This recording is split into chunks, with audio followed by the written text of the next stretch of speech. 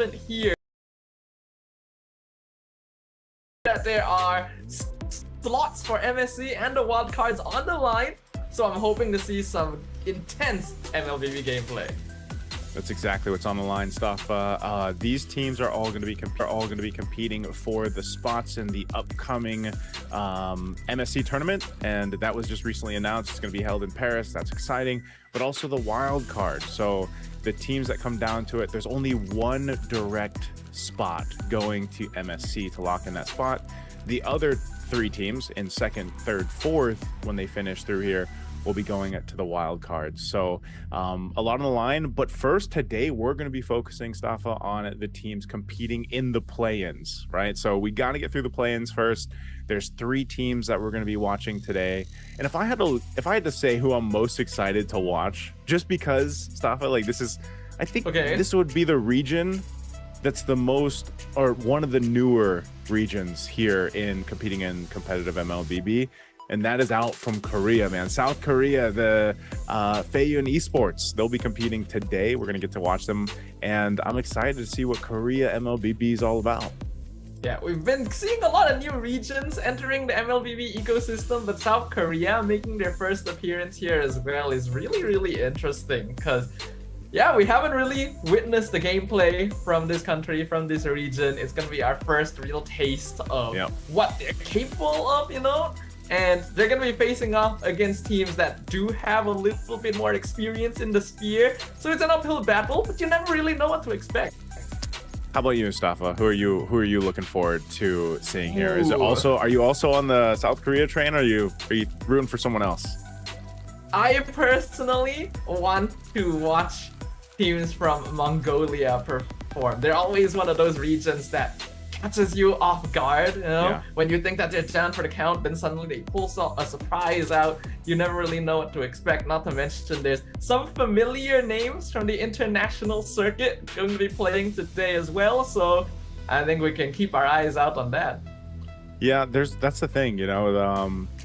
I think when people are tuning into this, because I know I had a couple questions, like people when I posted the match list over on my socials today, I had actually people message me and say like, oh, what's MCT all about? What's this what's the East Asia Championship all about? And I was like, you know, I told some of them, like, these are the qualifiers. Basically, they all had their own qualifiers, like their national qualifiers that they had for this one, but this will lead into MSC and then the wild cards. And I told people, like, if you haven't been watching the other regions, because that's the thing, like, Staffa, there's so much MLBB to watch. Like, you and I both know this as we work in our own regions on the professional leagues.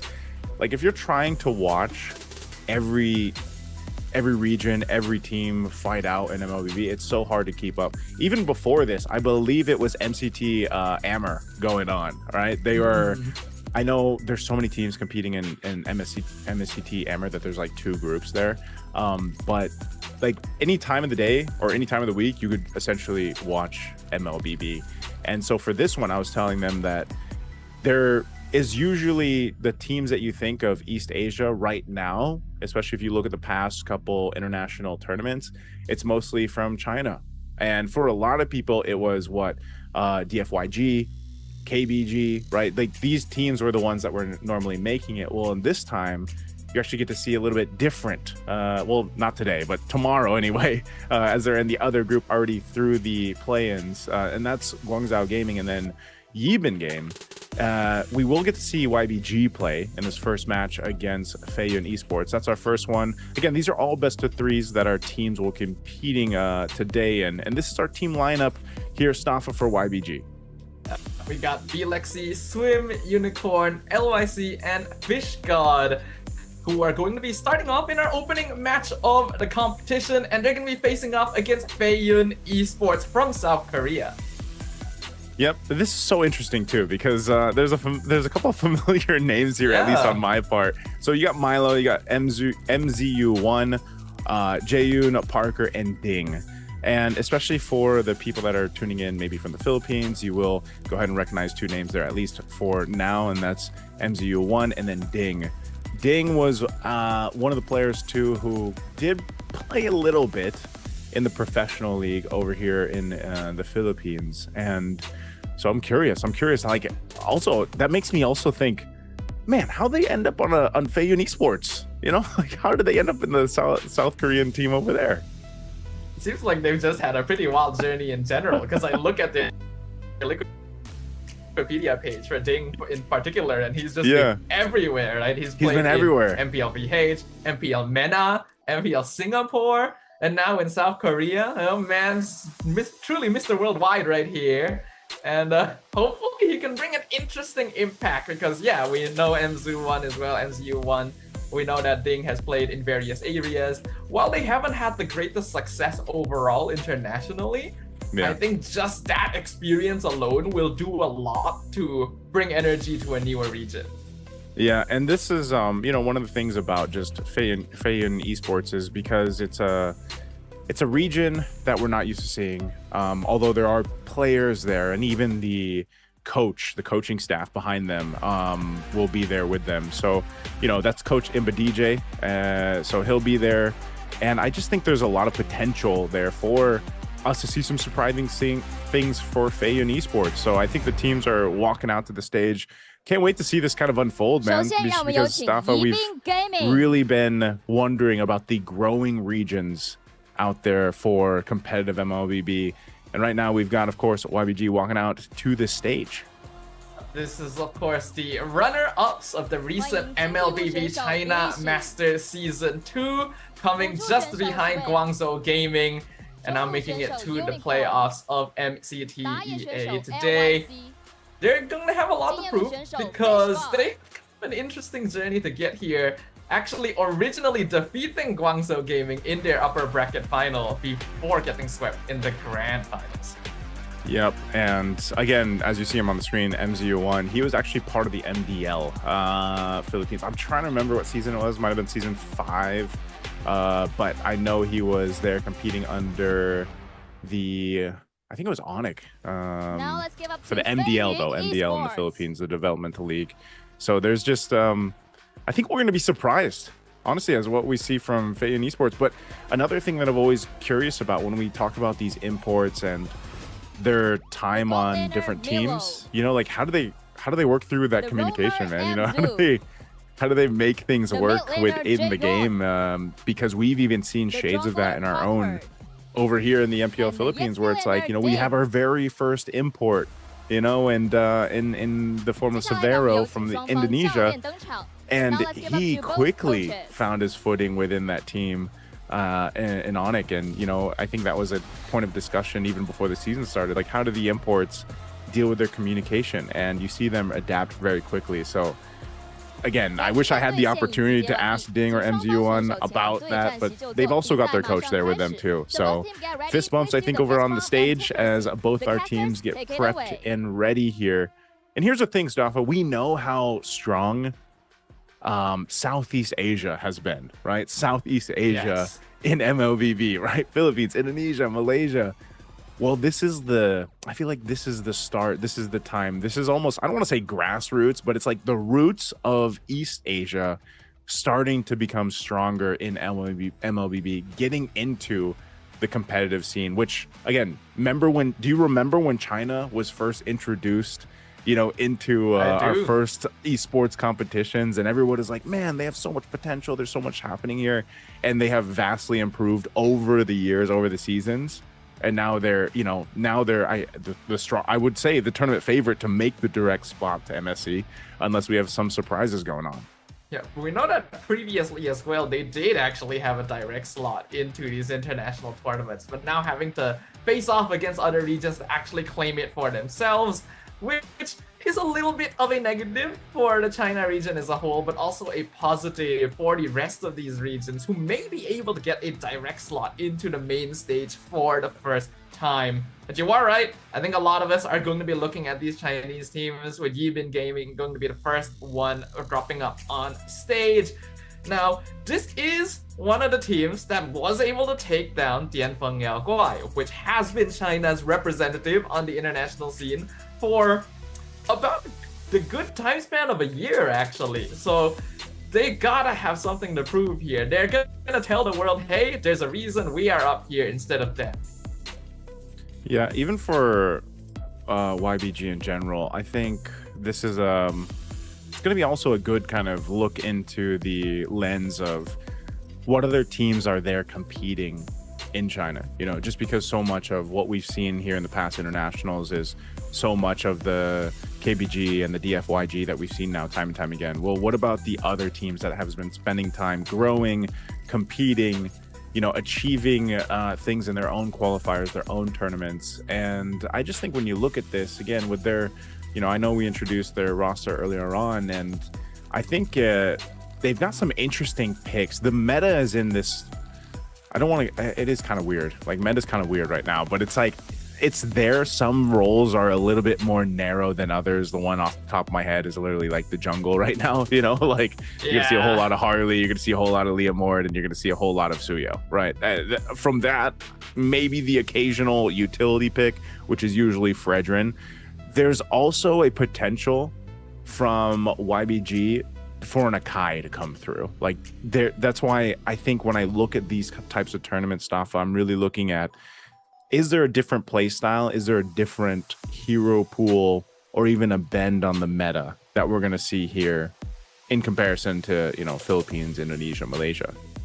I think it's always the most interesting thing about watching these international tournaments, which are happening in the less viewed regions, right? They have their own metas. They may not necessarily be following the way that we do things in MPL, in Southeast Asia, and in general, because we do kind of end up in a cycle of, oh, we're gonna be learning from each other, we're just gonna be copying each other because, those are the good heroes, but other regions may not fall into those same categories.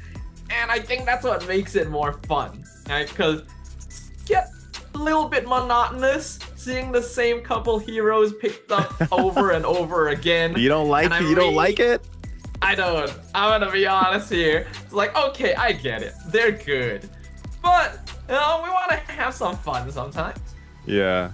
I don't know. For me, I guess, you know, I gotta say, at least my personal list, I've been happy with so far where the meta has landed, really? And that's just the introduction of Gord into the meta, basically. Of course.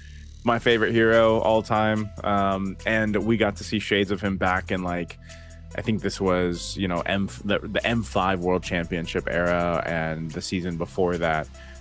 Where he was picked up a couple times by players like Few and everything else. But now he's more so of like this mainstay, I would say, like in the current meta. Also pairs really well with Harley. But the thing is like the mid lane needed that shakeup too. You talk about like maybe being a little stale here and there. Well, mid was that way for a while. Yes. It's shaken up a little bit, not much, but that's why I think it's so interesting, man. Like if you look at some of the other MCT regions right now, right? The MLBB Championship Tour regions. I know some of them out there are testing out the old global ban theory, you know, like they're going with the global ban drafting. And I don't know when that time's going to come when we actually have that introduced, you know, on the greater scale of things. But I like that there's some testing going on there. And that's specifically for what you just mentioned, like drafts maybe seeming a little stale for some people. Yeah, I think it's good for us to experiment with different ideas, right? Especially now that the ecosystem's growing bigger and we have more different tournaments to watch and test things out in. It's definitely a good time to do so. There's always going to be pros and cons about concepts like global ban, because yeah, on one hand, it does make it more interesting. You get to see heroes you never really see otherwise. But on the other hand, you could also argue if game balance was in the correct place, you wouldn't really need a global ban system. You know, there's always going to be a whole topic about that sort of thing. At least for now, though, we're not going to be seeing it too soon. We're still going to be sticking with the standard concepts, the standard form of drafting, especially in this tournament this time around. So hopefully we get to see a good mix of the meta picks and maybe some new faces as well. I think it's all about the new faces, man. You know, every time that we are looking at the up and coming players or the up and coming legends of MLBB, you always have to look at the new teams that are competing. And it's always, I think, you know, when you get to look at the MCT run, the MCT series in general, you get to start to see some of these players make a name for themselves, you know, and it's some of them, like I said, even when we're looking at Feiyun Esports right here, and you've got this kind of mix of what does Korea bring to MLBB. Everybody knows that Korea is such a dominant, nation in terms of esports and competitive gaming, and that's been mostly, throughout the PC games.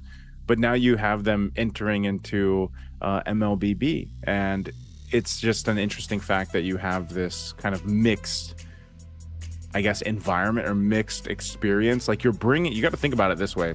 You've got a couple players that most people have not been able to see too much of. The Filipino players that are there, Ding and MZU1. Their coaching staff who has experience in the Philippines as well, but also the import experience that Ding has been through. And it's like, how does that mix? What is that mixing going to bring, or that experience and that knowledge going to bring to the Korean players who are usually mechanically gifted? I think that's the biggest thing. Yeah, South Korea has always been known for APM, right? Even in the oldest days of esports in general, all titles that the young generation won't even remember anymore. That's always been what they were lauded for. So do you think APM matters in MLBB? It can. It's just not as much, as some of the titles we've seen in the past. Yeah. There's no APM checker, and I don't think so. Like to get the little APM reader up on the top of your screen for MLBB. But yeah, no, I think the something about within just their maybe the competitive nature that South Korean players have and all the titles that they've competed in.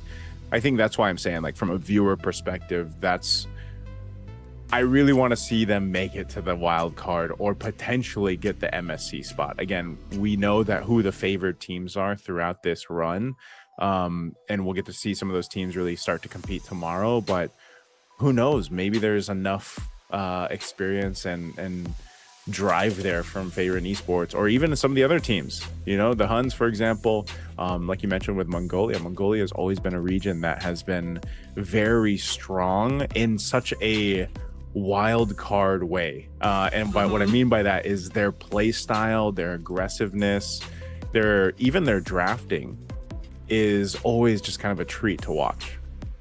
Yeah, I always appreciate regions like Mongolia. There's other regions that we know of as well, but obviously not going to be competing here.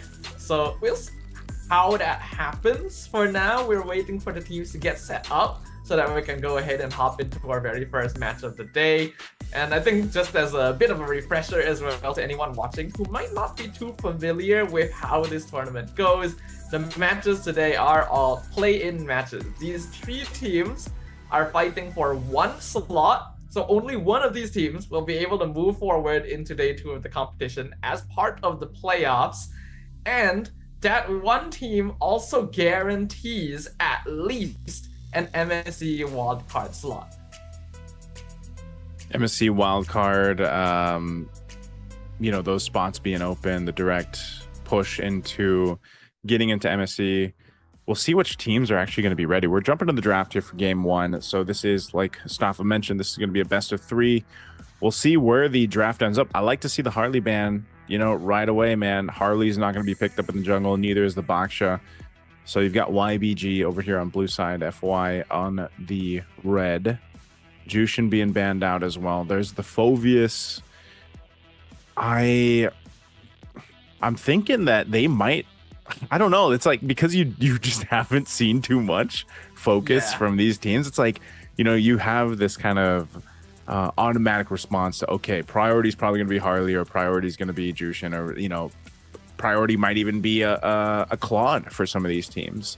But I know at least for Yibin Game, they like to go ahead and play the Harith. They also like the Arlot, for example. But those aren't really what you see in priority picks. And look at that, Asuyo is actually going to be banned out too. Well, bringing up Harith and Arlot is a good shout out, considering that Phoveus would be a counter to both those heroes. So maybe Marcel? Yeah, okay. All right. Looks like it is. Yeah, the Marcel first pick, insta lock from the side of Yibin Game. Yeah, so that's gonna go in the hands of Swim, I believe.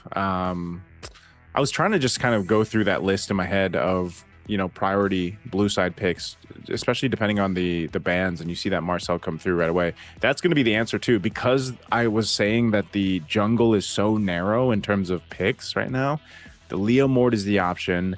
They take the Harith. Might as well. It could just end up being a Claw and Harith matchup in the gold lane, unless we see something different from YBG. But already with a Marcel pick, usually you can build a lineup that's pretty sturdy around the Marcel, and you just kind of let the Marcel like do his thing, and his thing is just being annoying to the enemy team. Yeah, absolutely. Marcel, still one of those heroes that teams are either figuring out or perma-banning.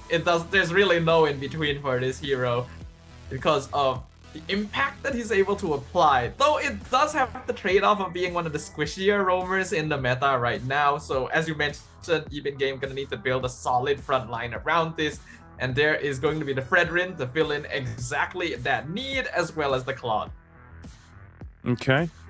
Fredrin, the other utility pick, I actually see that we actually see this more than I feel like the Baksha pop up now, especially when you have a Marcel paired with it. And if the Baksha is taken out, then your only other utility option aside from the Akai that we mentioned earlier was the Fredrin. Claude, like I said, would be the matchup against the Harith. That's what typical.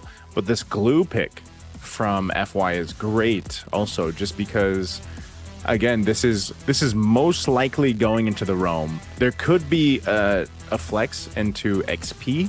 We've seen both, at least here in the Philippines. Have you guys seen that over in Malaysia as well? It's more commonly roam, but can definitely be played in EXP if necessary. Yeah.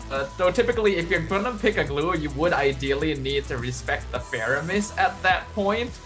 So Feiyun might need to consider banning it unless they're particularly confident. There is also the option to take it for themselves, since they'll have first pick, second phase. Yeah. Okay, quick bans. There's another good reads here from FY. Again, these are picks that at least YBG has shown they like to pick up. The R-Lot especially, so that's not going to be available to them. Their last ban, they're probably going to go ahead and narrow down maybe another mid pick, since you're already thinking, unless you want to go for an XP lane too, just to potentially get a favored XP lane matchup if that glue does get flexed in. I think that's what they're kind of debating right now. Like, do we go ahead and take out a mid or go with XP? Because you've already got really good damage too with on both sides. It's got to build up a little bit longer for YBG, especially having a Claude. As we know, it takes the Trinity that around that 9-ish minute mark to go ahead and get that locked in. They ban out the Farsa, so they are going to go ahead and focus on the mid options for FY. I think that makes sense for me. Feiyun now going to have the option to pick up a hero first. They will go with the Eve, so they're gonna keep it pretty standard. Very strong teamfight combination right off the bat right here. Mid-game power spike. And Yibin gonna need to respect that particular timing. I was originally thinking something like a Lilia might be quite good against the glue, but against an Eve might face some issues. Yep. So maybe Zetian is the safer choice. Yeah, Zetian still, it's such an interesting pick because you don't see the Zetian picked up much, at least let's say in the Philippines, but I know it was picked up quite a bit even over in China, like throughout their qualifiers and everything else. There are teams that still really like to go ahead and lean towards the Zetian pick just because the range, obviously the ultimate works really well at Fury the Phoenix, but whoa, this is not what I was expecting. A Vexana is going to be picked up. Lapu more aligned with the meta, but how do you feel about the Vexana pick? Surprisingly, not the first Vexana I've seen recently. I actually saw Vexana being picked in MSL Thailand this last weekend. Yep. Unfortunately, it did not work out very well. Still a what very was it slow up against? hero. Do you remember? I do not. I just remember the Vex alone. But it is one of the common counters to glue, right? Vexana Faramis are usually picked up against glue. But for I feel low like glue links. Faramis is a little easier to play with. Faramis is just non-existent though, bro. Like he's just not, you know Really? what I mean? Like lately, I don't think we've seen him once. I could be wrong, but I don't think we've seen him once. Not at all. Have you in Malaysia? It's a very common glue counter in Malaysia. Like maybe not every time, but like if you see a glue, you actually have to pick around the thread of the pyramid. Okay. I could be mistaken. Maybe we have it once or twice over here in the MPO Philippines, but you know, it's just you don't see Faramis too much. I think this Vexana could also be potentially maybe in a form of like comfort, you know, in a bit, but also you've got a lot to work with. This is a lineup that needs time to cook though from YBG. Like you got to get to the point where you're playing for your Claude. You know, your Vexana might not be able to do too much in the early game, but you're sturdy enough with a Fredrin and Marcel, for example. But also having the Lapu Lapu, like they can fight around the objectives. Like if their whole game plan is let's just fight for Turtle 1, Turtle 2, you know, even early rotation pressure if they can. I know at least for a lot of what we've seen so far through the past 8 weeks here, in the Philippines, is teams really dominating throughout the early game, and even the early game as early rotation, man, as the first rotation, you know, locking in that first buff or the Lith Wander, or potentially going for the goal and then stealing that. You know, there's teams that are usually able to get a potential first blood even in the early game. So we'll see if that's going to happen here. I think we're going to be jumping into the game. Again, this is going to be game 1 in our first match of the day. YBG versus FY. We got a team from China versus South Korea, all fighting for those spots to get into the play-ins tomorrow. 5 seconds till the enemy. I'm excited, and I hope that everyone watching at home is going to be just as excited as we jump right into the Land of Dawn for the first time here at the MLBB Championship Tour EA 2026. Like you've already pointed out, Naisu, I do think that while Blue side has some buff priority because of Fredrin, in terms of direct team fighting, it's kind of hard to beat a Leomord Eve early. Yeah. Beating a Leomord early if you can as a Fredrin is going to require your team, basically, if that happens. Ding giving some information on this Rome Hilda. Again, interesting too, because if I recall correctly, Ding, when he was competing in the Philippines, he was more of an XP laner, but you know, he takes this role as the information gatherer for his team over here for Feiyun Esports, and you know, you can go ahead and he is playing XP. I was like, he is just checking things out, so he's still XP lane. We've got MZU1 as the Rome glue, but yeah, that's the thing. That's the where I'm going to be looking for, is the experience between Ding and, you know, MZU1's time in the Philippines, both, and what they bring to this synergy of FY. So far, it doesn't look like either side looking to be too aggressive before the first turtle timing. It's only really Swim just kind of running around, keeping an eye on where Parker is going to be on the map. First turtle's going to be up in about 20 seconds, and I think that's where we can start to see whether or not FY can play for their early game timing. Oh, Ding? Ooh. They're going in on Ding, 2v1. Fish got so low, he's hiding away, but the Appraiser's Wrath comes out. First blood to LYC. That was a good play. I mean, Fish God knew what he was doing. He had the backup that he needed. So an early first blood, and the flicker was burned too. That's the unfortunate thing for Ding. So right now, YBG has control of this first turtle. They'll go ahead and start this up. Feiyun Esports in position. Oh, Swim flickering forward, gets the stun, and instantly collapse on Parker. A full commit takes out the jungler. This will be a free turtle. Stop it. This is exactly what I was talking about, man. I was like, their lineup is going to give them control around the objective, and that's exactly what it's doing. Swim's doing a great job. This Marcel pick is something he likes to go ahead and play, and you can see why. You know, he's able to be very effective, either just kind of being a nuisance, even under the turret, kind of keeping FY on their feet, but also just giving information. He was up there towards that orange buff. He sees where things are going to happen, so he's giving and relaying that information over here to LYC and the rest of YBG. And YBG doing a very good job with that information as well. Not only taking out the Hilda before the turtle, but also insta-collapsing on the Leomord so that FY cannot fight for it at all.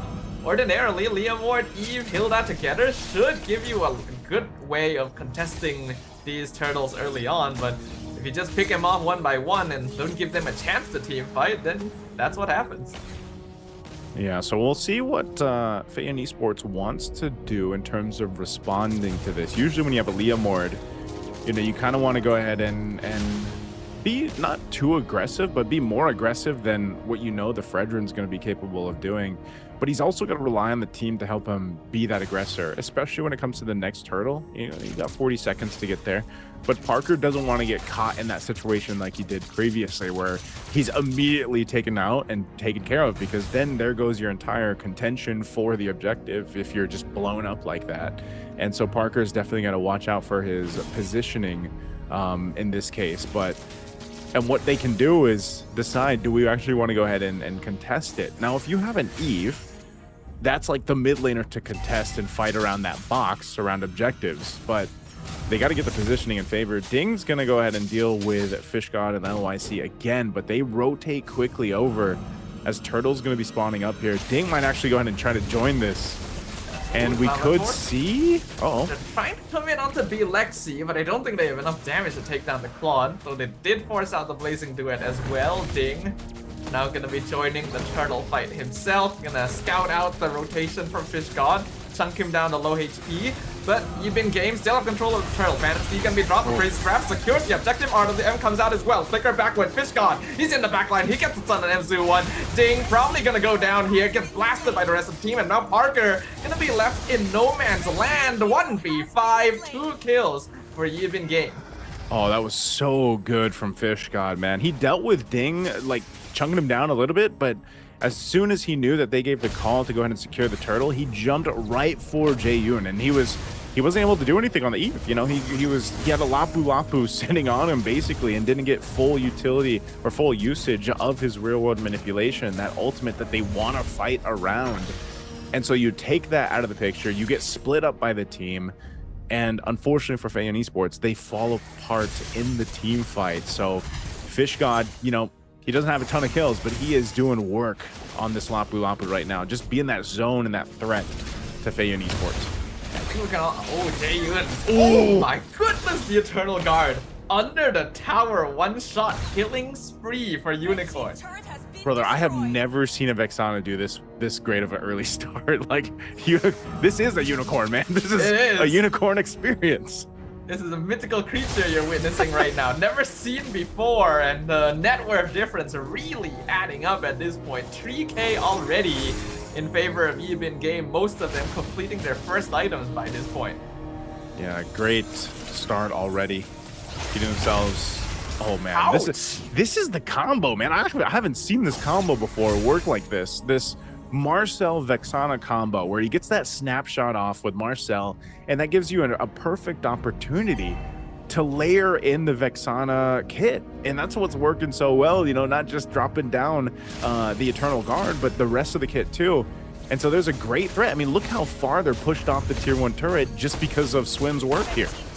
This is really good zoning from Yibin game. They're instantly translating to trying to take the purple buff away. Ooh. Parker gonna get caught. The Flicker jumps in, and the Golden Hour even allows Swim to walk back out. That's gonna be a dead E for sure. Trying to escape, but Fish God's under tower, gets the kill, jumps back out. Ding comes from the flank, looking for Swim, but gets taunted away by LIC. Mega kill for Unicorn. Swim is just so good, man. I mean, the Marcel is just... What do you do with him if you're FY? You know, how do you deal with him just stunning you, snapshotting you under the turrets, and then even with a sliver of health, being able to withstand it and stay alive and get away? That's 3 for 3 now for the Turtles for YBJ. They have already got 2 turrets down. They've ballooned themselves up 6,000 plus gold ahead of Feiyan Esports, and right now, it's looking scary. Look at the damage meters from Unicorn. This is what I was talking about. Him and Fish God alone are just pumping out the big damn. And I think what's even more concerning is that Swim on the Marcel is doing more damage than anyone on Feiyan. This is not a hero that's supposed to be dishing out DPS, but he can just walk up to people and chunk them out himself. Man, this is a different kind of Marcel that I've seen. This is a... I don't know. This is... usually you see them be kind of aggressive, just getting snapshots, but... You know, he's got the stacks on the belt here. Oh, Raider forced out the RWM defensively. I think that was a bit of a panic press right there, but it does allow them to clear out the minions, so they'll preserve their mid tier 2 and at least stop Yibin game from getting too much more. Okay, so they at least control the bleeding. up to this point. But I don't know, looking at the items here too, it's getting scarier by the minute. You see the gold lane difference, about 1,000 gold between the gold laners right now. That third item being built up by Lexi, and you know, he doesn't even have the Trinity, but he's able to go ahead and just kind of get the positioning he wants to because of the work that YBG is doing as a team. The front line is doing such a good job at dissecting FaZe Esports' lineup and even the approach to the team fight here. And it's just again, it's the combo between Swim and Unicorn. So if they want to stop that from happening, they need time to go ahead and get those items that they need. They need that magic resistance. I know they've got a couple defensive items built in, but you know, at this point, even trying to fight under your turret sometimes just feels like a losing battle for FaZe Esports. I'm not seeing enough proactive here, especially in the earlier few minutes. They just kind of allowing Yuzin to have their way with the river, especially after that first turtle. Yeah. And now I'm not really seeing any attempt to make something happen as well. It's just kind of turtling back, farming, hoping that something goes their way. With that kind of lineup, though, you can technically Uh-oh. turtle up Golden Hour. Yep, they caught Jaehyun. I don't think he's getting out of that one. Oh. Instant surround, instant explode. My goodness, I don't know if you're in this position and you're getting caught like that and blown up that quickly. I don't know if the turtle's going to be the answer here for FY. Whoop. Oh my goodness, Amzu can't even survive! He just blew up instantly. Now Vexana does counter him, so that makes a bit more sense. But still, you can see the gold difference. They're just diving into the backline. LYC's tanking everything. Killing spree for the Fredrin. The tower goes down. Only 3 members of Feiyun alive, but there are not many minions. So I think Yubin can't end yet, but they still got the Lord. For game 1, very, very dominant from Yibin game. And this is what we were expecting, again, from a region from East Asia that has had more time to go ahead and get situated into the competitive scene of MLBB, and they're definitely showcasing it here. Again, they've been through the ringer to get qualified up to this point. As they go through the play-ins, they're looking to be a huge competitor throughout this tournament alone. Just off game 1, they're showcasing just how much synergy they've built up. They're working really well together. Fish God jumping in. And look, Swim, he just comes in from behind, freezes everyone in place. Mega kill for LYC, Golden Hour, catches Parker, but Enzu's gonna put his body in between. He's gonna get blown up real hard by the Vexana, does grab, but that's the Fredrin.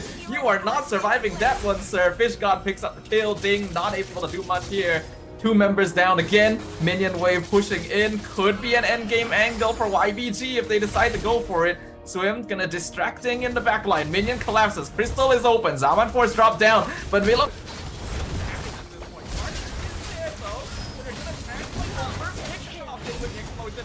Kill for Unicorn. Killing spree for Fish God. Jaehyun will respawn. RWM should clear up the minion wave. And Feiyun will delay the game just a little longer. They're going to delay it a little longer. Milo, good usage of the Zaman Force, but they are potentially going to lose another base tower here. Swim going and stunning in MZU1, and they take out a base turret. Again, with this kind of lead, we're talking about 12,000 gold right now for YBG. FaZe Esports' chances are looking very bleak at this point.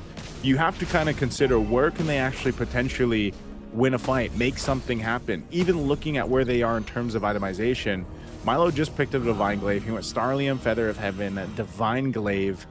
But it's just unfortunately not enough. Your front line is getting just demolished because even so, like Ding, who was on this Hilda, or you have MZU1 on the glue, they're not able to give the space for Milo. Golden Hour used, Ding's in trouble. Yeah, Ding gets split off by the Golden Hour. Great placement again from Swim to just cut the fight in half, and Phantom Steed not gonna do much here. In fact, the used before the Lord is taken means that Feiyun has no chance of contesting this.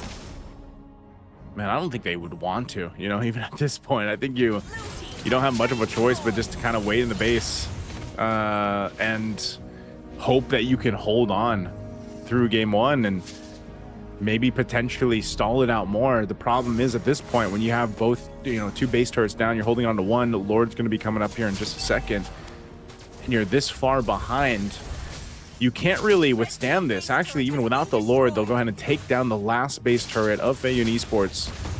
So you've been gaming. They're ready to go ahead and punch this one in. They'll wait for the lore to make its way down the mid lane. Can FY defend on this?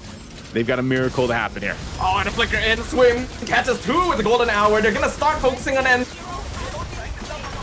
But flicker gets the Vexana out of danger. Lord slaps one crystal. Sting goes down, Jaeyun goes down. Only 2 members left from Jaeyun, and I don't think there's much they can do. The flicker forward from Bilexi to finish things up.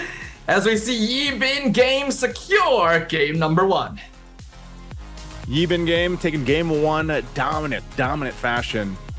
Just incredible showcase of teamwork. Honestly, this composition was great. They banned out strictly the jungle picks that could have come through, and I feel like, you know, that really made it difficult for the Leomord to even work. Like, Parker wasn't able to do anything, man. You know, the Leomord was, it didn't even feel like he had Barbiel, man. It didn't feel like he had a Phantom Steed, because even if he used it, it was just to either get away, or you saw the Phantom Steed come through, he got Barbiel, and then he died, you know. And I think the draft there from YBG was just really great, but also you could see why they prioritized that Marcel pick for Swim. He was basically the catalyst to starting this very dominant game 1 of building up to almost a 13, I don't know what the end was there, 14,000 goal lead. And even to make it work with something like a Vexana, Staffa, like, we don't usually see the Vexana pop up, and it actually works really well with the Marcel. Yeah, this is definitely the most successful Vexana game I've seen in quite a long time, actually. Yeah. And you can see the combo working out as a counter to the glue as well. And yeah, the Marcel, definitely a pocket pick at this point. You can see why YBG was so confident to insta-lock it once they saw it was open. Swim living up to his name, literally swimming his way through the enemy team the entire time. They could not catch him. That's how slippery he was. But I think there were also some execution issues happening on the opposite side, where Feiyun seemed a little bit confused in that early game. Didn't really see a lot of proactive movement, which I thought we would see more of from a player like MZU. It was interesting because I just feel like once they got behind after even the first turtle, and then especially the second one where Ding even came for that fight and they had everybody there, but then the team fight got decimated. Like, they got decimated in the team fight. I think it just fell apart from, you know, early objectives. And that's one of the hardest things to come back from when you have a lineup like Feiyun Esports had. And if you're fighting up against a more sturdy lineup, which is exactly what Yibin Game had, which is, again, this Fredren, Marcel, you know, how do you even get to a point where you can fight against their front line, or you're so worried? This is what Marcel does so well too, is like, you're so worried of getting either zoned, stunned, or dealt with. Meanwhile, you've got a Marcel in the back lines doing those things. But Fish God as well, man. Like, Fish God on the Lapu Lapu was such a threat. That's why this game was under 14 minutes. He was jumping on the right targets. He was just locked in on Jaeyun, by the way. Jaeyun did not get to use real world manipulation much at all. Like, there was not many opportunities where he could get the full use out of it. And that's because of just how strong, again, the Lapu Lapu is on dealing with that, but then even Swim doing his thing. And all of this provided all the time in the world for Bilexi to just farm up on the Claude, hit the Trinity very quickly, and then shine with his blazing duets towards the end. Man, that was a 19-0 game, and our MVP for game 1 is going to be Swim. For sure. I think no one can argue with this one. Just from the damage dealt alone. We pointed this out during the early game. Marcel should not be doing that much damage, and at the end, he's doing almost as much as Fish God is on that Lapu Lapu. So you can see how easy it was, how simple of a task it was for him to be running around, being a nuisance in general. Yeah. Just run straight through. You never know where he's coming from, because I don't think Feiyun were doing a good enough job of actually making sure they had information on the map. They were just kind of bundling together and hoping, hey, we can try to win. Did see the heroes being swapped. It felt like they never really moved past their own river. Yeah. And once that first turtle fight went awry, they just never tried again. Yeah, I think that's the... There wasn't much of a like I feel like potential for Feiyun Esports to come back into that one, just because it felt like there was this disconnect between their Roman XP and the other three members of trying to get things accomplished, you know. And we've seen this before, man, where some teams know that they are just going to lose that objective fight, and I'm talking about the turtles.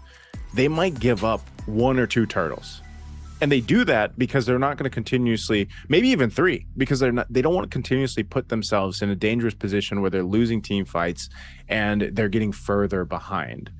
And I'm almost thinking that maybe there should have been that case for Feiyun Esports where they just decided, you know what, we can't fight into this, especially the Fredrin, like Fredrin Marcel, we can't fight that. We need time to go ahead and scale up, build up, you know, get to where we need to be.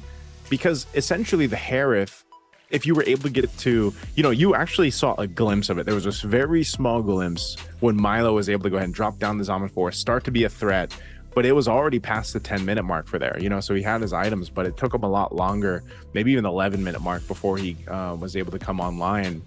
And so in those cases, some teams decide to just kind of forfeit those early objectives, just let themselves farm up and try to like stay alive. And you see this, sometimes it's like a passive game, right? We see this a lot in the Philippines sometimes in the style of gameplay where you have these very low kill games, but it's all part of playing into the comp that you have, the composition that you have. And that first turtle was a clear sign of, oh brother, maybe we shouldn't fight. And then the second one was even more so. That was like, okay, dang, we really shouldn't fight this. And I feel like they just kind of kept putting themselves in a dangerous position fighting against YBG. Yeah, we already know that a lot of teams have the mindset of like, okay, we understand where our lineup is going to be strong. If we can't fight for the early turtles, there's really no point doing so we'll do something else on the map instead. When they make those sort of decisions, then yeah, that's good. That's exactly what they should be doing. The problem here is that wouldn't have been the correct decision for Feiyun in the first place, and I'm not sure if they have the experience or the confidence to be able to pull that off as well. A lot of the times, newer teams in the MLBB ecosystem, they'll have this mindset of like, oh, if we lose a turtle, that's bad. You know, like we should be trying to win as many objectives as possible because hey, that's how you win the game, right? They don't really have that understanding yet. And it makes it worse that their team lineup that game was meant to come online earlier than Yibin game, right? They have heroes that are very strong mid-game wise, but never got to reach that. Yeah, that's why I'm wondering what kind of adjustments will happen here in the draft, especially with what Coach ImbaDJ is going to decide to do with Feiyun Esports here. Again, their coach, you know, he was a former MPLPH player and coach. He spent time coaching in, I believe it was MPL Singapore with Bleed back in maybe 2025, 2024. So that's what we're talking about, the experience there too. And again, Ding and MZU1, they have experience and they swept their qualifiers. They swept their grand finals coming to here. And that's why the bans were the way that it was, because there were some targeted bans there clearly against what Feiyun Esports likes to play around. And you know, if there's anything that's telling of their play style and maybe that they need to adjust from, is they're very go for it, right? Even when they're down, it's like they want to fight. And we've seen teams do this, and we've seen teams be successful with this idea or this philosophy. But oftentimes, if a team knows how to punish them, and you got to think who's across from you in this case. Yibin Game is an experienced team. You know, they've taken down some strong teams that have represented the China region that have international experience, you know. So I think over the course of what has it been for the Chinese region, that been 2 years, I think maybe, and how much improvements their players across the board have had, they know how to punish teams that do that, right? So we'll see what adjustments happen here. We're going to draft for game 2. We will have it. It's going to be a switch up, right? Feiyun Esports will be over here on the blue side. We'll see what they want to prioritize. I still expect some of the same bans from YBG here. Yeah, I don't think they need to switch up too much. Though we do already see a little bit of a shift here. The Baxia will still be banned by Feiyun, but they also get rid of Guinevere this time. And Yibin Game going to ban out the Harley and the Zhu Xin. Pretty common for the red side. Now this does leave quite a few options open, including the Freya, which Feiyun will now take out for themselves. But one concern I have is that Guinevere Freya are typically very strong blue side picks, and Feiyun getting rid of it either means that they're not confident or there is something else that they want to grab as priority. Yeah, I think some teams too, they just don't want to play against Freya in the gold lane. Sometimes it's just more of like a comfort thing for some gold laners.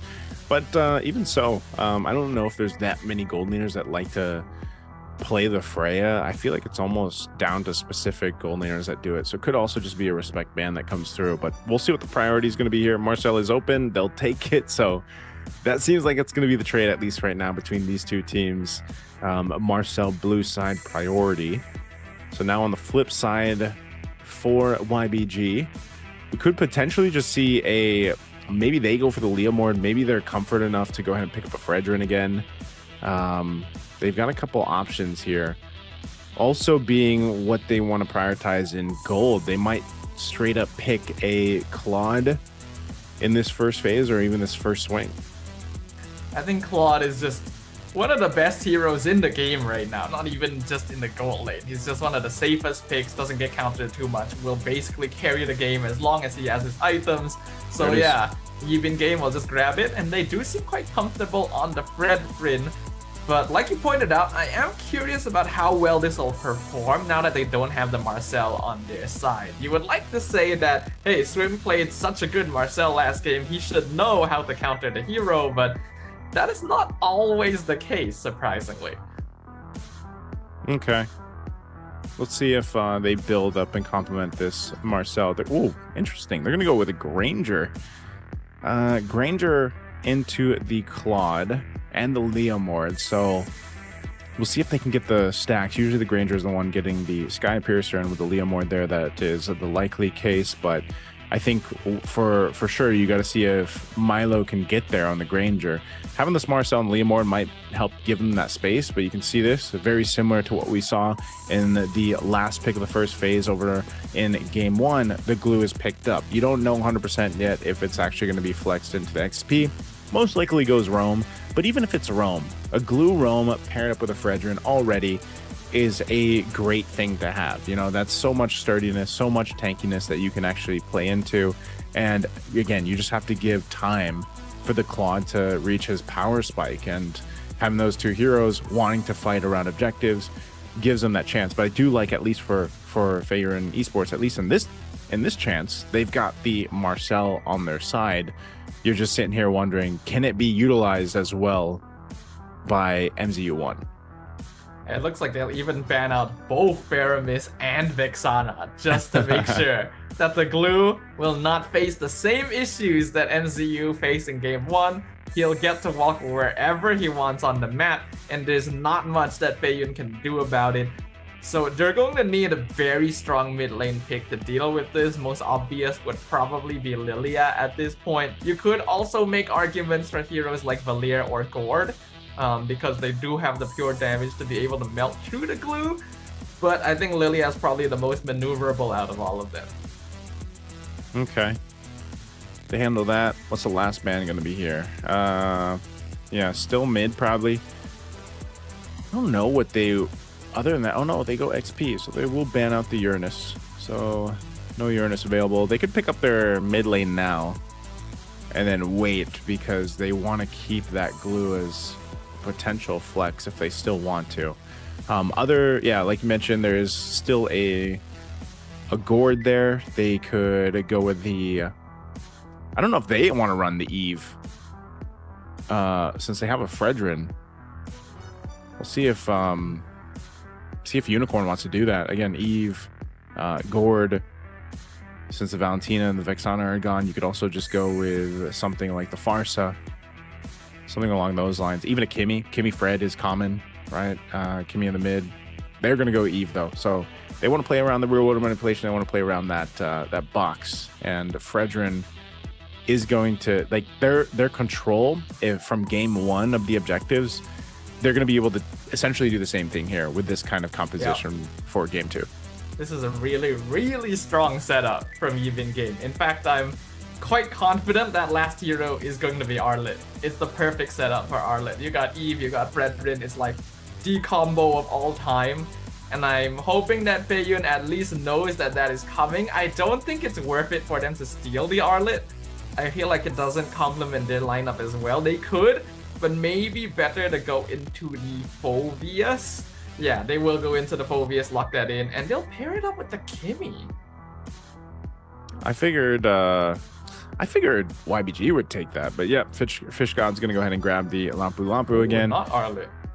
Yeah, not the Arlot, so he's gonna run it back again. The Arlot would have been great, but the Lampu Lampu gives you so much space and so much threat. And if Fish God just does what he did in the last game, he's gonna be fine. So Favorite Esports wants to deal with that. Maybe the Marcel will help in a way. You could peel with the Marcel. You could peel essentially even with a Kimmy if you have to. But Phoveus is also a much better front line that you can actually have. I mean, Hilda from Ding last game, like you could if you were, for example, we usually see it in the Roam, but you know, you can still be a threat. But I feel like Phoveus, especially early on, gives you that power of just being the front line, being that guy to tank those hits up if you need to for your team. So he should be able to provide way more space on the Phoveus than he was on the Hilda, especially because, like you mentioned, with that Vexana or even potentially the Faramis, the glue was kind of stopped in his tracks so quickly, you know, from the last game. So I do like the lineup. I do like the idea here from both sides, but maybe Fair and Esports can go ahead and get the win here that they need. Yeah, I think that at least this time around, Feiyun has some backup plans in terms of scaling since they're going to be playing that double marksman comp. But it also means that they're going to be fairly squishy. Their main front line is going to be Phoveus, which, while bulky, is not really meant to be a damage sponge. And that'll make me quite concerned they're going up against Glue and Brethren together, since they are not going to have nearly enough damage early on to deal with this. So even game can basically just run them down whenever they see them. Yeah, we'll take a look at the emblems here, what we've got rolling. So again, the Granger, I think, is something that you really want to keep your eye on if Milo's able to get the stacks. He's got Rupture there, Festival of Blood too, and Pure Rage. He should be able to play into this. Kimmy as well, trying to get the items quickly, running that Weakness Finder too. So Parker, I feel like, also wants to have a much better experience on his Leomord at this time. And I think if you look at what they want to accomplish here in terms of can they get a game under their belt, can they make this happen, it's on Flying Clouds, right? We were on Broken Walls for game one. Flying Clouds, at least if you're behind Staffa, you can keep getting yourself into the fight, keep getting yourself into keeping yourself in the game using Flying Clouds. But because of what we talked about from the previous game, where it's like if Fairrun Esports wants to continue to fight, they got to make sure they actually have this advantage and win these fights, because if they keep throwing themselves at YBG, they will get punished. Jiyun? Oh, hold on! There. Unicorn very low as well. With the flicker at the last second, gets the Kimmy out. MZU 1 now, the one in danger. Parker will drop by though and make sure that there's no deaths here. Okay. Oh, whoa, hold on. Swim was really going for it. He's gonna be able to, or he's gonna try to run away. Swim is in trouble. All right. Might get punished for this one. Yep. Parker, first blood. A little bit of a punish right there. Swim a little bit too aggressive with that dive. Okay, too aggressive. Swim wanted to go for it. He's actually the one to get punished, and it looks like they're gonna go for this, but mid. Fish God gonna jump in for Flicker out. Flickers forward land. Shaker connects with Jiyun, and they get a kill onto the Kimmy once again right before the turtle. The Eden game really knows their objective timing. Now we see Enzu walk in. Dark Wave connects to RWM comes out. LYC secures Turtle. Parker a bit too late to the party. The Predator in danger. The Princess Wrath right in the face of the Leomord. Treeman Dark Wave. Phoebe is trying to hold as long as possible, but Ding goes down, and Parker will follow. Even game with complete domination over the first turtle. And Bilexi is even gonna show up in the mid lane. Force a flicker out from Milo. Okay, so that a whole lot just happened in about a minute, you know. YBG ends up getting that turtle. They get a couple kills over here. FY wanted to fight that, but they end up getting their backs against the wall into that fight. You can see this too. It looks like, yeah, you want to have that rush from Milo for the Sky Piercer. I think that's what he's going to be going for. He got the Fury Hammer first, but he's holding his own, at least in the gold lane, and they're not too far behind. But whoa, Fish God, a solo kill right now against Ding.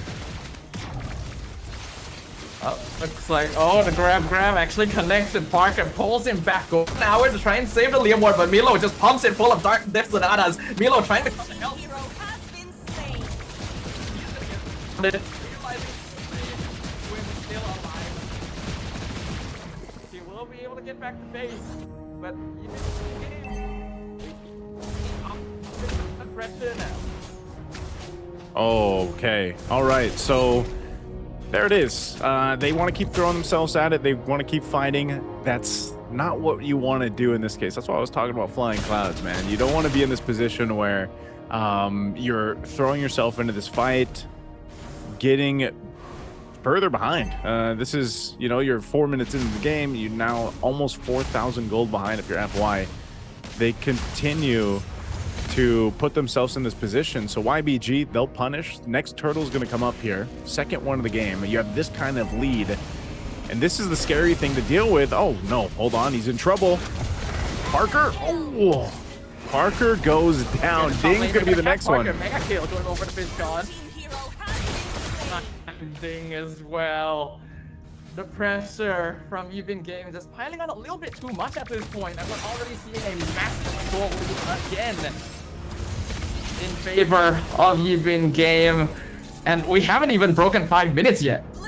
Yeah, this turtle's going to be easy to take. LYC grabs that one. YBG, complete control right now. Sky Piercer just picked up by Milo. So you're in this situation where you're trying now to hold on to your resources, man. Oh, Milo, he's in trouble. Oh, okay, I don't think he's going to be chased down. So YBG still punishing FY. Turret goes down at tier 1. Look at all this space that YBG is providing here. Yeah, you can already see that this game is going out of control. We've only hit the 5-minute mark. There's already 6k gold lead in favor of 1. Oh. Not gonna try and fight, but everyone instantly dies. Golden Hour doesn't really do it. In the front line, forcing a completely after placing where it comes in from flank from one and they gets picked off on their tower. Not pumped as well. The full dive into the killing spree. YBG are just too strong right now. Yeah, they're gonna take a second turret off of this. YBG, they give up a 1 kill at least in this game over to FY. They gave 0 to them in the game 1. Right now, again, it's complete dominance in this game 2. Looking at the items, following the plays, they're just ahead across the board right now. They've got everything they need up to this point. B-Lexi picks up the golden staff, so he's got DHS golden staff already at the 6-minute mark. Very far ahead, almost 2,000 gold ahead of Milo.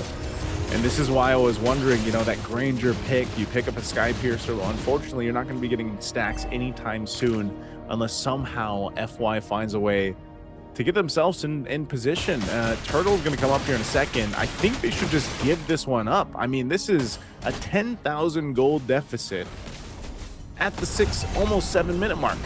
So they're going to go ahead and take the orange buff over from FY. YBG, they don't even want to take this turtle yet. They want to see if FY is going to throw themselves again into a fight. RWM drop down. They're going to force them off the turret. Tier 2 already going to be the focus. Back with the BMI. B-Lexi's going to be fine. Golden Hour is already used. LYC too.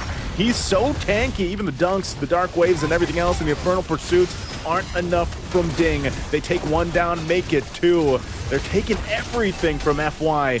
Still going to be fighting. They get stunned a little bit down, but they're still healthy enough to go for this turtle. Are they actually going to commit to this? They want to go for this and get to the point where they are just in complete control, if not already. Turtle's going to be taken. That's going to be 3 for 3 for YBG. FY. This is what I was scared about, man. throwing themselves into the fight, throwing themselves into their deaths, and they find themselves further and further behind. And you have this lineup that needs these resources, it needs these kills and these items, but they're just not going to get it, Snappa. It seems like we reached a bit of a point of no return right here for the side of F1. We're looking at a 12,000 gold lead basically before the 10-minute mark, and they're still going to continue. Golden Hour does stop the engage, but it doesn't matter. MC1 just goes down anyway to the RWM. The damage scaling has built up too much, and unless Even Game makes some kind of massive misplay, I just don't see them finding a way back into this. Swim can literally just walk in front of the tower, the holy defense will fall, and this is just going to be a slow but steady grind to the finish. Yep, they've already got the two shields down, mid and top, the base turrets of Feiyan Esports. Lord hasn't even been spawned yet, hasn't been up, you know, and it's, at this point, I'm trying to think, what can Feiyan Esports do? They're going to have to watch the Lord just be taken quickly by YBG. And this lineup isn't really built for those prolonged base defenses. You know, this isn't a lineup that's going to be able to clear out very quickly the push-in from YBG. And they've got all the tools in the world to force a fight if they want to. Again, that's why Claude is so strong in the gold lane right now. He's so useful, just kind of jumping into a fight, blazing duet, getting out if he wants to. And across the board, they've got anyone to be able to pull that off. King's going to be jumping forward with the Infernal Pursuit. He has to flicker out. Oh, the jump in from Swim. Tree-Man stunned. The Golden Hour does stop the engagement now. Buys them some time. I really don't know if Feiyan should be trying to.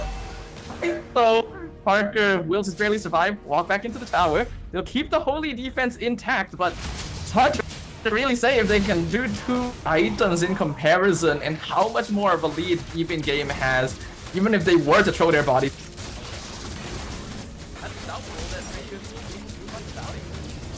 Yep, quick take on this Lord here. Very quick. Again, just complete control of the game. FY has almost been showcasing a desperate disposition at this point of just trying to get what they can. Throwing themselves at YBG continuously. And I don't know, maybe Ding, you know, on this Phobius, I was thinking in the early game he'd be able to go ahead and be that front line for them, but, you know, unfortunate for him, it just because of the matter of the scaling and the economy that's built up for YBG, he can't even survive the onslaught of YBG. So this waves are going to be pushing in. You got Lord making its way up top. Again, the shields are already down in mid and top. RWM gets dropped down here.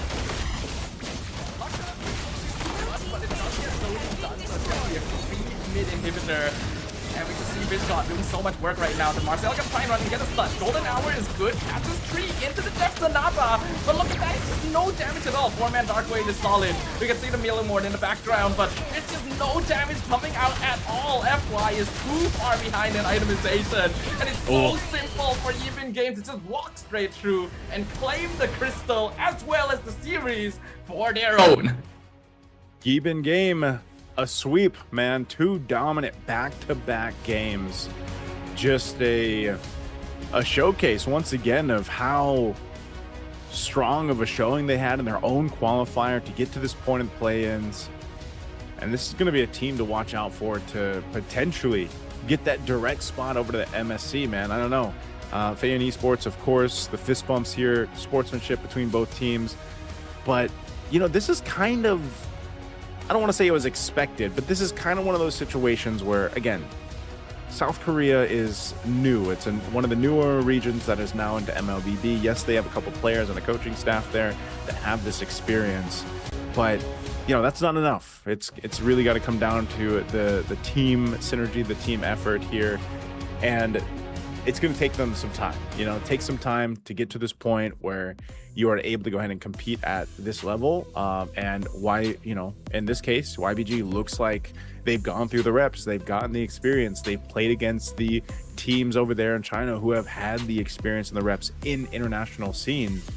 And you can clearly see that in the way that they draft, the way that they play, the way they move around the map, the way that they punish the mistakes that we see from Feiyan Esports. So, you know, It's always growing pains, man. Every time we see new regions pop in to the MLBB competitive scene, this is always a great opportunity. I like to look at it that way. This is always a great opportunity for those newer players, those newer regions to play against these teams from different regions who have had, much more experience, much more reps, and then learn and hopefully come back stronger.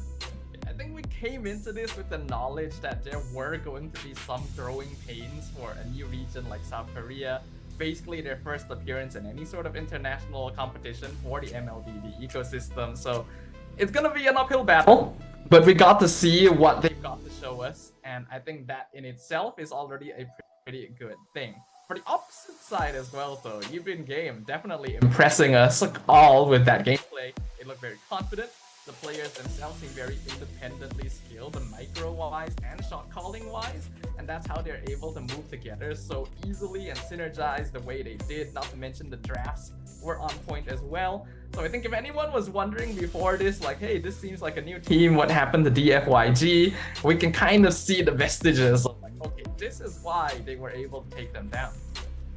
Yeah, it's again, it's just one of those things where you can look at a lot of the things that FY was trying to do, Fairn Esports was trying to do, and it's just like, it's one of those situations where it might be a lack of experience. It could be also leaning into, again, I'm so curious about what is the communication like, and that comes from a point of view of over here, especially in the Philippines, we have like our mic checks, and it's actually such a interesting thing to hear when we get our mic checks, where it's like you get to see how different teams communicate with each other throughout the game, and all of the teams are unique. Like they all have very different communication styles, and in the case of this, like for FY, for example, I'm wondering how the communication sounds with them and what we hear from them, because YBG, I'm sure they're, again, the way they moved around the map and the way they made this work and how dominant this was. Again, this is 11-0-6, man. This is a 18-1 game for YBG. The previous game was under the 14-minute mark, or around 14 minutes, and it was 19-0. So there's just so many things when you look at it that way. Like there's so many things that you have to dissect on what went wrong for Fairn Esports. But our MVP for game 2 is going to be LYC here on this Fredrin. Again, a guy who likes to play Fredrin back to back, and he made it work. His team really supports him to allow him to get the rotations that he needs and just kind of set up. And you see him, he's just able to focus on the objectives and lock those in. It certainly seems like a comfort pick for the side of Yubin game to be able to play this utility jungle. Is Fredrin the only thing that he plays? Can he pull out a Baxia as well? Still haven't gotten a chance to see his assassin gameplay too. What is the variation? Because this was a very one-sided victory for YBG. They didn't really have to exert themselves too much. So we didn't have gotten the chance to really see their true potential yet. Yeah. Right? But both of these teams will still have one more match for today, because this is going to be a full round robin in the Legend group. So we'll get to see just a little bit more. Yeah, the YBG, I believe, is the third match later. The last match for today, they'll be playing against the HUNS. And then our second match, we'll actually get to see Fairn Esports play again. They'll be playing against the HUNS. So I guess when we have to look at it this way, Staffa, we have to think, okay, how quick can Fairn Esports adjust or learn from what they just experienced against YBG? They got punched in the face, man. Like that's basically what that series was. It was not a good experience for them, and the HUNS, a team from the Mongolian region, is a team that likes to play like that. Like they like to play scrappy, they like to play aggressive, they like to do it. And they've been a team in the past too, when we were really watching teams from Mongolia play, where we would say, man, sometimes they're out here taking fights that they shouldn't take, but sometimes they make it work, sometimes they didn't. So now I'm really curious how the second matchup will be. You have a team that we just saw with Fairn Esports that likes to fight even when they're down by a lot. What about the HUNS? What about will they just kind of match that aggression, or will there be this kind of big adjustment of maybe a different game plan, maybe a different style of picks even for Fairn Esports? Yeah, think that next match is going to be an interesting one because yeah, Mongolia has always been a strong region in a very wild card way. But yeah, I guess we are going to be moving on. We've got a interview on stage. This is a big shout out to Michelle, by the way. Michelle, she's going to be with Lexi 欢 here. 迎小黎啊！今天的 I 场 don't 对 know 决 if, 是不是你们预期之中的一个难度呢？ It might just be in Mandarin. 哦，但是我们之前有很多观众在讨论说，说韩国队还蛮厉害的，所以你们早就有猜到可能今天是这样的一个强度吗？韩国队厉害是谣言，我们训练赛已经几10比0了。今天击碎了所有的谣言。那么今天第一局有听到你们复盘，是不是主要在 BP 上是针对了对面的打野位呢？是的，是。觉得对面今天给你印象最深刻的也是打野位吗？还有其他选手让你觉得很印象深刻吗？印象深刻的应该是对面的辅助吧，一直被我们大家辅助单杀。今天讲话都非常有气势哦。那说到我们第一局的时候是给到我们中路的刚子哥选择了优娜这个英雄，但其实这个英雄在我们国内和国外的赛场都很久没有登场，为什么会做出这样的决定呢？因为优娜跟法明是比较 counter 的人物。哦，确实是一个 counter 位。那么第二局的时候，我们都以为你会拿到比较趁手的哈里斯，他也是个版本比较强的一个射手位的英雄嘛，为什么没有选择？因为卡尔德可以自己玩，我觉得我的队伍可以4打5。已经相信队友都可以单独拎出 IC 喽。昨天我们在这个彩排日的时候，我有听说某一支海外战队的选手让鱼神带话给你，说了一句 Easy Billy， 你有听到这句狠话吗？有。所以你当时内心什么样的想法？毫无波动。毫无波澜。那你有什么话想要说给对面？四个队友打不过，我玩啥其实都一样。今天真的整个赛后采访都充满了火药味哦。那我其实有听说，大家一直比较关心的是，就是这次因为一些其他的场外因素，我们的教练陶哥没有办法来到线下给大家进行一个复盘和 BP。但是呢，听说这个消息之后，我们海内啊，包括国外的一些顶尖教练，像是侯教以及911都来到现场支援你们，是有这回事吗？是的。有什么话想要对他们说？挺感谢他们的吧，每天帮我们复盘，还有模拟 BP 到凌晨。觉得他们的加入会对你们有一些不一样的一些启发吗？对我们的打法有一些改进。确实，今天看得出来，其实整个 YBG 的打法跟原来是有很大的一些飞跃的。那么今天同样有很多 YBG 的粉丝来到现场支持你们，有什么话想要对粉丝朋友们说的吗？非常感谢你们来现场看我们比赛，希望你们有空的可以多来支持我们。是，多来线下为我们的 YBG 加油打气哦。最后一个问题，今天还有一场对决要对阵到的是蒙古队的2号种子的 HUNS， 你会觉得这场难度更高还是更简单？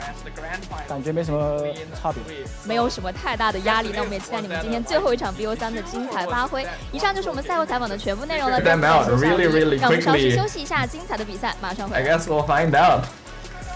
Yep, we will find out. We're going to be going for a break. We'll be back after this.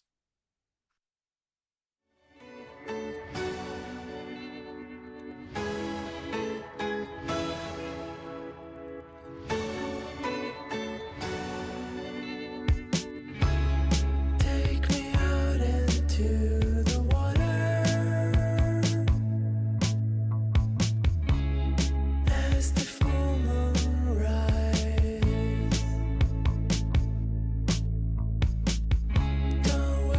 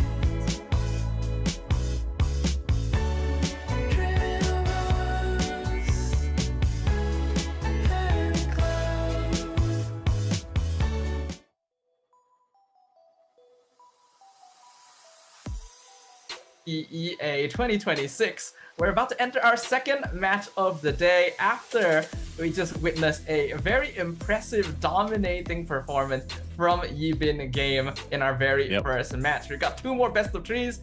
You're here once again with me, Stuff, as well as Naisu. How are you feeling, sir? I'm feeling good, man. You're sounding good. And I think, you know, for this one, my main question here, Stafa, is again what I posed before the break. Can Faron Esports from South Korea make the adjustments that they need? Because if you missed the first match, just to catch our viewers up there, it was very dominant, very strong, very dominant performance that we saw from Yibin Game, who were just in the last match, and it was very quick games. I mean, the second game, if I believe, it was around 11 minutes. 18, was it 18-1? I know the first one was 19-0. Yeah. So, you know, when you think about some of the dominant performances we've seen in our own regions, sometimes teams have to adjust very quickly. Now, sometimes that can even happen within, you know, a best of 3, a best of 5, a best of 7.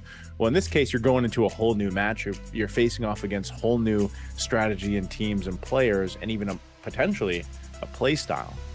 Because like we mentioned earlier, you know, I think the teams from Mongolia, man, they're scrappy, they're aggressive, but they're good at it. Like, that's the thing.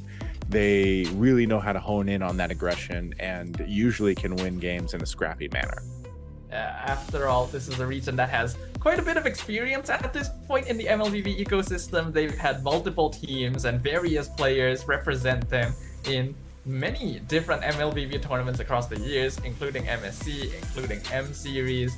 And speaking of M Series, a couple of the players from the HUNS Esports did play at M7, actually, with Team Zone.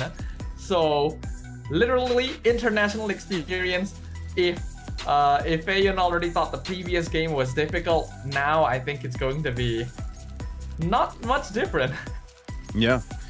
There's, again, whenever you look at it, you really have to think about how some of the teams, how some of the players, they had their experience, like even individually, like, you know, some of the players individually, they've had experience on the international stage, what they bring to that table.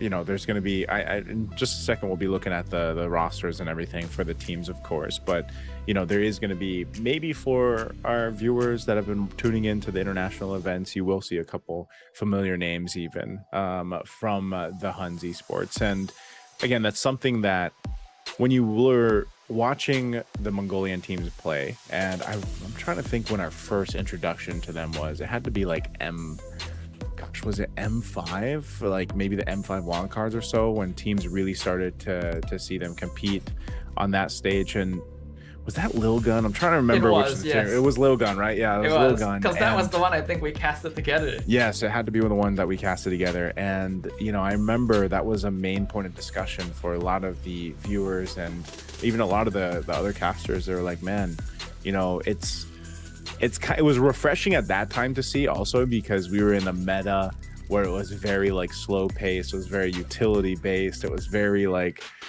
we had the whole Lord Dance concept, you know. And then you get teams that are from these growing regions back then that were like, nah, we just want to fight. Like, we don't want to worry too much about the objectives. Like, let us just duke it out, fight, brawl it out. You know, Indonesian teams and players are probably another great example of that. Even Malaysia, right? Malaysian teams, you guys have your own word for it, you know. And I remember first time seeing that. And so I feel like from Mongolia, if they're going to play at that speed, if the HUNS are going to do that, then this is just another difficult task for Faron Esports, who is the newer region that's been introduced into the competitive scene, that has to make this adjustment. Yeah, we have to remember once again, this is the play-in stage, right? There's 3 teams here, only 1 slot to move into the playoffs, to be part of that top 4, to get a chance to go to MSC. So we already know that after a single loss, Fayon are going to be at a massive disadvantage, and if they still want to have a chance of moving on, they need a victory here, and preferably a very clean one. But you could argue that the same is the case for their opponents, right? They want to be able to face off. Right now, Yibin Game is already 1 victory up, has good chances of claiming that spot, so they're going to be bringing their A game as well.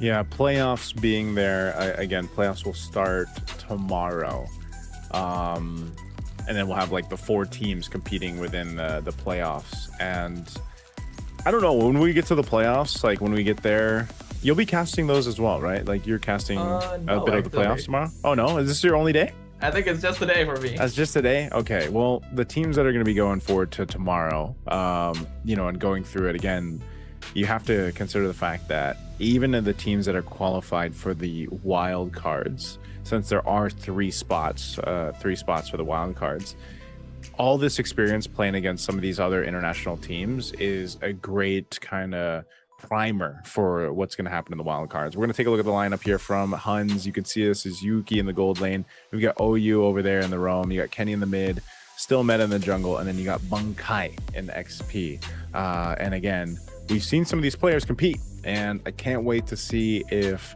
this ends up working out for them too here against Favorite Esports. And like you mentioned, this has to be a win for Favorite Esports, depending on what happens here, because again, we've only got 3 teams competing in the play-ins. And they're going to be playing 2 matches back-to-back as well, so they don't have a lot of time to pull themselves back together. Once again, this is going to be Feiyun up on screen right now. We've got Milo, NZU1, Jaeyun, Parker, and Ding. Their drafts were solid enough, but it definitely felt like the execution was a little bit lacking before, and I'm hoping to see a little bit more proactiveness from this team, not just in the form of trying to fight, but in figuring out what needs to be done to get that W. Yeah, gosh, that's a great question, man, because if you watch that game, and for a lot of us that was the first time, like, again, and I'm not sure if they had all their qualifiers streamed or not. Again, there's so many VODs out there to rewatch from different qualifiers, different leagues going on. But for people that tune in, especially here to the MCT EA, it's just, it might have been your first time watching Favorite Esports compete. But again, they've got 2 players plus a coach over there that have experience in different parts of the world, especially the Philippines. And so I think if you really want to break it down on what they can fix there, it's just playing as a team, playing as one unit, because from back-to-back games, I just felt like that's where they were lacking. I don't want to say it was entirely a draft thing. They definitely could have won those games in a sense if they just had a better control of the early game. And a lot of the times when we see dominant games like this, Stafa, it's because the early game is just so one-sided and it turns into a snowball like crazy. There are only certain teams that are capable of kind of stopping that from happening and potentially turning a game around. And if you don't have the experience of doing that, then more often than not, we see teams just kind of take that snowball, take that momentum, and just barrel through the game. And that's why we had 13, 14,000 K gold leads in our first match. It's always been a historical number that if you break the 10K gold lead mark, it's usually the point of no return.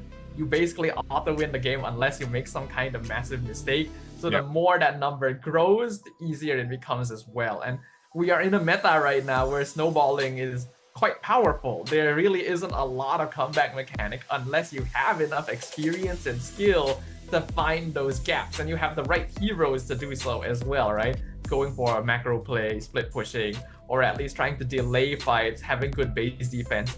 Instead, a lot of teams, especially those who are newer in the ecosystem, who haven't really had international experience yet, will tend to just think, hey, we can only win by taking turtles, taking lords, winning team fights. So that's the only thing they play for. And you can't really blame them too much because meta shift all the time. There's times when this is the way to play, but right now, you gotta expand your options. Who do you think the heroes are that can potentially turn a game around for you? Like if you find yourselves in maybe what you've seen in Malaysia over there, like if you find a team that is down by multiple thousands gold, or let's say 5,000 gold, who's the heroes that can like turn that around? Well, generally, it's Claude. I think that he's just one of the best in the game right now. He lanes well, farms well, scales well, can split push. Right? Then you have options like we've seen a little bit of Benedetta here and there, where the hero can create a macro pressure. Other than that, it's a little bit difficult. It really does come down to whether or not you can safely shove out lanes, find space on the map. Yeah, I feel like Benedetta is such a niche pick, though. Like, even over here in the Philippines, I think maybe we have like 3 players in the entire league that will bring out the Benedetta. But yeah, it's scary when it does go into the hands of a specialist and is able to actually create that space for the team, you know?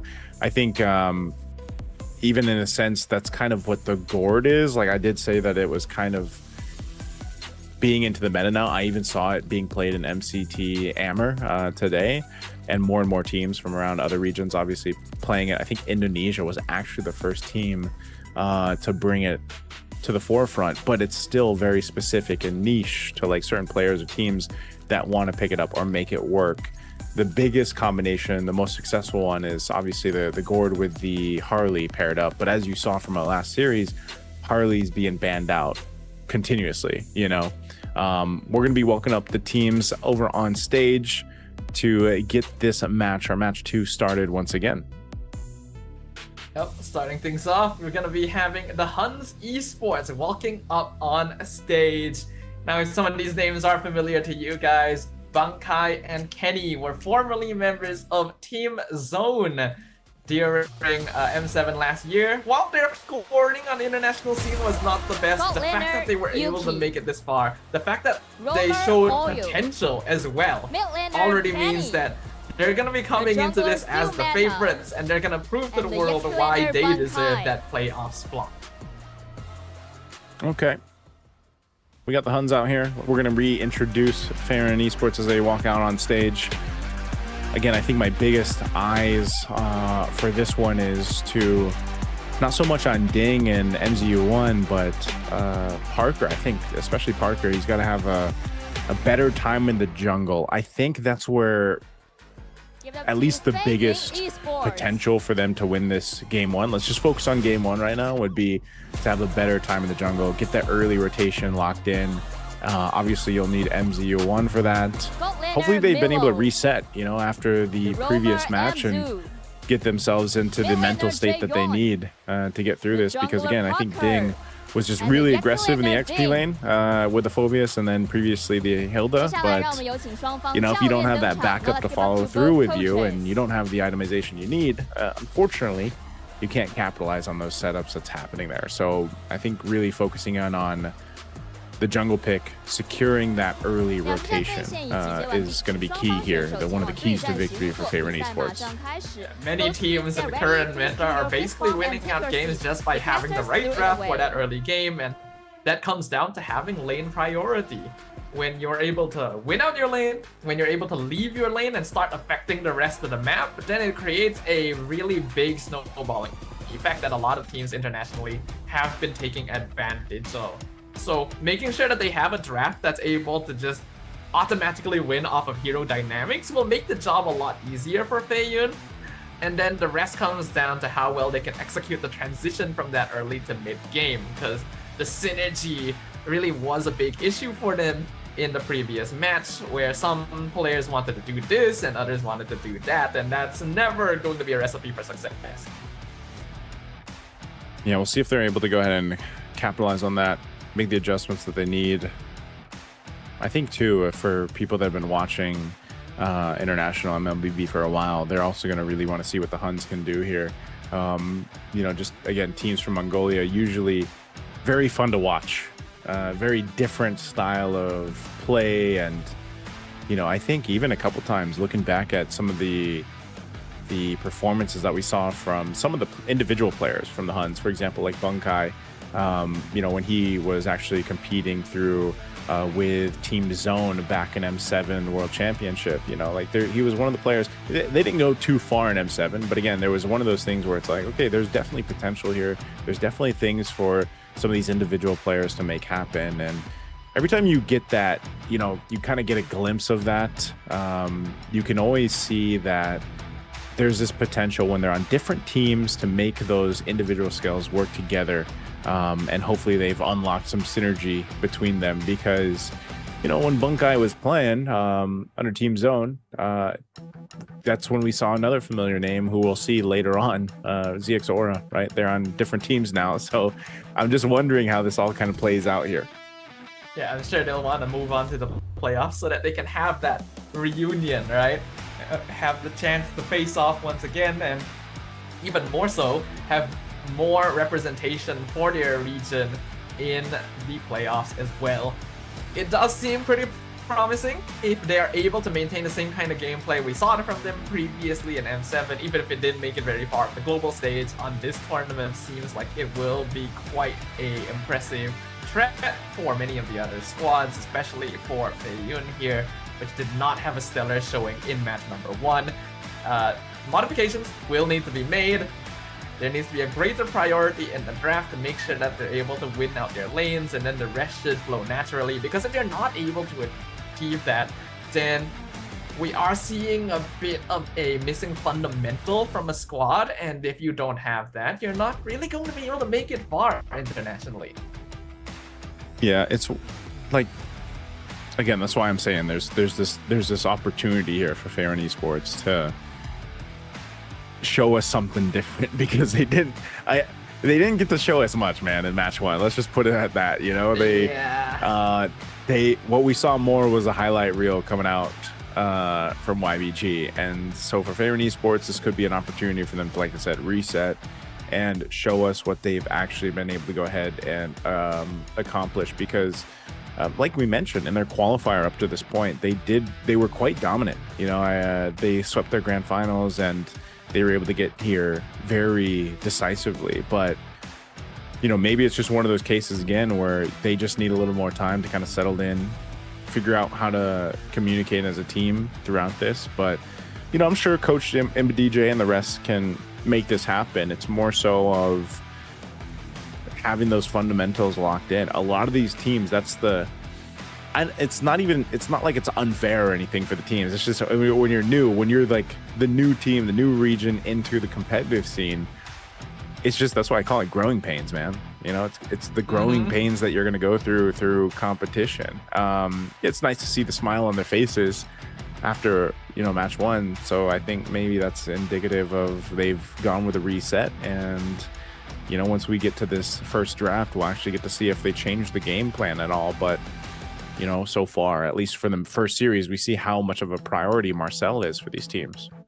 Yeah, it is still a very, very strong hero. We see it being prioritized quite heavily in multiple other regions. I think it's only really in the MPLs where we don't see Marcel being prioritized as much, but he's still a very common mainstay in the meta, and we've seen how well these roamers are able to play around it. What I'm hoping to see myself from the side of Feiyun this time around is a little better synergy from the mid duo in particular. I think MZU1 did pretty okay in Game 2. In Game 1, he couldn't really do much because the glue got hard counted by Vexana. But in Game 2, he did try to set things up with the Marcel. It's just that I feel like the follow-up was a little bit lacking. Where, yeah, MZU1 and Ding are trying to play aggressively, and then the rest of Feiyun is having a little bit of difficulty keeping up. So either you slow down your gameplay to make sure the whole team is on the same page, or at the very least to make sure that players like Jae-Yoon or Parker, who are in important positions, are ready to actually combo with you. Yeah, that's the thing. That was my biggest glaring issue with their first match, Staffel, is that you could see Ding trying to make things happen. And that's what XP laners are going to do. They're going to try to, usually though, number 1, Ding, I think himself has to make an adjustment because he got killed up top. Just recalling kind of what happened and how the snowball really started from even Game 2. Ding got killed up top. It was a 2v1 up in the XP lane. And so if you are supposed to be that guy for the team and you already get behind, it's much harder for you to accomplish that, to make that happen. And so I think that's why you have to go and look at so many different parts of the gameplay that we saw from Favorite Esports, and why I think it's so important, like you mentioned, especially with Ding. XP laners right now are in a very interesting position throughout the meta, just because there's those XP choices where you're clearly to be that front line, you might even be the guy who has the most deaths, right? In comparison to the roam, for example. It depends on what is also picked up in the roam. And that's why the roam, the relationship between the roam and the XP is so important, because sometimes you might have to be that XP laner and that hero that is putting yourself in arms, like the dangerous, interactions, because you want your roam to be able to set up. One roam that comes off the top of my head that we didn't really get to see too much of just yet in the first match was, like, for example, Khalid. Right, the Khalid, you want to be able to go ahead. You can play aggressive. We've seen this too from some of the best roamers in the world, where they can be so aggressive but so calculated with that aggression that they can win the initial mid lane duo fight. And we always see this, like, especially in the more developed international leagues or just the international teams. They really control that mid lane. A lot of the action, honestly, that you're going to see when it comes to the highest level of MLBB is mid lane, right? The mid lane, you'll see both the mid laner and the roam poke each other down to near death. They're either popping, obviously, the regens, or they're popping a battle spell early on. That's kind of what you see. And then teams will kind of, whoever had the upper hand off that, they'll punish from there. So I'm just wondering if that can happen here. If Fairyn Esports wants to deal with that, because Dingwin was in a position where he was trying to be that guy to start fights up to get the space that they need, but then at the same time he was punished early on, so it kind of stops you in your tracks from doing that. Basically, right now Roam and EXP still have a good amount of variance in the way they can approach the game, right? Compared to lanes like Gold or Mid, it's just basically, you have one job and you're going to do it. You still have some options for, like, going into setter heroes, going into playmakers, or just more utility sandbag kind of situations. And that's why it's important to be able to adjust around that. I think it's fine if you want to focus into more of a playmaking aggressive style. It does seem to be what Ding wants to go for. And if they can get the follow-up on that, then that can be very, very effective. But right now, I'm not too sure how aggressive as a whole Faeyun is going to be. After watching their gameplay before, I think the main thing is, like you pointed out, that mid duo is very, very important. We're not really seeing Faeyun win out the mid trades, and that is leaking over into the jungle, into the side lanes. Yeah, how do you think they need to adjust from that? Is that just something do you think they just need to be more passive, like, because they were punished so hard in the first match? Is that the answer for Fairyn Esports? Like, just be a little more passive and let their, gold laner and jungle kind of farm up and get to where they need to be? I already feel like Faeyun is a little bit too passive at the wrong times. So while you could be a little bit more passive just to keep it as safe as possible, it's also kind of a stopgap. It's like, okay, maybe it'll get you a win or two here now, but what happens in the future? What if you do actually go to a higher level of competition? That's not gonna work for you anymore. So even if it means facing some rough realities, I'm kind of hoping Faeyun just tries to do things correctly, be aggro, take risks, make mistakes, and learn from them. Okay. Let's see if they're able to do that. I think it's more of a calculated aggression, or at least a calculated passiveness, but against a team like we've been talking about from Mongolia, I don't know if they'll get the chance to do that. They are going to be on this blue side, so they get priority here. Interestingly enough, too, they different band than what we saw in the first match. Two different ones, the Fanny and the Yuzhong.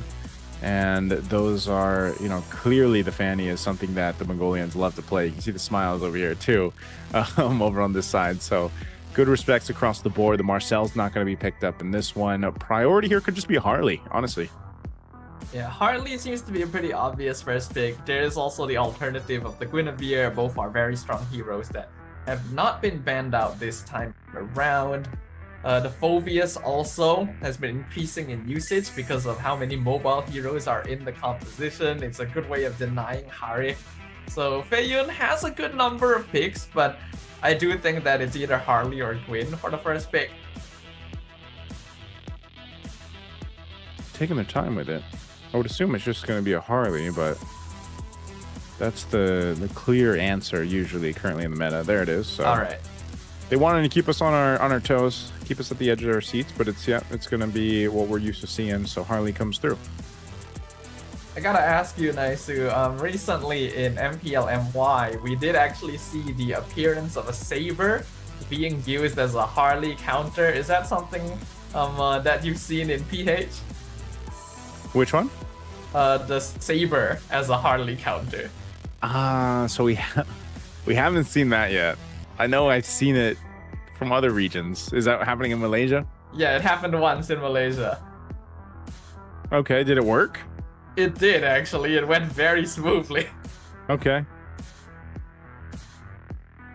So you never know if that might be a possibility, but we do finally see the Guinevere being locked in here. First phase already complete. I think it's a good setup from Feiyun this time around. Harley is very strong. You got the Claude for late game insurance and the Hilda to try and play for more aggressive early, whereas the Huns going for the Harith, Valentina, and the Gwyn. Okay, so I did get word that yes, TNC pulled the saber out once. So it must have been a game that I wasn't casting or that I had missed. But yeah, so TNC over here, TNC Pro Team pulled out the saber once, and it was not good. Okay. Good but it did not do well. So because I was gonna try to pull up the stat there if it did get pulled up at least over here in the Philippines. So it did, and yeah, unfortunately it didn't work well. But what has worked really well over here is actually the Guinevere. Guinevere has been a great pick for teams like over here, like Team Falcons. They love the Guinevere pick, and so HUNS will go ahead and bring that forward along with the Valentina. And having that Harith, Harith Claude matchup again, like you mentioned, this is pretty classic. This is something all gold laners end up basically perfecting. I think even in this case though, I'd love to see Milo over here from Fair and Esports have a much better time where he's actually able to get online, because you got to think, man, if your team is falling behind 10,000 plus gold, especially at, what was it, the last game? I think it was like the 7-minute mark. If you're a gold laner, especially a Claude, you're not getting your Trinity, man, until it's too late. By that point, it's almost too late already, right? So hopefully, I'm really hoping that Milo will have a better time to go ahead and scale up. The Harley should be able to go ahead and allow that to happen, because your main focus is not letting the Harley get out of control here if you're HUNS. And they do that by making sure they pick up the Khalid. This is why I was talking about with the Roam. You get yourself a Khalid who can not only provide information, but is pretty self-reliant in himself. And that's using the quick sand guard if he needs to. If he gets caught out a little bit, again, once you have that level 4, you've got the Raging Sandstorm, you can get out. And there you go. The Gourd actually comes through too. This is what I was expecting because the Harley was locked in. This is usually paired up really well with the Harley, as I've stated previously. Yeah, this seems like a pretty solid setup coming in from Feiyun this time around. Like you pointed out, Gord Harley together should be able to burst anyone they catch if the abilities line up properly. And then you got Hilda and Hylos just to be really, really beefy front lines, and you don't have heroes like Carrie or Lilia that you need to worry about. Looks like the Terizla will finish off the draft for the Huns.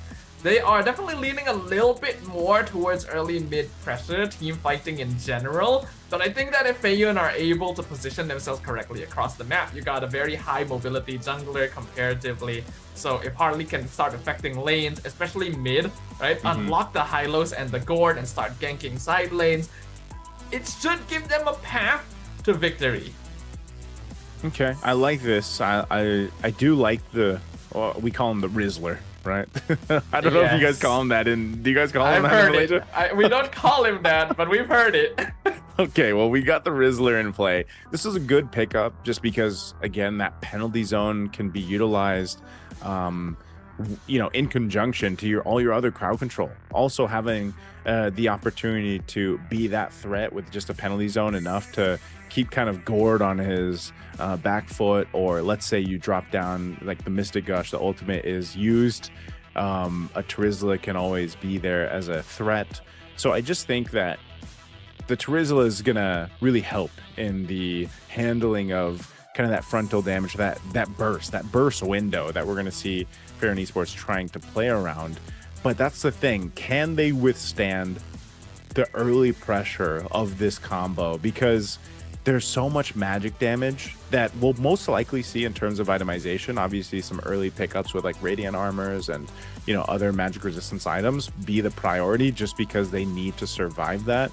And we'll most likely see that combination of, you know, Harley picking up the Genius Wand first item, Gord building into his first major item, and that's where that initial burst and threat comes down. Because sometimes it's not even about a kill, Stop. It's just getting someone to reset, go back to base, and get the numbers advantage in terms of team fights. So if we were looking anything from Favorite Esports in their match 2, after getting stomped in game 1 or match 1, I feel like this is the lineup that can allow them to get the head start they need. Yeah, I think so as well. So I hope that we can get to witness that today. Feiyun, this is the first showing of a squad from South Korea in the international scene. They did not have a good beginning, but that does not mean that it has to be all bad. They shifted up the draft. They have heroes that can set up for a stronger early game, and I hope that we can witness that this time around, that they're up against the HUNS Esports in the Land of Dawn. All right, this is what I was talking about too. You know, that early pressure, man. This is one of the more deadly combos, that mid lane duo, the Valentina Khalid. That amount of kind of burst that you get is really tough to deal with, and that's why they're playing so aggressively. This is what I was talking about. Oh, they don't jump in. Spatial migration are going to be used. First blood, though, as Kenny falls. Now Ding's going to be able to get a kill, too. That's 2 for Favorite Esports, already off to a much better start. Yeah, that's exactly what we need. That's what we want to see. I was a little bit concerned at first to see the Khalid harassing so much, but HUNS definitely dived a bit too deep in that one, and you cannot really afford to run into a funnel against a Gord Harley combo. They're just going to be throwing their spells at you, melt you down from far. And with the Revitalize, they're not too punished for allowing that jungle invade in the first place. So already a nice small lead for Feiyun. They just need to continue this kind of pressure. Okay. Even with that, I was actually expecting HUNS to get a kill out of that at least, but surprisingly, you know, maybe that was just a limit test, you know, a little bit of a check there to see how things would go. Turtle's going to be up here shortly. They're going to focus on Bunkai. Wow. Gets the deadly magic. Focused on him. He's still going to survive. Almost level 4. Parker, much more assertive here in the jungle, at least in match 2 of theirs. They've got a bit of control right now around the Turtle, but they know that some of these ultimates are not available. Bunkai now has the level 4. He's got the penalty zone, so Ding's going to swing across the side. The power of the wilderness is going to take out Still Meta. There's a Mystic Gush coming down too. OU trying to get away, but Parker secures the Turtle. Favorite Esports just getting everything. All right, this is a much better showing already. We thought if we were hold on another deadly magic, Yuki should survive that one, but we can already see just how much more they're able to do with a hero like Harley on their side. It's a very free jungle hero, has very easy ways of getting in and out of the fights, and that allows for Parker to be a lot more aggressive without needing to full commit. Previously, he was playing Leomord both games, and when you pop the Phantom Steed, you kind of have to go in, and if you're behind and get caught out, you just fall. But the Harley gives you ways in and out of that one, and that helps. Yeah, that's the thing. Blazing Duet used here. Feiyun Esports, their options to go in and out of a fight. Hold on, fighting under the turret, MZU1. Didn't have that wave pushed in, but Parker also going in with a little space magic just to check things out. Good thing OU was here just to keep that pressure off of Yuki. A Mystic Gush going to be used up here towards the top in the mid, forcing Kenny back. Right now, Feiyun looking to capitalize on this lead that they have. It's nothing major. It's about 1,000 gold in their favor, but they don't want to let up, and that's, I think, the key to dealing with HUNS here. Yeah. As long as you continue throwing your abilities in, you got good backline heroes. It's not too bad to spend a couple of cooldowns. Here comes Parker again with Deadly Magic. Gonna force out the penalty zone. Bunkai will survive this one, but we can see that Ding now actually winning out this EXP lane. And with the Hilda available to help affect the rest of the map, the fights are leading much more heavily in their direction. Yeah, this was also just a very good decision with the way that Feiyun decided to draft with Coach and DJ. The adjustments that they made from the previous match into this one, it looks like they've gone with like a full mental reset and put themselves in a really good position to at least try to win this game. Again, there's still plenty of game left, Second turtle is going to be up. The Glorious Pathways just dropped down to go ahead and cut off or slow down, but it's going to be used as well from Kenny. But meanwhile, Ding's still there, putting pressure. Parker will get the turtle. A Mystic Gush dropped down. A big penalty zone, though. Parker's going to be in trouble as a kill picked up for Yuki. And now Yuki in trouble as he takes the Blazing Duet to the face, and Milo might be in trouble himself as OU's going to chase him down. Should be able to get away. Bunkai is actually going to chase him down, too. They don't want to commit. A shutdown on Ding, though. What happened up top? We missed that one, but Ding falls, so the Huns, they fight back. And that is an instant counter attack coming in from the Huns right there.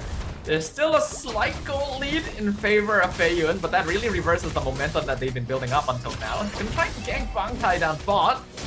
Oh, he's going to try to rely on the body of Smith. He gets a little bit of a hit there, but it's just not enough. Good usage of the Glorious Pathway to slow him down, keep him tight to that wall. So unfortunate for Bankai. Didn't have that penalty zone, just came up after he died.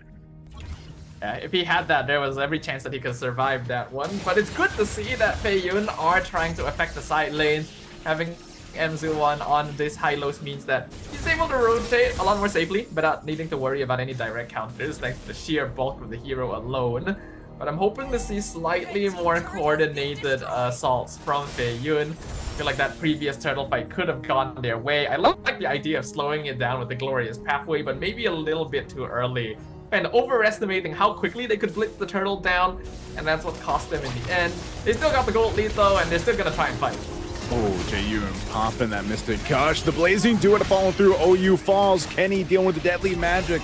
He's got a Glorious Pathway. He does drop it down to help support still meta. But there you go. Oh, penalty zone used. Oh, ankle's broken. Parker though. Parker's gonna fall. He tried to avoid that, but good response coming out from the Huns. Yuki looking for a little bit more. This is the problem though. Yuki scaling so well on this Aerith. They're actually gonna have control of the turtle because Parker got killed. So now this is gonna be a turtle in the hands of the Huns. Yeah, at the very least this time around, not gonna be a particularly one-sided game. We get to see a little bit more from both teams. Still a slight goal lead for Feiyun. They'll catch Bankai mid. Mystic Gush comes out. Flicker. Terizla will survive that one. Kind of surprised Jaehyun didn't pop his ult earlier. I feel like they could have gotten that kill.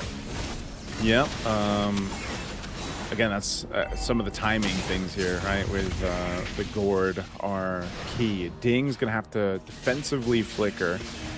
Little projectiles being thrown out by Jaehyun to try to help heal. They want to chase down Milo. Raging Sandstorm gonna be used too. He BMI's back though. Still gonna be chased. Penalty zone's gonna lock Milo down as he falls, and Bunkai picks up a kill. Very back and forth so far. We can see both teams are rotating heavily. Both sides looking for a flank on basically whatever target they can find. The net worth lead has been reduced, though Deadly Magic nearly takes out Kenny. So that's going to be the Valentina forced to recall back home for now. Next Lord is coming up in another 60 seconds. So there's going to be no particularly strong neutral objective for either team to contest. This is where we really put Feiyun to the test. What are they going to do with this timing to try and regain the lead that they've lost? Yeah, the Huns did a great job at just kind of responding, even though they were down like 1,000 or maybe 2 at max gold. You know, Feiyun had control of the early game, which is exactly what we said they needed. That was kind of the key to victory here. They're going to chase down Yuki. He does get stunned, but Glorious Pathway already used. There's a reinitiation from Kenny. Zaman Force dropped down too. He's going to be knocking down MZU1. Even with that revitalize, there's a big Blazing Duet toward the backside. Milo hunted down Kenny. He's able to find him. Ding gets the kill. And they fight back, but they're still in trouble as he's trying to get away here. Still meta picks up Milo as their gold laner falls for FY, and now Ding on the run. This is a brutal fight. A Mystic Gush dropped down, but the Zaman Force under the turret will keep him alive as they come in to clean up the kill as Jaehyun falls. A revenge strike on MZU1. He should survive this just barely with 1 HP. We're looking at very scrappy fights right here, which I guess is to be expected. This is a signature of teams from Mongolia. They always catch you by surprise with the way that they team fight, and I think it was a pretty good scattering initially, especially to catch some of the more important targets like Milo. But after that, Feiyun looks like they actually want to contest this Lord. Oh, spatial migration dropped in. Ding's gonna fall. The Lord at a quarter of the health. They're still gonna be going. Still Meta gets it, and Yuki just unleashing with his Almond Force, taking out Parker.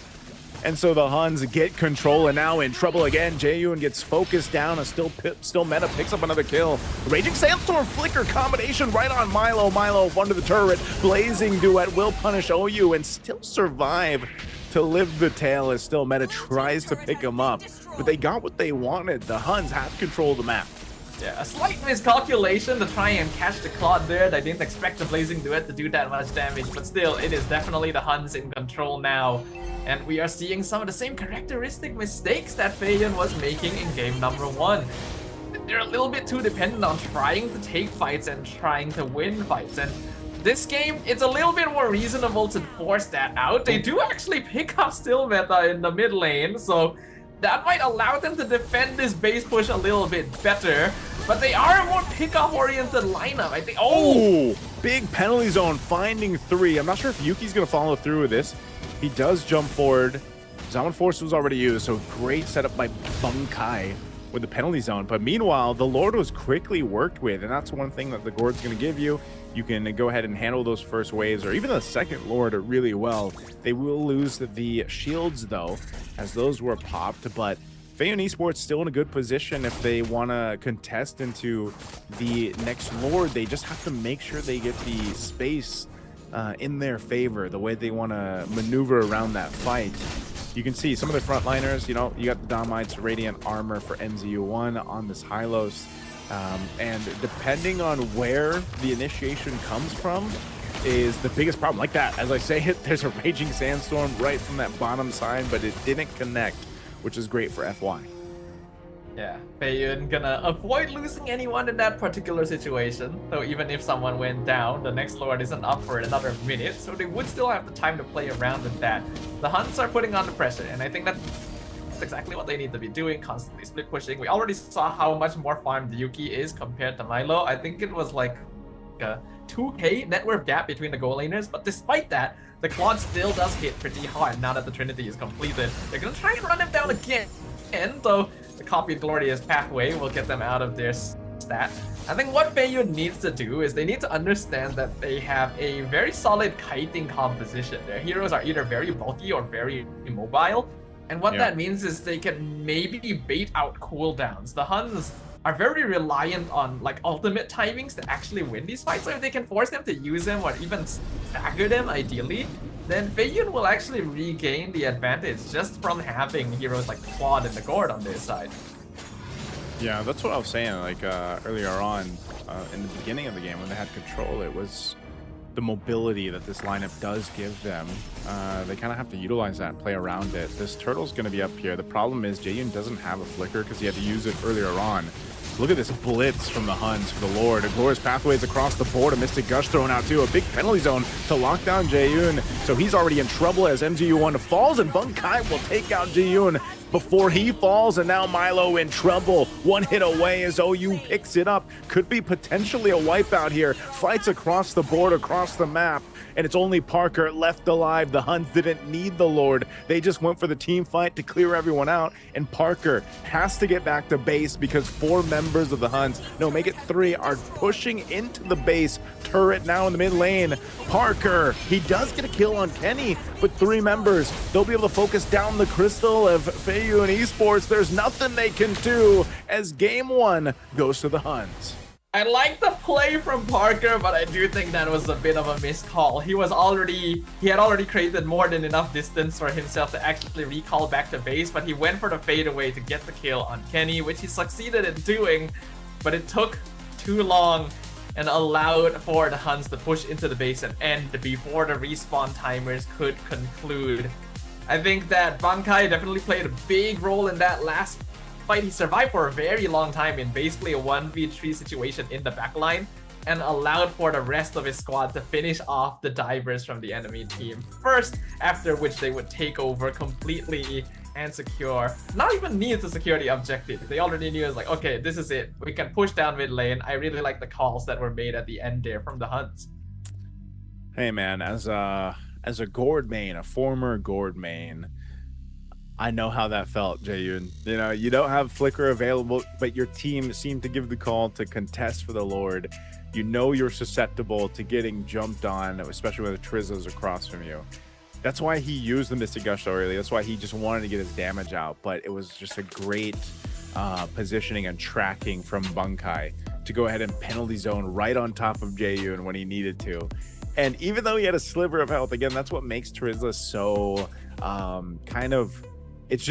it's a little elusive, you know. It's a little like when you're thinking about, okay, this guy's got like a sliver of health, but again, his passive, that body of Smith passive that Trizzle has, where the lower HP he is, the actually like more defense he gets, you know, essentially he was able to capitalize a kill even though he had, I think he had less than half health, if I remember right, in that fight. He had like a fourth of the health or a quarter of health. Yeah. And he was still, like, his job, it's so funny that his name's Bunkai too. Like, he literally Bunkai'd right towards Jae-yoon, and like, he's like, if I die, so be it, but you're gonna go with me.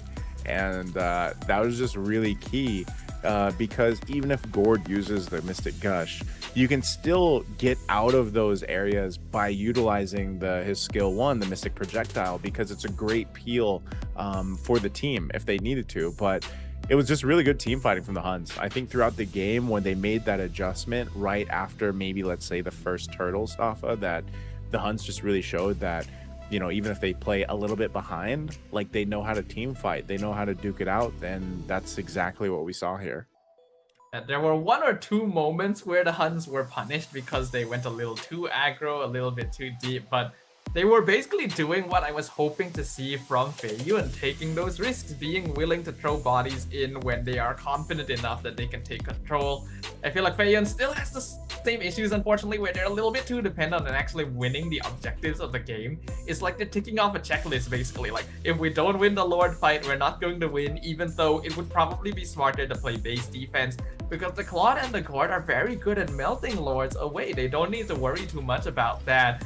But Yuki going to be our MVP this time around on the hardest. Still a very, very strong hero, and in the right hands does so much damage. Yeah, this is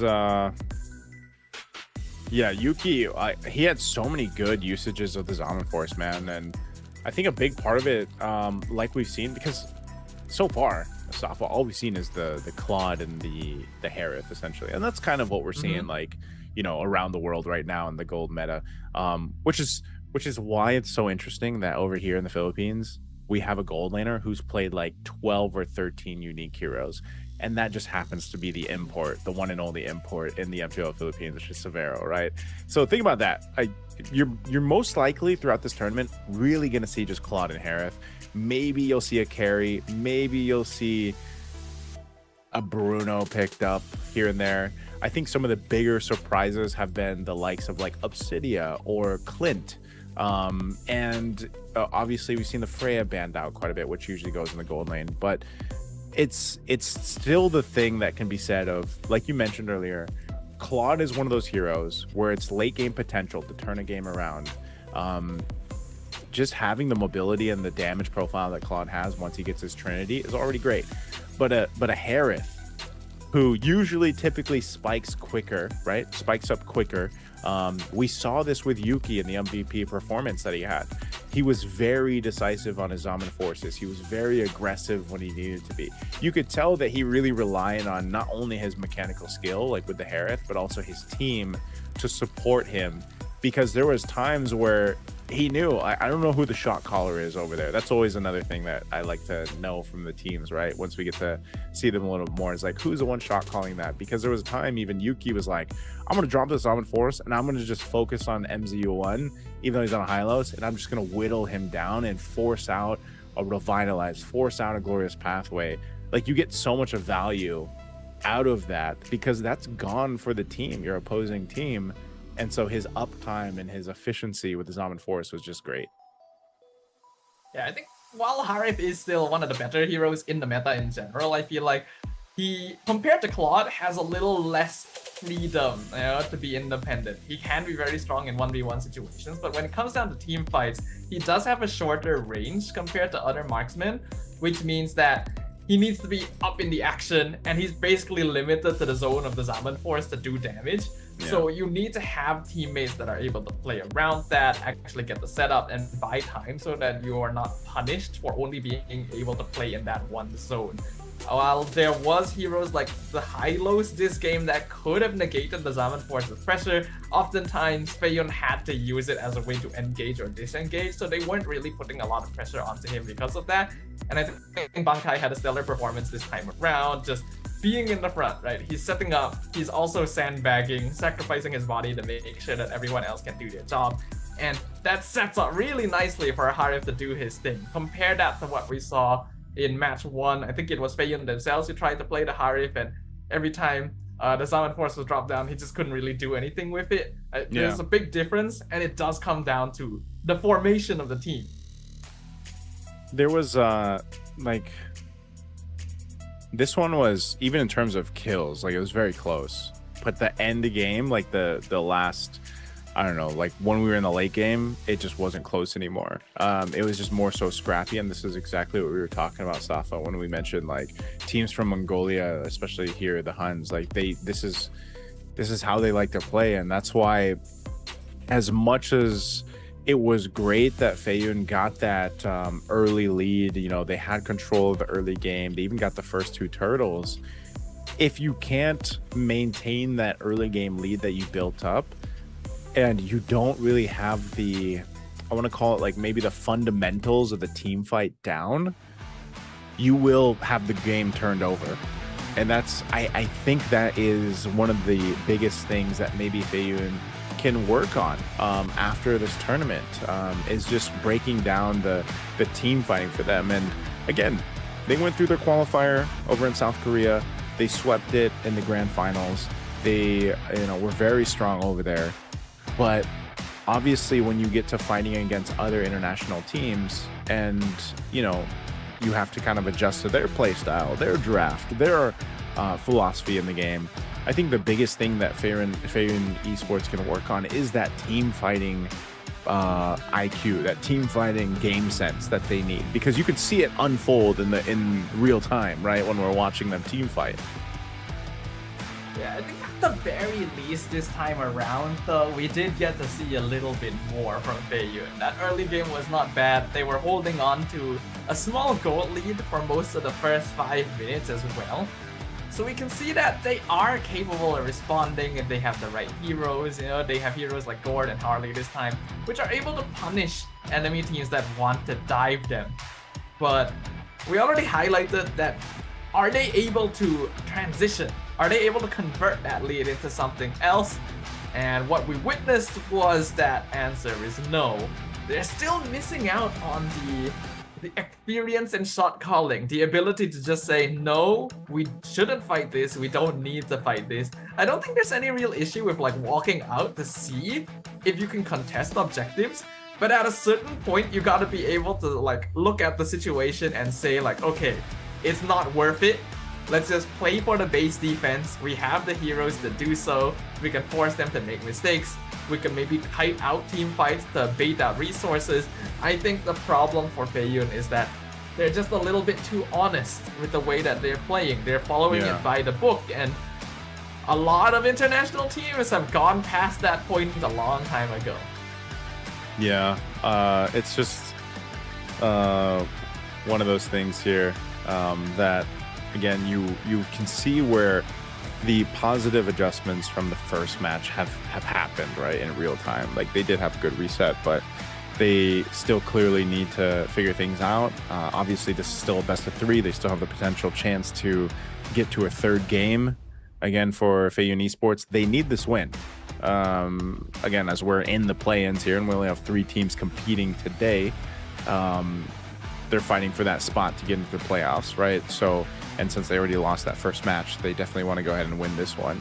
And I feel like teams that are able to go ahead and adjust on the fly or in real time are always the ones that you see like compete the best, right, on these international stages and everything like that. But I don't know. I think draft-wise too, they had a good draft. That was a very solid draft.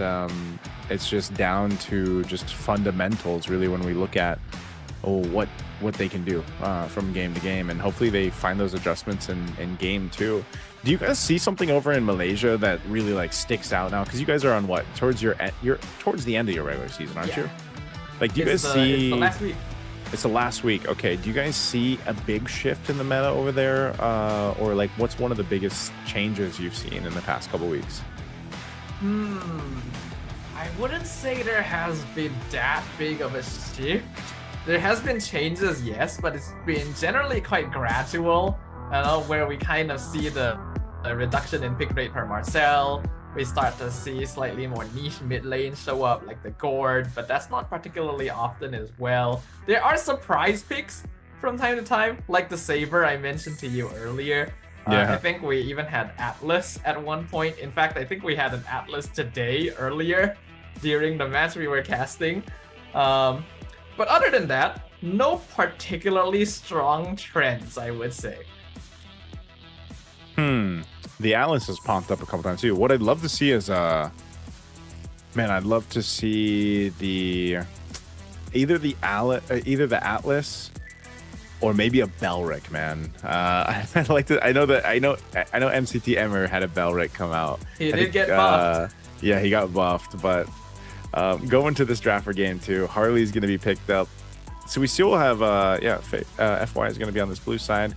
HUNS over here picking up the hair, the Valentina. By the way, as we little fun fact, I actually saw this online too. For Still Meta, he mentioned that this is going to be one of his last tournaments competing for MLBB, just because he's going to go focus on his academics, and we've seen this with a lot of players out there in the MLBB scene. And so I'm wondering if that also means if they end up qualifying for one of the wildcard spots, or maybe the direct spot to MSC, if he's gonna compete there too, or if they'll have someone different for their jungler. But we are going to see him play the Suyo, so this is a solid first phase already for the HUNS. But you could say the same thing for Feiyun Esports here. I like the Phoveus. They still get the Claude. They're going to run back the Harley, so they're playing with mobility again. Honestly, if we're looking just from an objective draft perspective for this first phase, I do actually like Feiyun's more. Right? Like you mentioned, they've got good mobility. They got the Phoveus to counter the Harif as well. And while Suyo is pretty strong, I feel like he can be somewhat vulnerable to the Harley if played correctly. So I think what comes down now is that Feiyun needs to make sure they got a strong enough mid duo, which they have specifically left for last this time too. I think they've recognized just how much that can affect the way things go in the first couple of minutes. So I think it's a good adjustment. I like the heroes they have. If they pilot this correctly, I can see this going quite well for them, and they do get rid of the Hylos as well. I would say ordinarily that this opens up the option to pick like the Eve. Unfortunately, there is a Valentina already on the other side, so that's probably why the HUNS are willing to pick the Valentina up so early and combo it with the Khalid, because it's just such a strong duo, and it also denies notable mid picks like the Eve, like the Farsa. Yeah, but this is the thing, the HUNS also got their Khalid again, and you saw that even with some aggression where they got basically checked, right? Like they're the ones that were aggressive in the previous game, and then it was FY that got the early kills. They're still okay with that, because this is just, I mean, even the 2 picks alone, man, the Khalid and the Valentina is enough early game damage to be a threat. And I don't think that they're too worried. I don't think OU's like too worried about dying, obviously, on the Khalid. Like, it's the information and the poking that he's able to go ahead and do and provide here. Especially now that you have a Suyo. You have a Suyo in your hands for Still Meta. A bit of a different momentum for in the jungle. And then they get a Sora. So, I don't know. I'm a Gourd bias, but unfortunately, I'm going to have to give it to the HUNS here. I like their overall lineup paired up for this one. What do you think here, Staffa? I think I have to agree with you a little bit here, Naisu. I think that the HUNS lineup is easier to play overall. Like, the heroes don't require particularly strong micromechanics, and most of their abilities can flow together quite well AoE-wise, especially with that Sora setup. This was a hero that FY banned during the second phase of Game 1 once they saw that Valentina, but they actually decided to leave it open this time around. I think it is possible for Feiyun to get things done. But it's going to be a little bit more high execution on their side. We do see the Cho being played, and this is something that the MCU one is not a stranger to.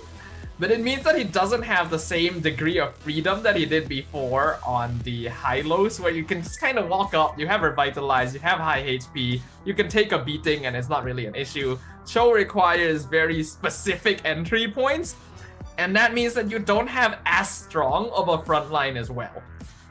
Yeah, and whether you have that front line or not, I think one of the key parts here for FaZe Esports is, again, utilizing the mobility that they get, but not getting too confused on this kind of approach that the HUNS went with. Because again, they're going to be looking to get pick-off potential. I think that's one thing that obviously MZU1 is going to have with the Cho here, but just not getting outmaneuvered when it comes to these team fights, because that's exactly what happened to them in game 1. Well, it's time, ladies and gentlemen. Let us go ahead and hop into game 2 of our second match here today in the play-in stage. As we all know, FaZe currently 1 game away from a full loss performance in the play-ins, and we know there is only 1 slot moving into the playoffs for a slot at the MSC wildcards. They gotta get this victory here, and even then, they're gonna have to pray and hope that their chances still live on.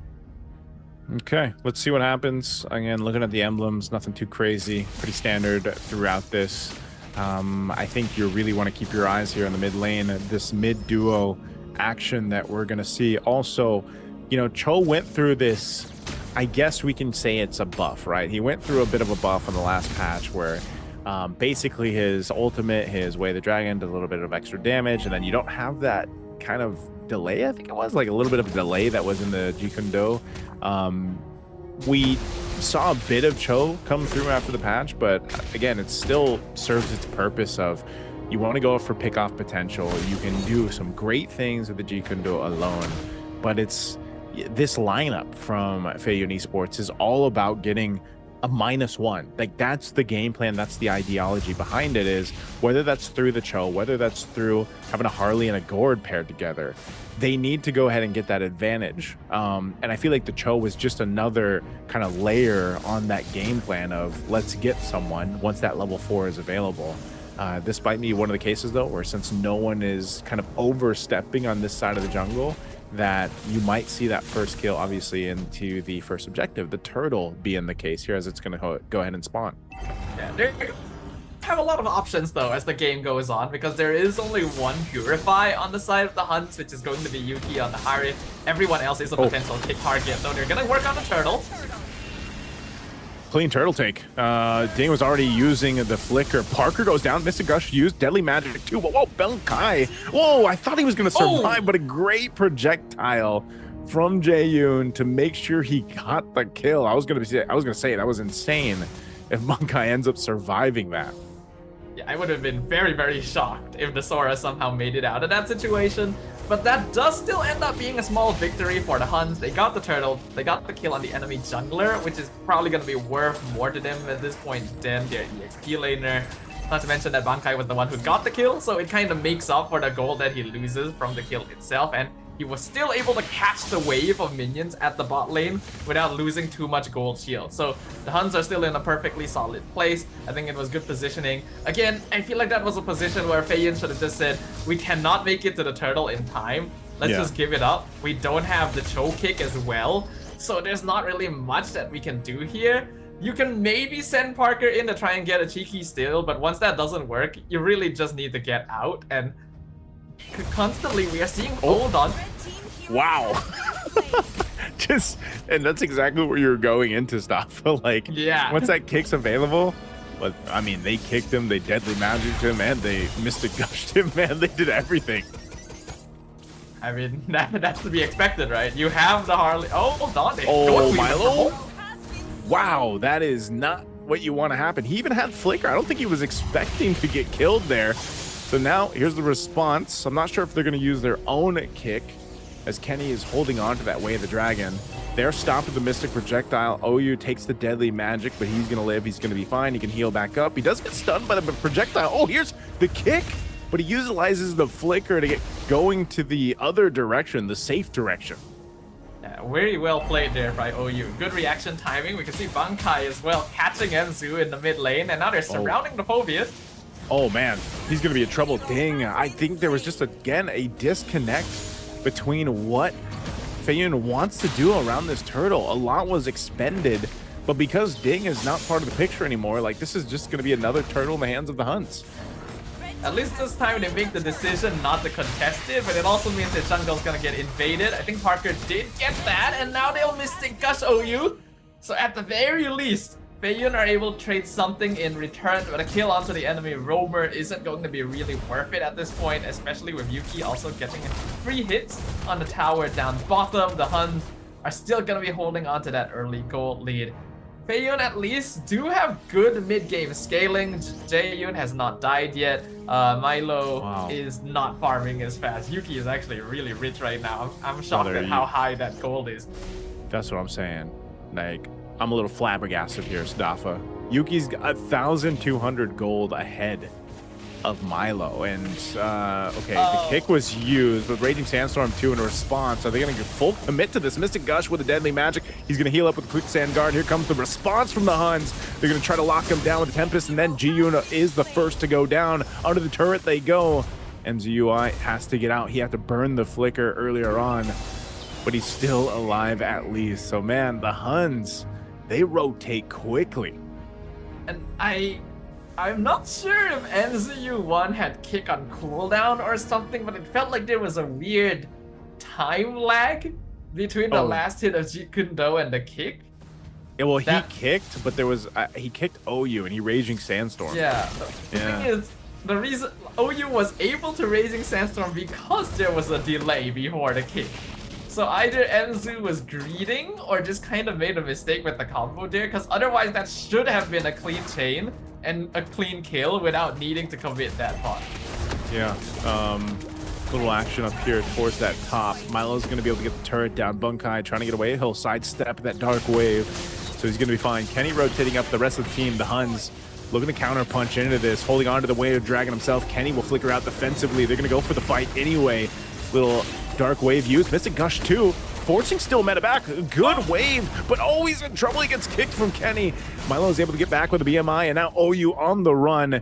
He's sand walking through. He's going to be fine. Yuki there to back him up. Drops down the Zaman Force. They're going to fight in the mid lane as OU finally goes down, and Yuki couldn't save OU.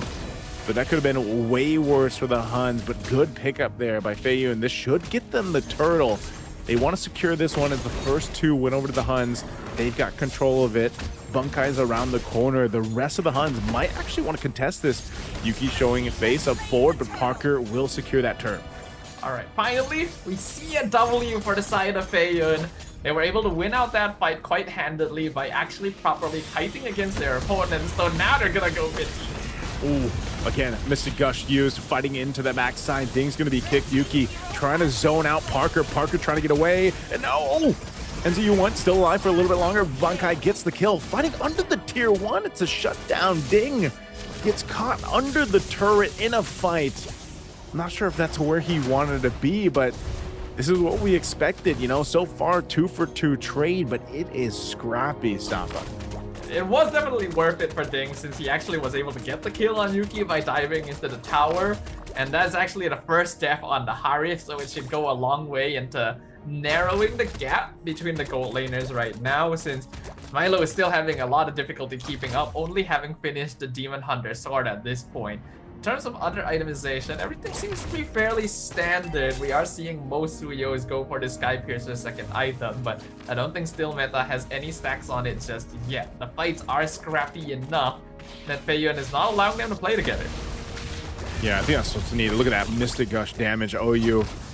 He has to use a Raging Sandstorm to stay alive, and that's a great thing for FY to deal with. Bunkai actually going to survive the deadly magic. So right now they're utilizing a lot of the resources to survive that initial burst setup that Feiyun Esports' lineup allows them to do.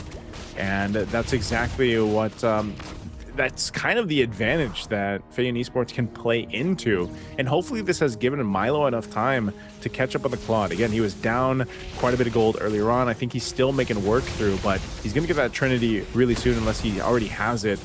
This Sound Force is already dropped down to Yuki, taking the Deadly Magic. He'll be fine. There it is. So he's completed the Trinity now as he picked up the Golden Staff just around the 9:14 mark.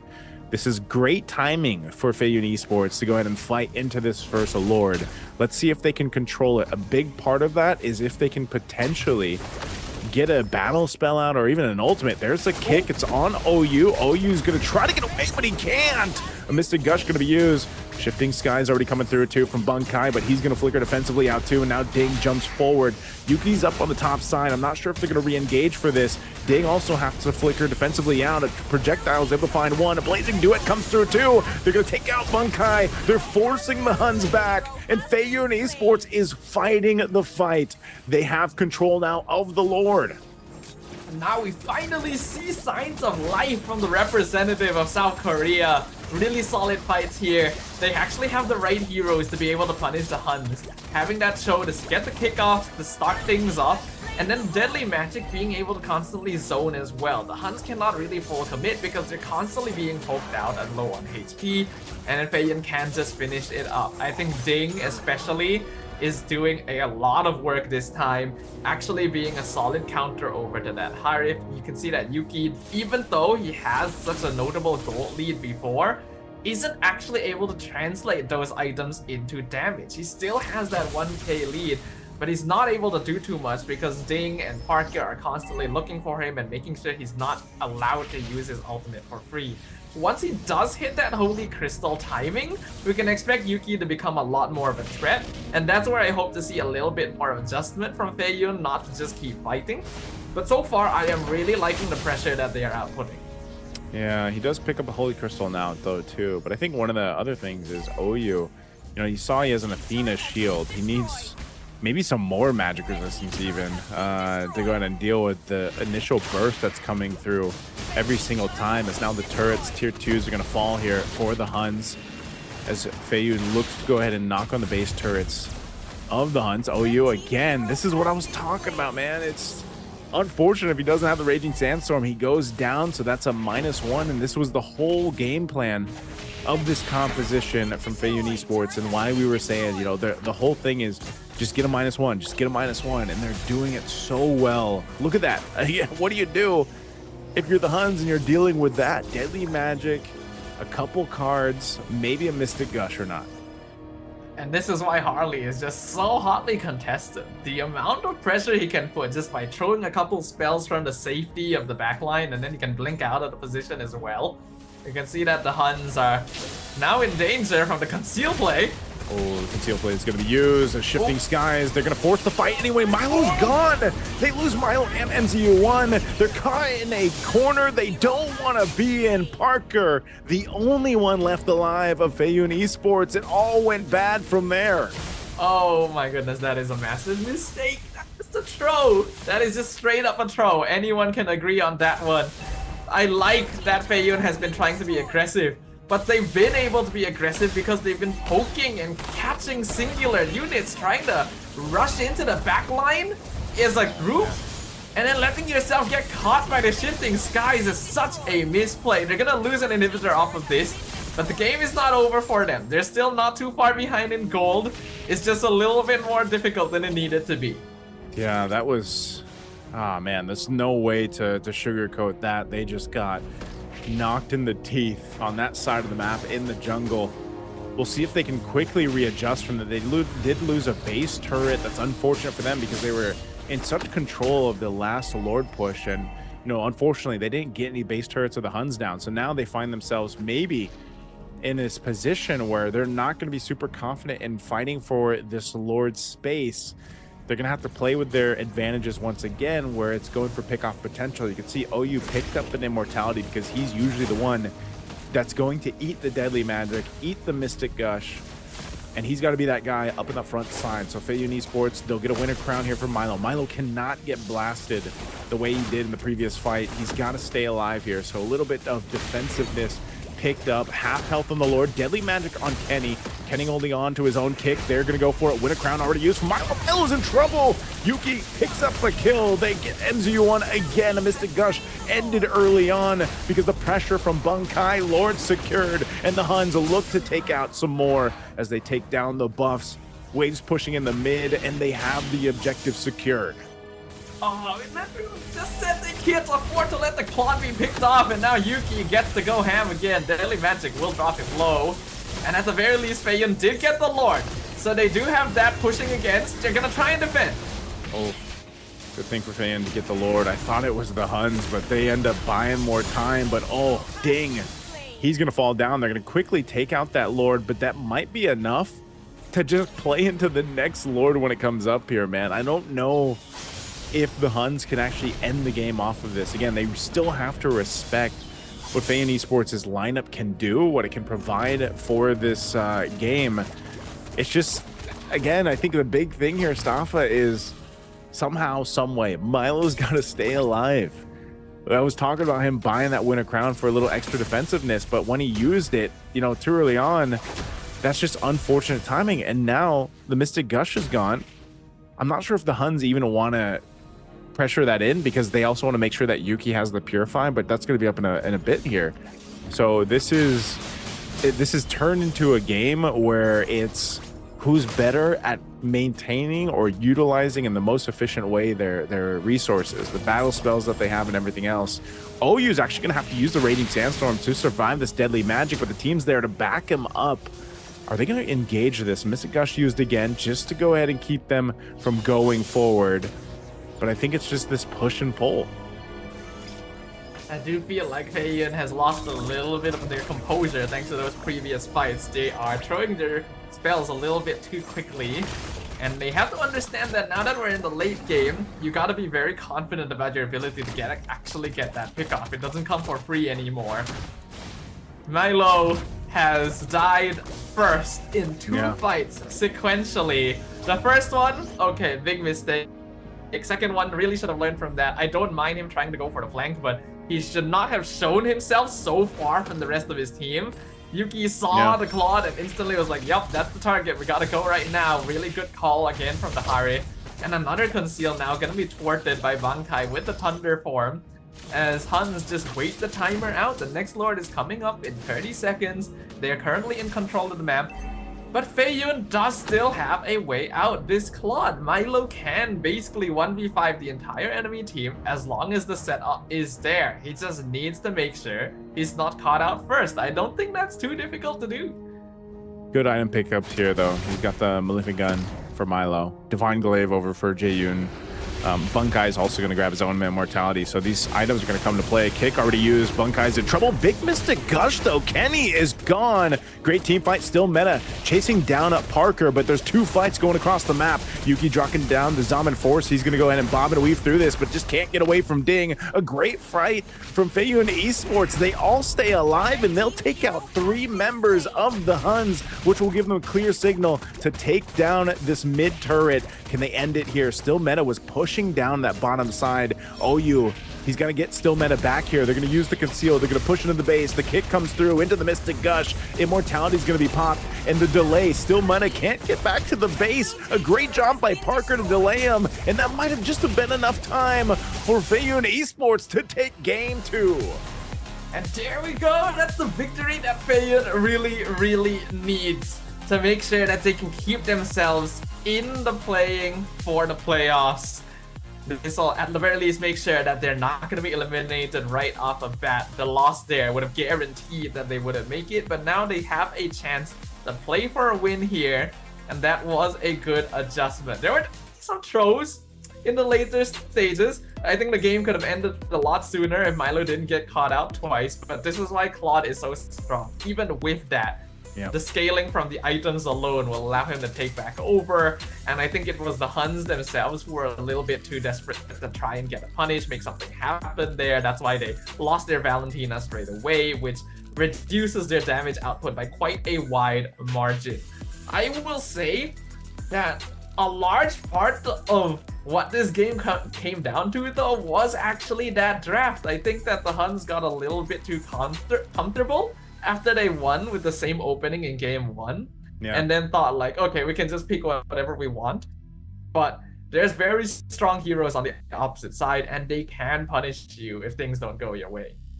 Yeah, that's the thing I noticed as well. You know, I just feel like maybe the HUNS, with especially the way that game 1 went, it's like they didn't change up too much. And I think in a way you kind of, no matter what, if there's a Harley, then like you said, stop it. There's a reason why that Harley is like purely the guy to go for the meta, especially if you're on your blue side and he's open. Like, you have to play against it. The deadly magic, it doesn't even matter if you get a kill or not, like towards the mid to late game. It's just about getting enough pressure on who you need to get it on. And most of the time that was OU, right? He was dealing with that deadly magic, the Mystic Gush combo. Really great last kick there, the Way of the Dragon that we saw from MZU1 too, to go ahead and make that happen. Because even with an Immortality and you have a Gord and a Harley working together, it serves that entire purpose. And that's why I pointed that out before we jumped in the game, was your game plan, if you're a FAU in esports, is to just go for a numbers advantage. And all that means is pick one target, take him out, and you then have an advantage of having your 5 members. This time there was enough chaos in the team fights too from the HUNS, just like there was in game 1. But I feel like FAU in esports allowed them to respond and react in a way that matched the kind of chaotic nature of the HUNS lineup, but also their play style. So that was why I was asking before, like, are we going to see these real-time adjustments? And I think at least for game 2, that's what we saw from FAU in esports. I was already a little bit concerned for the side of the HUNS just after seeing the first phase of the draft from Feiyun, because you have Harley, Claude, and Phobius, and the HUNS decided to pick Harif and Valentina. Now, I will say, Kenny plays a mean Valentina. I really like the skills that he's stealing. He actually got some really good kicks in as well. Not really a spell you see Valentina steal often, but there are still issues with that. You don't have as much lane control, and you can be quite easily dived on since you don't have as much range compared to other mages. And if you are intending to play Harif, I think it is a mistake to let Phobius and Claude through for free, because they limit his ability to play so much. Yeah, the Claude is such a game changer. Like you mentioned, you know, it's just one of those heroes that has potential to create such an impact on a team fight, especially later on when you're item locked in. And, you know, MZU1 getting that MVP here on the Cho, it's one of those things where you're not going to see the Cho pop up a lot for certain teams, or it's very specific, it's very niche for certain teams. And you know, especially the Filipino players out there, again, MZU1 being one of the players from the MDL Philippines at a certain point in time. And he just made this really work in the grand scheme of things with the way that the lineup was supposed to, which also just allowed that timing to happen here for the Claude, to get your Trinity, to get that. You know, I was a little worried though too, man, because when he picked up the Winter Crown and then like right away they got him to use the Winter Crown, like you mentioned, you know, I was like, oh no, that's not good. But even after that happened, he made a quick adjustment to it. And I think that even for Parker, man, again, the Harley is just kind of insane, but I feel like this is the first time, since we get to see the first time that FAU in esports wins a game here, like that Parker was in his flow. I think he was doing a great job on the Harley. So I think if you're looking to get game 3, if you're the HUNS, you have to either either prioritize or just ban away the Harley, because Parker was really locked in on the way that he was moving around the map and able to make things happen. He even did a great job there at the end of stalling out Still Meta, so that Still Meta couldn't get back to the base in time. Yeah, I think Harley is honestly just a little bit too effective. It's the same case for Claude as OP. well. And I think these are 2 of the best heroes in the meta, just straight up. So much mobility, so much scaling. They get the poke you for free as well. Like you mentioned, deadly magic doesn't need to be deadly. The pressure alone is more than enough, and it's ranged as well, so it doesn't require a lot of committal from the Harley. So you basically have to trade these heroes. but at the same time, Harley is effective against Claude. So I can understand why they may not have been willing to pick Claude once the Harley showed itself, but then you're just opening it up for both heroes to be locked in, and the Phoveus is still open as well. At that point, I think it would have been better not to pick Harif so early on and keep things a little bit more open. Then you can lock in a better late game marksman afterwards, right? We've already seen cases where heroes like Clint are being used to win lane against or carried are being used to win lane against Claude and are not necessarily as vulnerable to the Phoveus. But that's the thing too, like Yuki, his laning was actually pretty good, you know. He was in the lead, and he hit his power spike on the Harith. But I think you mentioned it perfectly. It's the big problem was just the Phoveus, and a lot of times Ding he's throwing himself towards the right targets, and he's just such a distraction. And this was even Ding was trying to do this in the other games that we saw, even in the first match. Like, he was trying to do the same thing, but I think this was almost just one of the situations where Ding was allowed to be able to do what he did because, again, I think it starts in the jungle for these guys. Like, Parker's really got to have a good flow to start with, and I think even in this case, MZU1 on the Cho really helped them to be able to do that. The Huns maybe, like we were saying in the game, they really chose not to be too aggressive in the, let's say, the counter jungling or the early rotations.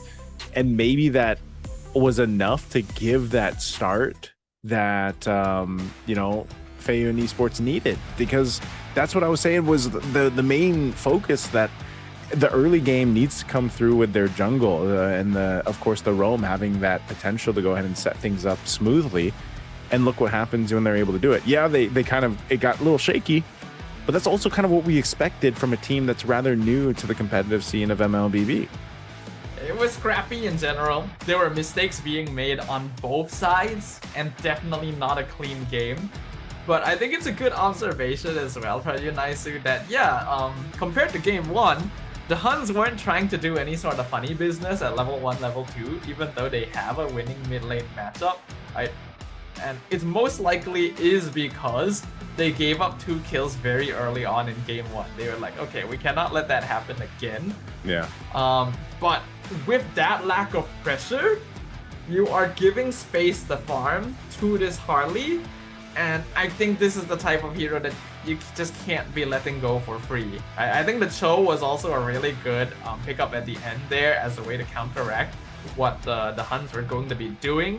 And of course, it pairs well with the Gourd and the Harley to just one-shot someone. And we know that MZU1 is able to play it. I would say that Cho is very much a flavor of Southeast Asia. There's not a lot of regions outside that regularly pick Cho compared to us MPL regions. So maybe a little less experience playing with it as well, because I don't think it was perfect. There were definitely more mistakes that could have been punished from the Cho. Many kicks in the wrong direction. It's just that the Huns gave away a bit too much. Yeah, it's one of those things where you have to argue the fact of how aggressive do you be, especially as a roamer.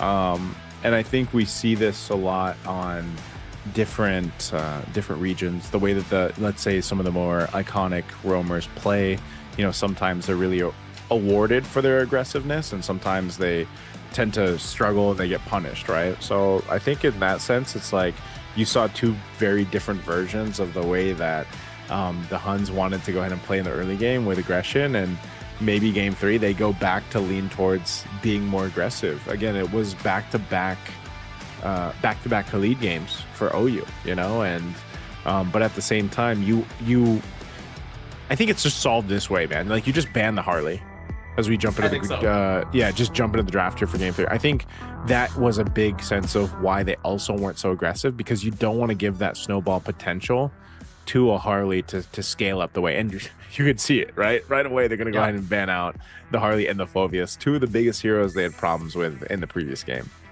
It is possible that the Huns were just limit testing a little bit in the previous game. They're like, okay, we won pretty handily game 1. Let's see whether or not we can deal with them, even if we give them a lot of strong heroes. That could have been a possibility. And now that they're in game 3, it's like, okay, no more. Time to actually draft seriously, right?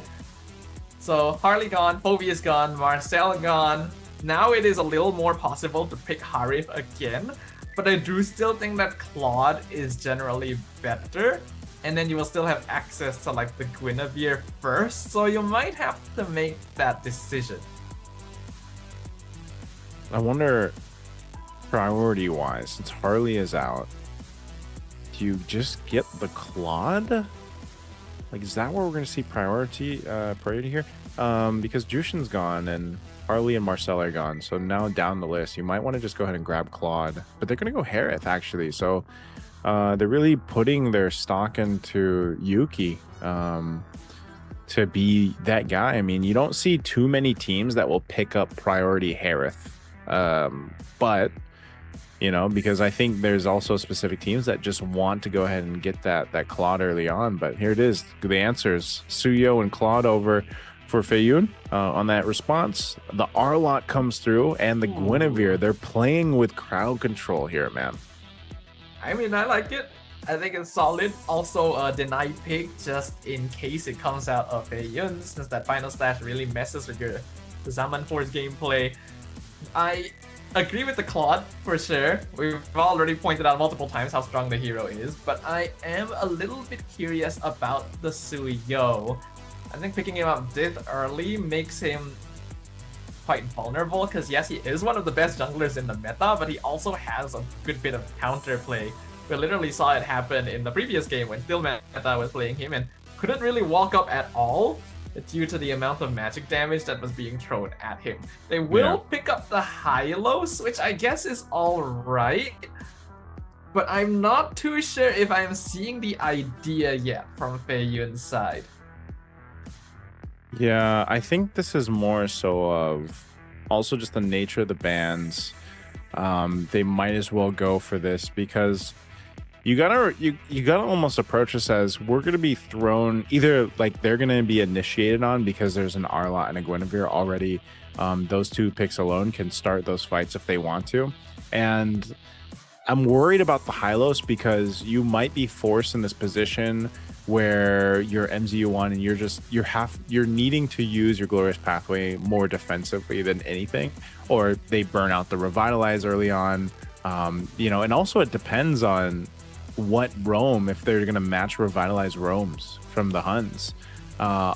Obviously, Arlott can still be flexed. Like, there is a way for the Arlott to be flexed. It's most likely going XP, but you know, that's one of the things is like you can actually just get out the Revitalize, get out the Glorious Pathway from the Hylos, and then kind of have this advantage where, again, utilizing a Guinevere, Spatial Migration, or Requiem combo will give space to Yuki to play into his Zaman Force. And his biggest problem, like we reiterated earlier on, stuff was just the Phoveus. So that's what I was saying. Like, you just solve those issues by just banning those heroes out. And, you know, for the Huns, they're in a good position to just go ahead and lock this in.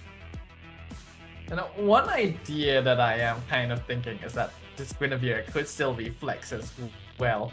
It's not something we see that often anymore since it is generally Guinevere jungle, but Guinevere roam is still very possible, and I think it's not a bad idea into the Hylos, since it's one of the longest forms of safe CC that you can get on one of the tankiest heroes in the game. And then if you do go Guinevere roam, then you can grab like Eve Fredrin, which are very good combo duos with Arlott. Now, I don't think they're going to do that, because I don't feel like we've seen a tank jungle yet from the side of the Huns, but it could be a very strong team fight comp if that option is open. I'm wondering what happened there. It looks like there's potentially, I don't know if that was through the draft, but it looks like something definitely happened. Yeah, I think we'll have to so. see if it's still the same picks or if there was maybe a glitch there. We'll get some information here in just a bit, but so far that's what we have to work on is those first phases coming through. And you know, that's one thing that you can look at is, again, I think in this case where you've got a Suyo as well, you should be able to go ahead and move around the map, like, you know, pretty quickly, pretty well. But there is a world, where the Guinevere is potentially flexed. The same thing can happen with the Arlott. anytime you really look at these kind of heroes that have this flexibility, you can play the upper hand there. So again, I don't know if what's going to change, but that's what we have so far. And Guinevere could be flexed, Arlott could be flexed. Either way, let's just say it's Guinevere jungle, Arlott in the XP lane, and then Yuki having that space. Like, and because the Phobius is gone, you got to figure out a way, if you're Feiyun Esports, to deal with now Yuki, because Ding was the guy on the Phobius to deal with him entirely from the previous one. So that's, I think, something that is the glaring step for Feiyun Esports to deal with in this draft. Because even in the lane matchup, man, like we were talking about that, like the lane matchup, Yuki is the more winningest gold laner in that matchup right now against Milo. And it seems like the Harith is the comfort choice for him. Yeah, that's the reason why they would even go for it in the first pick position, right? Phobius is definitely the best meta counter to Harith right now. So with him gone, there's not a lot of good choices beyond that. I do still think Claude actually does quite well. You could argue for a world where we don't need to worry too much about the Harith because Claude just outscales him anyway, as long as the game lasts long enough. Other counters would be, we haven't seen much of Esmeralda anymore. Mincitar is a funny pick that has shown up a couple times in MPL MY, but I think that's purely because of Diablo. So I'm trying to think as well what would be solid for them to deal with it. I honestly think that Claude by himself is okay. But I do wish that it was a Leomord instead of a Suyo. Yeah. You like the Leomord more? Is that why? Or I think Leomord just in this case kind of busted. Yeah. Suyo is, I feel like in the sense that, so you could say like the same for Suyo though. Like he's got enough mobility, he's got enough damage. It can, and I guess if you also look at this again, I'm really hoping that it's that first phase that we saw is still the case, but it's like even the Hylos, if he doesn't have to be so defensive with his Glorious Pathway, it actually really helps you set things up with your Suyo to have that, you know, again, that slow and the stun that comes with it, and then you layer it in with your stun that you have on a Suyo, plus the damage output with a Soul Sever. There's so many ways for them to get picks with that kit alone. So maybe that's part of the game plan that they're running with. My argument to it is that we already know Suyo is more vulnerable to magic damage compared to physical, so that's already one disadvantage. And then when we consider Phantom Steed, Leomord is just generally a lot bulkier, which means that he's a lot better at diving, and he can be paired up well with the Glorious Pathway. I'd argue even better, because Suyo, if he misses his abilities, he's just kind of in a bad spot. But it looks like it's gonna be the Khalid Zetian to finish things off for the Huns. Okay, we got our answer, man. I want to say I'm not surprised that they went the Khalid again, back to back. So, but I think they'll just change their game plan. I think we might even see the Huns be more aggressive, just like they were in game one for this. So for Feiyun Esports, they pick up the Gourd this time. That seems to be really comfort for Jae-yoon. What are they going to pair this up with in the XP lane? They're going to be up against a Arlott.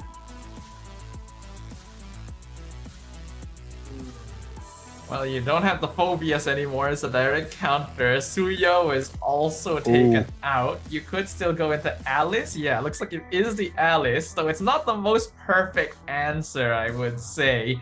You do have at least some ways of putting pressure onto the backline, right? Maybe throw the Alice into the back, try and disrupt the Harith from using Zaman Force, but I wouldn't really say it's the most optimal answer either.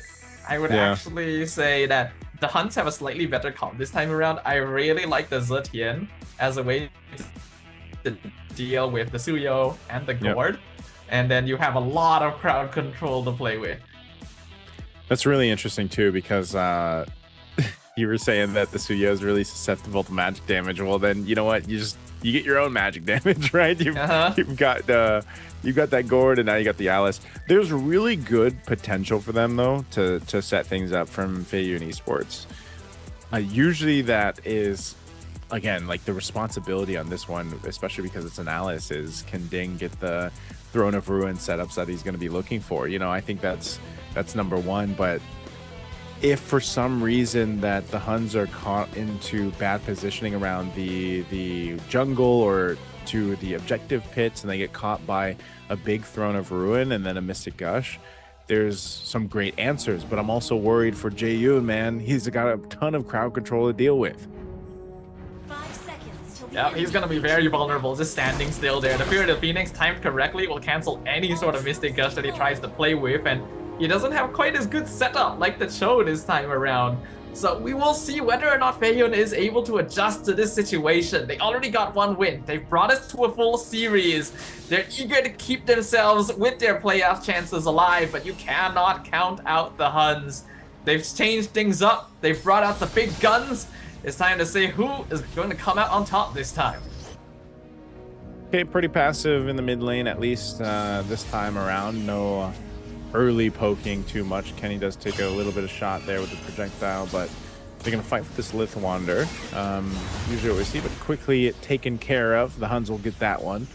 And just, I guess it's a little bit different than what we were expecting. You know, the Huns is just going to go ahead and be a little more safe this time around. They want to go ahead and play into potential setup, which is essentially going to happen once OU is level 4, once he has a Raging Sandstorm, or even Still Metal. Still Metal can technically do that with a Guinevere, just utilizing the spatial migration and the stun that they'll have eventually here. So something that they want to do, I guess, just be a little more passive into the first objective. I think it makes more sense this time around for the Huns to be a little passive early on. Yes, they have a Khalid, but they don't really have anyone who's able to follow him easily into invading the enemy jungle. So just use OU as a way to get vision. Make sure you keep an eye on the rotations, and you can play for the first or second turtle timing, because at that point, your heroes will already be capable of fighting, especially Bankai on the Arlet. I'm hoping that we see a little bit more of an impact from the Huns in that EXP lane, because if they can unlock him, it would be very big for their team fighting. Yeah, you can see this focus here in the mid lane as the turtle comes up. It's already going to be started by Parker, though. He's got control of it. The Huns getting into the zone. Fury, the Phoenix, are going to be dropped off, and it's Parker to secure the turtle. And they disengage from the fight here. OU, little low here. Spatial migration is the Requiem going to be used. Ding trying to get away, but he already had a great setup to allow FY to secure the objective, but he doesn't escape with his health.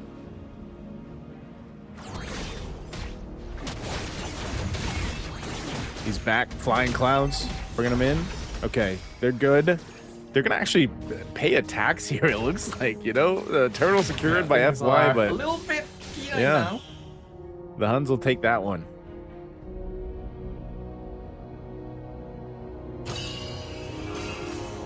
Okay. They're gonna have to fight this one again in the mid lane. I guess they're just gonna poke down. Oh man, he gets stunned. MZU1 will go ahead and just gain control of this, and that's something they have to kind of worry about, is actually controlling the space around here. So far so good. Good trades across the board, nothing too crazy. They'll keep an equilibrium, at least in terms of the gold for now, but definitely FY wants to get control of the next turtle, but now you have to respond to the level 4s that are available from the Huns. Yeah, oh, and Yuki actually gets a pick off in the bot lane. So already a good start for the Huns, and winning out lane prio there is going to be very useful as well, to let the Harik hit his power spike early. We already know how quickly Yuki is able to farm as well. Even last game we were kind of confused about how he got so much more of a gold advantage. This is just going to increase that even further. And that is the timing that the Huns wants to play for. I think at this point they recognize that they're not going to have as strong late game scaling compared to Feiyun, since the Claude is still ridiculous in terms of that late game. So the goal is to try and snowball off of this early mid, end the game before that timing can happen. At least that's what I hope they're going to be doing. Well, let's see. Second turtle of the game's up. Parker just around the corner. Bunkai will hold this. We're going to see where Bunkai, if he's going to be the one to engage or they utilize OU. It's either going to be a Final Slash or a Raging Sandstorm. Half health on that. Fury Phoenix going to be used already. They're going to collapse down. Jaeyoon can't get away. Meanwhile, across with the turtle, it's not secured, but they zone out the right members. The HUNS still looking to go ahead and re-engage. Does Feiyun Esports want to go for this? They pop the blazing, do it from Milo. They're going to be jumping forward again. Parker will get the turtle. Fight still breaking out. Milo going to rejoin in the fight. Zaman Force already dropped down 2 from Yuki as he picked up another kill. They're quite low. Flying Cloud's going to bring Jaeyoon back to this. They've got to get out of here, but FY running them down, chasing them down. They'll get a flicker down, and they're looking for more. Kenny still alive, though. So FY, turtle secured and some kills. Are they looking to take the purple here too? They do. They are able to go ahead and secure that as well. I do think that's a bit of a missed call from the HUNS right there. One look at this team comp and you already know which side is coming out on top in an extended battle.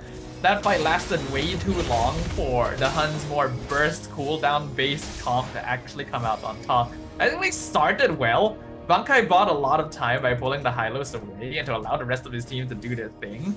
But you can see that Harif is... Oh, not Yuki! Ooh. Yuki getting caught. Mystic Gush, man. That's a damage. Yeah, that is very not ideal. Yeah, this early on, Harif doesn't quite have enough damage yet. He lands that second item, ideally third item, before he starts hitting like a truck. And because of that, they don't... Oh. He's okay. Oh, you should be fine in that one. But yeah, the HUNS need to recognize they are not good at extended team fights. They need to make sure that the fight ends quickly, and if it doesn't, to just disengage, get whatever you can, and respect the spacing. Yeah, and the crazy thing is because it's Flying Clouds, like the team fights can extend and extend and extend, you know, and that's something that they have to be kind of aware of, especially with when their power spike happens here with this kind of composition. They really haven't been able to secure the turtles yet. It's all been Feiyun Esports. They've got 2. The third one's going to be spawning. They'll rotate forward. This is Parker. Probably going to get his purple buff first. He's definitely, they can delay it if they want to. Oracle picked up here by Bunkai. They're going to keep Yuki up top, so they might actually just choose to not full-on fight this, or he's going to trade a turtle out for a turret, but it looks like he's going to rotate down. They're going to force a fight anyway. Mystic Gush are already going to be utilized by Jaeyoon as they fight for the turtle. They'll secure it as he's trying to get away. Bunkai has to flicker, and it just seems like there was a disconnect on what the HUNS wanted to do. I don't think they want to re-engage here. Requiem are we going to be used, though. They're going to go for it. Fury of the Phoenix drop down 2. They are quite low. NZ1 first to fall. Blazing Duet going to be utilized as Milo will fall instead. And now Yuki gets a double. He's going to be trying to go for the triple. He's on the run. Ding. A sliver of HP, but a good projectile will stop the HUNS in their tracks. I gotta say, I'm kind of shocked that they were able to turn around and win that one. I think it was largely because Yuki was able to show up, but I agree with you. I think there was a little bit of confusion about what they wanted to do first. They had Yuki pushing up the top lane. At that point, it's like, okay, then probably shouldn't fight for the turtle, right? Yeah. If they wanted to reset it, I can understand, but you don't really have the right heroes to do that safely. So because of that, Feiyun were able to start the fight before Yuki could show up. And then at that point, since it's not going too well, I feel like you should just tell Yuki, stay top, push the tower and farm, and we'll just, you know, accept maybe sacrificing one person if necessary. He did end up coming out on top with the 2 kills, but some weird decisions, I think. Oh, Bunkai. He goes in, still surviving amidst it all. Fury of the Phoenix going to use 2. Bunkai's still alive for now. Here to use the setup that he was looking for as Ding gets counter punched into the face. And they're going to be able to find another as MZU1 falls too. What a turnaround fight there. What a way to stay alive from Bunkai. I mean, it is the Arlet. You get a lot of healing, and honestly, I think even Feiyun was surprised that he was able to get out of that one. Yuki is now officially at full velocity. This Harif is going to be a big issue in most of these fights with a 5 and 1 KDA. And this is where the HUNS can really fight. Before this, I was saying, yeah, they probably should avoid taking extended team fights. Now he can actually afford to do so with a couple of items under their belt. It really comes down to who is able to get those executions first. Both sides have pretty good first. They have some catch here and there. I think that it's still a little bit easier for the Fei Yun side to just run down. But the Huns have shown that they're comfortable on the heroes they're playing, and now they're gonna try and contest for the Lord again. Wow, they're really pushing this one. Less than half health on Lord. Glorious Pathway are going to be dropped down. Fear of the Phoenix too. They're going to crowd around, and Parker will get the Lord. They're looking to capitalize on the fight here too. It's split up 3 ways across the map. Jae-yoon's going to fall into Bunkai. He picks up 1. Milo on the run, but he's got 3 following him. He does get out with the BMI. So far, the 1-for-1 trade, but a good pickup for the Lord for Fei Yun Esports. His fights are really scrappy, man. Bunkai went for the backline straight away. And I think that's a good idea to cancel the Mystic Gust, but it also took him quite a while to actually finish off Jae-yoon, and by then he was basically stranded, so I'm not too sure if that's the most worth it. And you can see now that Claude is still very, very slippery. Unless they really catch him off guard, the Huns are not taking him out particularly quickly, and because of that, FY can still win out a lot of these fights. Really good use of the Glorious Pathway to confirm that they get the mid-tier 1 Mystic. Gosh, gonna take Yuki to very low HP. Should be able to defend this still. Oh, they catch Parker. I don't think they were expecting Parker, or I don't think they were expecting still Meta to be there. So Parker goes down, and Engage comes through. Fear of the Phoenix after the Raging Sandstorm. They're going to be cleaning up another kill on Jae-yoon. I think to chase further. They will take the purple buff. They do get a stun out with a vengeance. Milo tries to get away. He does with a BMI, but a final slash comes through as well. But he uses the blazing duet to be able to get away with his life.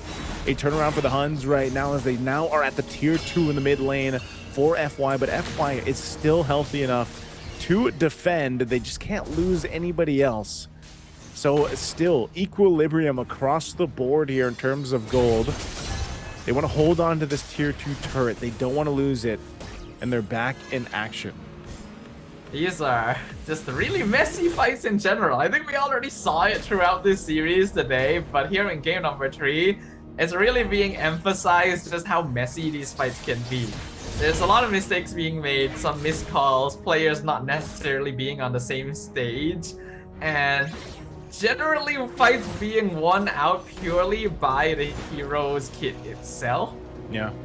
It's a little hard to analyze because the decision making is all over the place.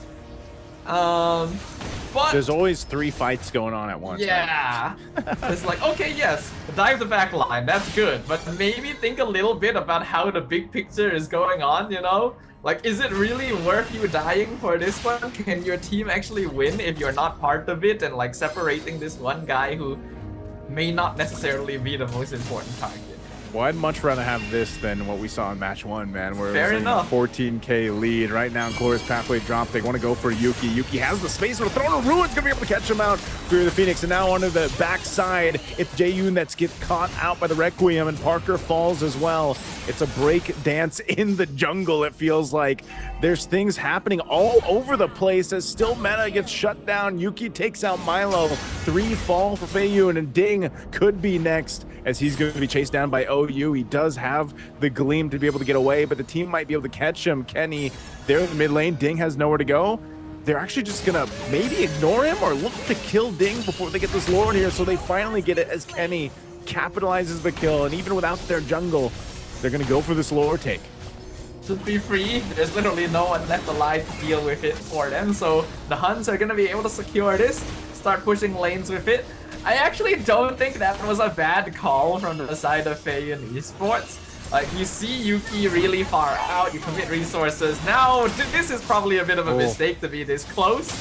Yeah, NGU1, I think he just wanted to see or like get some information, but he ends up dying instead. And so now they're not going to have NGU1 at least for the push towards the base. But good thing for them, they still do maintain the tier 2 turrets. So at most, we might see a little bit of damage to the base turrets of Fei Yun Esports, but they should still be okay. Fei Yun will be up actually in just a bit here. So really good timing on that. Again, he's got to revitalize into this. Lord's going to go ahead and charge in to that tier 2 mid turret. While the HUNS walks through on all the lanes to push this one in. FeiYun Esports, they've got great clear potential, great defensive potential, especially with the Gord on their side. This mid turret, though, is gonna go down. Half health on the Lord left. They'll choose to go ahead and just go ahead and clear that out. Right now, that's all the HUNS get. I think that's perfectly fine, though. Really good defense from FeiYun. There are more minion waves streaking in, but I don't think it's worth the risk unless they get a really good setup. They're gonna go for it anyway. Fear of the Phoenix, Throne of Ruin, all thrown out here. They have to get away. The turret didn't go down, so not the initiation that they wanted. So the HUNS now on the retreat. FeiYun looking to run them out of the jungle. It looks like they'll be just fine. Not sure what the HUNS wanted to do there with Bunkai. Yeah, I literally said, I don't think it's really worth the risk to try and force this, and they just decide, nah, we're gonna do it anyway. And, well, you get punished for it. The entire enemy team is alive in their base, and now they're fighting in the river for some reason. You're gonna fight anyway. Immortality gonna be proc, still meta. Jordan the fight, he's looking for Milo. Milo, power the blades and do it, but Kenny will clean up that kill. Still meta, just, they don't want to let up. Even if they're down, if they have nothing to focus, they're gonna focus on each other, trying to go for these kills. OU, sliver of health, heals up with a quicksand guard. The rest of the team towards that base. Ding just doing his own thing. He's gonna be able to gleam on through, but the rest of the team is now part of it, so Ding won't be able to escape this one. Gets thrown in the air, tossed in the air, and finally it killed Yuki. 9-1-5. Luckily for FeiYun Esports, the Lord is still 35 seconds away, so they should be able to stall it out. They just can't keep throwing themselves at the HUNS. Yeah, I am scratching my head a little bit about this one, Naisu. In the previous couple games, we did say these teams were a little passive sometimes, but this ain't passive at all. Mystic Gush, final /2. The turret still stands. So it's FeiYun Esports to punish the HUNS. What happened for the HUNS? They didn't have to force the fight under the turret, and now it's Bunkai on the run. He's gonna get stunned, soul severed to death as Jaehoon picks up a kill. And all this as the Lord is now up. Oh, what are they doing, Naisu? I don't know what they're doing. Literally, why would you push that? Why would Yuki be standing that far up again? The Lord, the tower's not worth it at that point. The Lord is literally about to spawn. Just get the Lord and you're basically guaranteed 2 towers, but no, you decide you're going to push. For some reason, when the enemy team is still perfectly healthy in their base, when you only have a single minion wave to work with, I am flabbergasted in a not good way. This is what we were saying though, Staffa, about the way, the play style that is so known for the Mongolian teams out there. They love to be scrappy, they love to fight.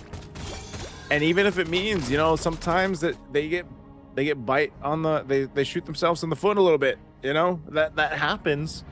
They're gonna have to clear this out. Now they do have good clear potential, but they're hoping that it's not a game-ending mistake to push for that bottom turret. They didn't have to, but they want to just win these team fights. That's what they're looking to do. I mean, Yuki's had a phenomenal game. He's gotten so many kills at this point. He picks up a winner crown, but they've got a Lord to deal with, pushing down this mid wave.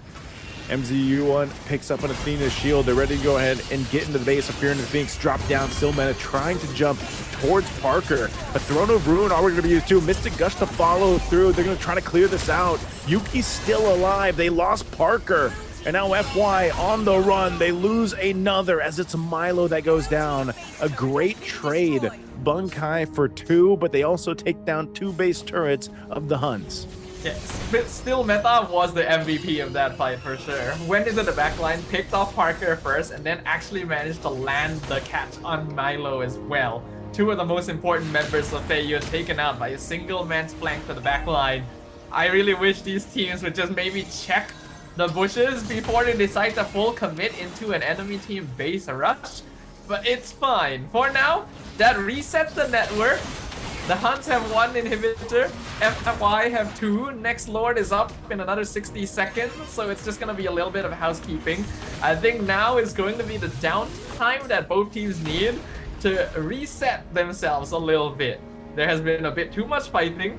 with not necessarily the best setup and just kind of hoping that stuff works out. Yeah. You know, I'm hoping to see a little bit more deliberation when a fight is happening. Yeah, they're gonna need to really lock in on the game IQ here, the game sense for this Lord fight. It just seems like both sides have really just wanted to duke it out and see who comes out, you know, the winner of these fights. You got 20 seconds on this Lord, fighting for the space around it as they want to go for a pick-off before they rotate up. That might just be what they're looking for here. I'm not sure who's going to be able to pull that off better. If it's going to be utilizing the projectile that we see Jaehyun throwing out, maybe the stun from MZU1. Lord's evolving though. And now you also have immortalities coming into play for this. So Lord spawns, the Huns will be the first to rotate towards it. I will say, basically, all it really comes down to now that we're at the 20-minute mark is which team can pick up the enemy marksman first. If they can do that, they basically just win. Because that's where all the damage is coming from at this point. And there's really no one else that can output the same DPS that Yuki and Milo are doing. I mean, Jaehyun's damage is pretty good, as you see from the Mystic Gush. They're going to be used. Fury of the Phoenix comes down too. A lot of Winter Crowns used, but Milo is the first to go down. Bunkai from Milo. They're still going to be fighting it out right in the mid lane. Forget the Lord, just win the team fight. They're going for MZU1. His immortality is going to pop. Great usage and zoning out from Still Menace. He's going to be chasing down Parker. Parker picks up an immortality. They're going to be swapping it out, and it's Still Meta that gets punished. Great pickup by Parker. This is what the Suyo does every single time. And now Yuki jumping forward. Ding should be able to gleam away. He pops the Winter Crown first as he picks it up, but he can't get away. Even the immortality won't save him. Picked it up too late. So it's a trade of the 2 for 3. They'll reset and maybe get in position for the Lord, knowing that Still Meta is not up. I gotta say, I'm surprised that fight was as close as it was, considering that Milo went down first. I was very certain that the Huns should have been able to win most of that out, especially with Feiyun deciding to stay and fight for some reason. But that is the issue with the Harif. Once the game gets to a very, very late stage, a single Zaman force may not be enough to burn through tankier heroes, especially like at high load. They're gonna try and work on the Lord. Good Phoenix used. Oh, Parker gonna get blasted here. Immortality won't be enough. He did try to pick up the Winter Crown too, but thank you for the leash, says the Huns. Lord for the taking here. Still Meta not there just yet. They should be able to just go ahead and secure this. That they do. Yuki to get that last hit on the Lord. So good attempt from Feiyun Esports, but Parker gets caught, and now they have to go ahead and get ready for this base defense. Why is no one checking the bush? Why are we not controlling the Lord pit now? So that's what I'm so confused about. It's like, okay, you're trying to blitz the Lord for some reason. You just have your jungler standing in the open, and your rover, your EXP is not like checking angles. He just gets caught like that. All right, sure, they're pushing in. Oh, they're gonna get caught too. Jaehyun getting caught out. Milo though is up. Blazing Duet's gonna be able to pump out a lot of the damage. Another Fury of the Phoenix gonna be thrown out. Double kill from Milo, but they still have this beefed up Lord to deal with. Immortality pop. Parker back into the fight. He's gonna be jumping in and taking half damage already though. Lord is there. Flying clouds come through. MZU1 goes down, but no, it's just gonna be clean out, and the Huns will go ahead and win Game 3 and win the series. Well, despite the messiness of everything, the Huns were able to close things out at the end. It felt like there was a lot of disrespect, especially in that attempted Lord take that I just highlighted. But in the base defense as well, you can see that Yuki was able to play around the back line particularly safely. I think that for the side of Feiyun, once the Mystic Gush is gone, all of their damage basically relies on Milo, and if they're able to pick off the Claude, then the Huns are able to come out on top most of the time. We can see that Yuki is quite comfortable from the Harif. That's probably why they're willing to pick it up so early on. But I do think that if it was the Claude on their side instead, the game would not be quite as difficult. Yeah, that was one of the scrappier games I've seen in a minute, man. Yep. And I guess in a way too, it's kind of what we thought this series would be. I'm still really happy with the way that the series developed, because even for FEIYUN Esports, like, you clearly saw at least an improvement from their first match. And, you know, the first match, again, if you missed it, very dominant for YBG.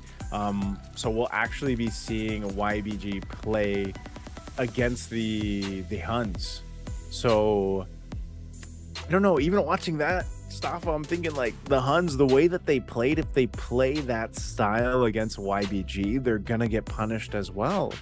I think so. Because YBG was just very clean with their rotations, their team fighting. Like, the team fighting was on point. Or also, maybe, like, let's think about some of the madness there. Maybe that kind of gameplay, that chaoticness, maybe it'll throw off a team like YBG, you know? But when you have two teams doing that, and you kind of throw logic out of the window a little bit, and you're just like, you know what? May the best team win in these team fights. That's kind of what we saw in Game 3. There's definitely situations where teams form a bit of a rock, paper, scissors relationship with each other, where beating one team may not necessarily mean being stronger than another. But I do kind of share your thoughts about how YBG definitely felt the most disciplined, the most confident out of all the teams in terms of direction, gameplay, and communication. So it's gonna be interesting to see what happens when they do go up against the HUNS. And I think what also makes it very, very interesting is that with that loss, it's basically all for sure that FEIYUN is not gonna be claiming that playoff spot, which means that this last match is what will determine it. The winner of the last match will be the one that moves forward. Yeah, it's you know, unfortunate for FEIYUN Esports, but again, we kind of, you know, when you're one of these newer regions, newer teams competing into the, especially like an international tournament like this, a championship tour here for East Asia, it's really hard, I feel like, for these teams who haven't had the opportunity to play too much or get those reps in against, you know, playing against other international teams, to really be at that level that some of these teams are. Even again, when you have like some individual experiences or veterancy for some of the players, you know, unfortunately that doesn't play out in the actual grand scheme of things, because again, it's a 5-man game. You need that team synergy to really work here. I mean, think about how many kills this game had alone, Stafa, right? 29-15 at 23-minute mark. Like, that's kind of insane from what we usually see. But again, it's one of those things where FEIYUN Esports, I feel like they are still trying to figure out their best play style, the best way that they want to go and approach these team fights. Again, there was some questionable initiations, even from Ding. MZU1 really tried to utilize what he could with Glorious Pathways and the Hylos. Milo was really impressive. I will say, you know, for Milo on the Claude that we've got to see him play, he was really impressive. It's just, even there was times where it's like, Milo, you're getting blasted, man. Why are you there? You know? And so hopefully they can bounce back and continue to take this experience and improve in the future. But our MVP for Game 3 is going to be Kenny here on the Zetian. The Zetian continues to be one of those heroes where you just keep taking damage from her without really noticing. And as long as you position correctly, you are always going to be a threat in those team fights. It's a very similar case to Eve. I do feel like the timing on the Fury of the Phoenix could have been a little better sometimes. Like actually combined with the rest of the setup from the team, because there were moments where like you could see a big raging sandstorm and the Phoenix comes out just a little bit too late to actually connect the CC chain. But I would say that overall this was a good pick. I already liked it when I saw it in the draft. I think Kenny piloted it well. I honestly thought that the MVP would be Yuki, because that Harif also played incredibly well. You know, he got picked up from time to time, but he was basically the main DPS source most of the game. Yeah, it's there's a reason why I feel like the Harith was, you know, going to be priority, or like something that they really wanted to plan to. And you could see that, like you could see that throughout the series that we got to see for the HUNS, the way that they played around the team fights, the way that Yuki plays the Harith.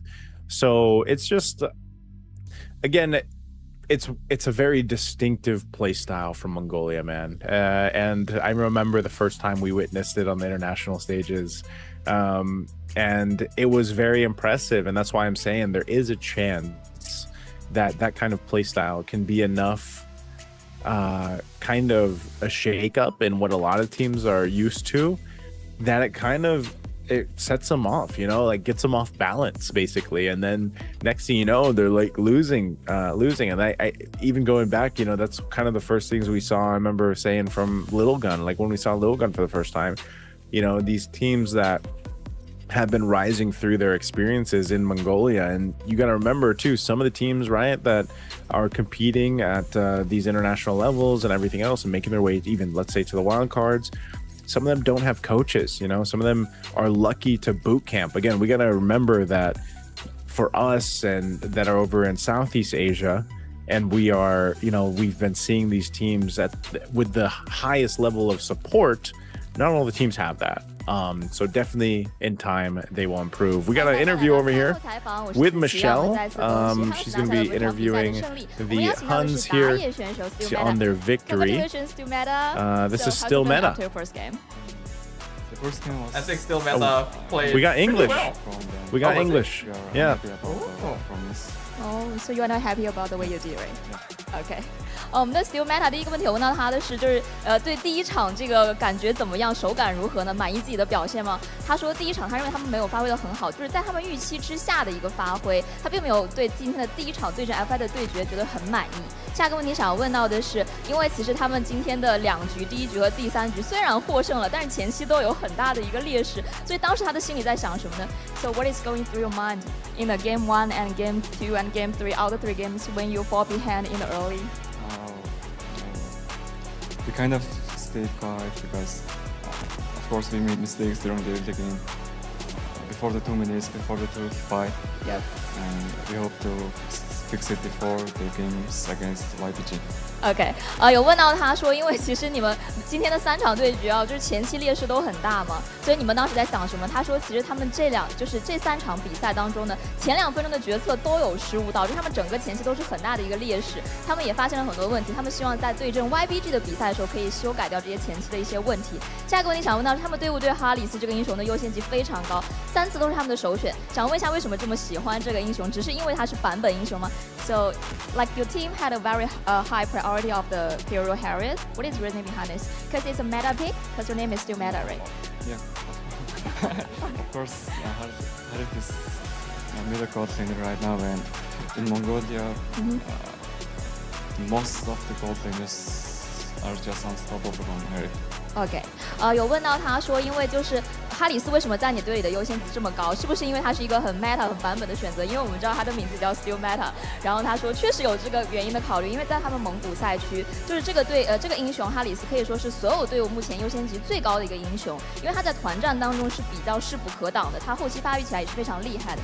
最后一个问题想要问到他的是，他们怎么样期待一下下一场对阵 YBG 的比赛呢？有没有哪个选手他们认为他们可能需要额外注意 ？So what is your expectations towards the next game versus YBG? Any player you think you need to pay much more attention to? I think as a jungler, I need to gank Fish God.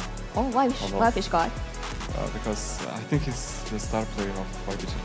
OK， 然后我有问到他，他说下一场的话，他觉得他们要额外小心一下鱼神。我问他为什么鱼神，他认为鱼神是 YBG 的明星选手，所以也非常期待他们下一场的精彩对决。也非常感谢 Still Meta， 以上就是我们赛后采访的全部内容了，大家可以稍事休息一下，精彩的比赛马上回来。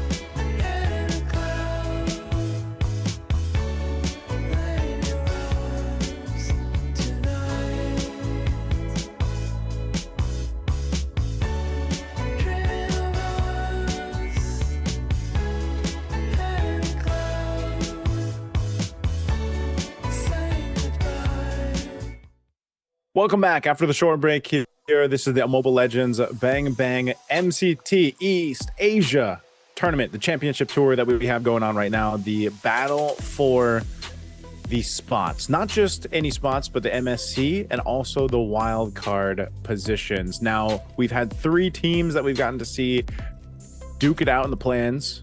This is today. Tomorrow, they're going to be going to the playoffs, and there's only one team that can make it to the playoffs, and it's either going to be the HUNS from Mongolia or the dominant Yin Bin Gaming, who we got to see, YBG, after the match 1 where it was so dominant. Safa, it's me, Naisu, Stafa, how we feel, man? Is this going to be YBG that showed us what was it, back-to-back?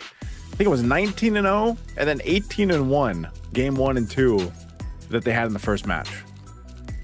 Yeah, the very first match of the day was definitely a very dominating sort of situation where, yeah, it was very one-sided sweep. Basically no issue at all for Yibin game. Whereas match 2 definitely felt closer. It was very, very scrappy. Both teams were definitely making some mistakes here and there, back and forth, trading bodies left and right. So if we're just basing it off of that alone, logically speaking, it should be Yibin game who comes out on top based on cleaner gameplay. Yeah. But like you've already brought up before, there's no guarantee of that, right? There's a possibility that this chaoticness is what is needed to maybe mess up YBG's gameplay. So that is something that we need to watch to find out. Yeah, I think there's, I guess in a way that I'm going to look at this stuff as like, this is a test to see if they're that dominant, because I almost want to say like match 1 was there's this advantage that they had where, again, YBG is a team that, they've had definitely more reps and they've had more experience, and going against a team like they did with Favorite Esports, who is rather new. Let's just go ahead and say that, because South Korea being one of the newer regions in competitive MLBB, there was probably a mismatch there in terms of experience and being able to work as a team, and that's why it was so dominant. But I think you look at what we saw from the last match and you saw what the HUNS are capable of doing. Maybe this third match, or third and final match for today, will be very different. Maybe we get to go for the 3 games again, but I think this is going to be a true test against YBG, just to see if they're that dominant or not, and I think it also gives us a good glimpse into what potentially we see in the playoffs. Regardless of what happens, though, most likely, unless there's a little bit of an interesting situation with the points here, the winner of this last match should be the most likely to make it into the playoffs, right? So this is going to be a match with that on the line, since there is only that one singular slot. Unfortunately, after 2 losses, Feiyun most likely going to be eliminated here. I think it was a good showing from them, but there's definitely still a lot of work to do, which is understandable of a developing and pretty new region to the MLB ecosystem. But yeah, this is now going to be the battle between 2 sides who do have a little bit of experience, a little bit of veterancy, even if the players themselves haven't shown up that much internationally.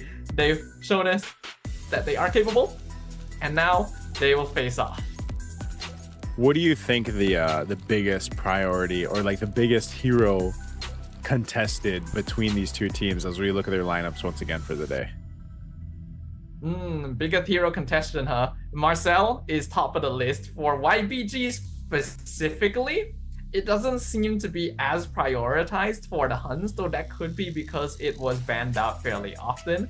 And then I think Claude is quite popular in general, though it looks like the HUNS does prefer Harry. So there are definitely personal preferences going on between these teams. Yeah, I was gonna say probably the Claude that I can think of, and also probably the Harley to an extent too. Again, most teams, if they didn't want to deal with it, then what they do is they just end up banning it out. I think teams also have to be kind of cautious about if it is going to be Harith, like we saw earlier. You want to take out the Phobius in the bans. There's a lot of things already that have kind of come to show crazy in terms of going against the meta, you know, or going against what we're used to seeing. I think there just really hasn't been much of a deviation from it, which is fine. It's expected, especially when you're fighting for that playoff spot, because again, only one of these teams out of the three can move forward. And you know, for this entire run of the tournament, the 3 days, there's 6 teams competing. 4 of them essentially will go off to MSC. That's basically what it is. You know, 4 teams are going to go there. You just have one team getting to that direct spot to MSC's group stage, but then you have the other 3 fighting off in the wild cards. And then I think even when we look at the wild cards, like how many teams are actually for the wild card spot? I think it's, let's see, we got 1, 2, 3, 4. Oh, 10 teams. I believe it's 10 teams that'll be fighting out in the wild card. So 3 of the 10 come from here, from our MCT East Asia. Well, there are several regions competing here, so it's understandable, but it is quite impressive to see so many MSC and wildcard slots being decided in a single tournament. And that makes it even more so important for these squads now to be able to claim one of those for themselves, because there is only that one spot left. The other top 3 teams have already been determined that are guaranteed to at least make it to wild cards. Now there's only one more up for contention. The victor here should be able to walk home with it, feel happy about themselves, and also prepare to face off against their rivals starting from tomorrow. With the fist bumps now being exchanged on both sides of the stage, we're going to be starting to set up for the draft of game number 1. Yeah, and again, at this point, both these teams are what I would say essentially warmed up. Obviously, the HUNS, they're like, if you want to talk about momentum and like, since they literally just played 3 games, they've got the, you know, the warmth to go ahead and bring into this series. But I think for someone like YBG, the way that they played, the way that they showed us, even looking at their previous qualifier and run up to this point, again, YBG, they have been a team to go ahead and you know, defeat some pretty big names that we've seen at least come out from the China region in general over the past year or two. And they are, you know, were neck and neck in their the China Master Season 2 that they had. They were just behind in terms of like points and everything else. They were behind, you know, teams like DFYG and Guangzhou Gaming, who we'll see play tomorrow. Yeah, I think people are probably a little bit surprised by Yibin Games' appearance here, because yeah, like you highlighted, they ended their regular season in 3rd place, right behind Guangzhou Gaming and Dian Fengyao Guai, who has become a much more familiar household name in the MLBB ecosystem ever since their recent performance as one of the main representatives of China. But Yibin Game was able to secure that away from them, even taking the upper bracket path into their own grand final. So they're definitely not a team to be counted out, and we already got to witness that firsthand in the very first match of the day. I'm hoping we get to see more of that style of gameplay, you know? Maybe what would be nice is if the HUNS can challenge them a little bit. Let us see what else is hiding in the back pocket for this squad who dominated match 1 so easily. I have a personal wish list for Yibin Game here. Okay. Based on what they've brought out in their qualifier leading to this and how they beat like DFYG and 5, like they played 5 games against DFYG. They played 5 games against Guangzhou Gaming, and then they got swept in the grand final against Guangzhou Gaming. And if you look at the games that they won, Yibin Gaming has they have a couple of interesting picks. Number 1 is the Valier. Like they have a Valier in the option here for the hero pool. They also have a Kaja. They've got a Kaja, which not too many teams do that, man. Like not too many teams will pick a Kaja. But yeah, I think the Valier is the one that really stands out to me. Valier, Kaja. They've got a couple carry games here. So, and we didn't, like, again, the first match I feel like wasn't the best way to gauge just how strong Yibin Game can be, or even their playstyle, because they started off like right out the gates, you know, dominant. I think they had at one point, one of those games was like a almost a 10K lead around the 7-minute mark, 7-8 minute mark, or maybe the 8-minute mark. It was pretty crazy. So I think for me, I really want to see them test the hero pool. Like I want to see the HUNS like really focus in on some of those bans that'll bring that hero pool out from YBG to see, some of the variation in our current meta right now. Yeah, I'm kind of wondering which way it is actually. Is it that they will pull out these weirder hero picks if they are pressured into doing so? Or is it more likely that they'll pull out the weird hero picks if they feel like really chill about the situation and they're like, oh, we can play whoever we would like. Now that you pointed that out, I'm also having a look at some of the heroes that they played during their own tournament, the China Masters.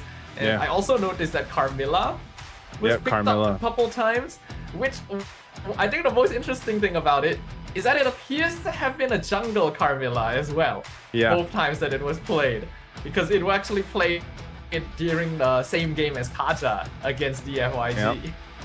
That's what I'm saying. Like, when are you gonna see the Carmilla picked up in the jungle?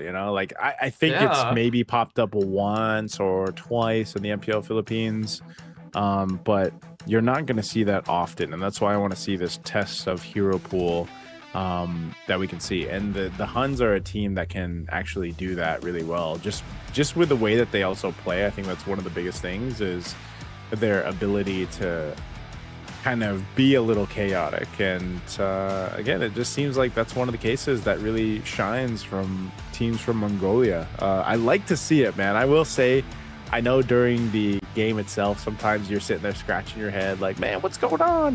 But sometimes it's kind of refreshing to see a different approach to the game, I guess is the way we can put it.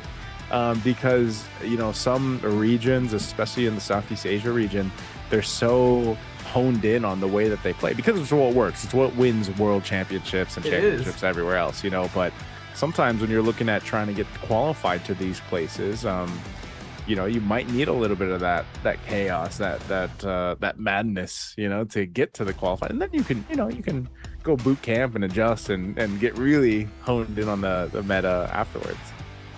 Well, I don't mind a little bit of chaos. I literally started the stream saying, oh, I want to see something different, hero picks meta-wise, but I think that was just a little bit too much for me, It's like, clearly, this is chaotic, but not necessarily in a good way. But I will give props over to the HUNS that even though they make mistakes, even though they give up leads time to time, they're still able to keep their wits about them and push forward for the victory regardless. Like you can tell their mental state is pretty solid. They're willing to recognize that, okay, maybe something went wrong, but we're still gonna play the game we play because that's how we do it. Yeah, that's how you do. And you can see with the bans too, a lot of these targeted bans, Harley's not going to be there, Suyo, the Marcel, the Jushin, the Freya that was brought up in their qualifying round. And you see, I was saying, man, this is going to be one of the heroes that is contested if the Harley's not there. And you mentioned the Marcel. Well, the next one on the list is the Claude. And Bilexi also got an MVP performance on this hero. So he'll take that. I think we'll just naturally see the Harith matchup going favor for Yuki anyway, since that seems to be what he likes. Yeah, so far, we have basically only seen Claude and Harith, and then I think one game of Granger during match 1, and that's about it. So the gold lane has not been particularly eventful, which is surprising since I feel like there are still a good number of other marksmen that can keep up, like the Carry, like the Moskov, the Clint, that's being played sometimes to get that early game lane control. But looks like the HUNS are going to start things off with the Leomord as well as the Hilda, which instantly tells me that they do want to play for that chaotic early game. They want to invade early, and Yibin game should be able to see this and adapt appropriately. Well, you said you like the Leomord, right? So I do think so, yeah. Not playing against it myself, but seeing it.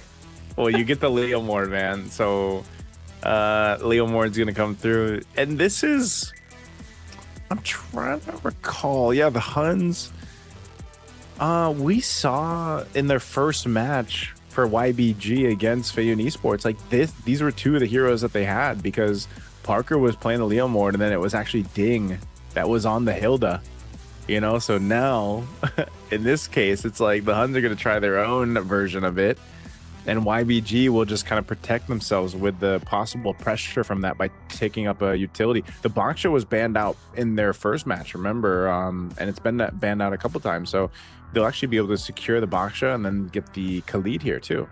Yeah, that's gonna be a very solid response coming in from YBG. They know that they're gonna try and invade with the Hilda. They know that the Liam is gonna be quite strong early on, so going utility jungle is gonna be very useful here, just to make sure that they don't get caught out too easily. I believe we did see LYC play the Fredrin both games earlier today, so now we get to see his different hero, though it is still utility.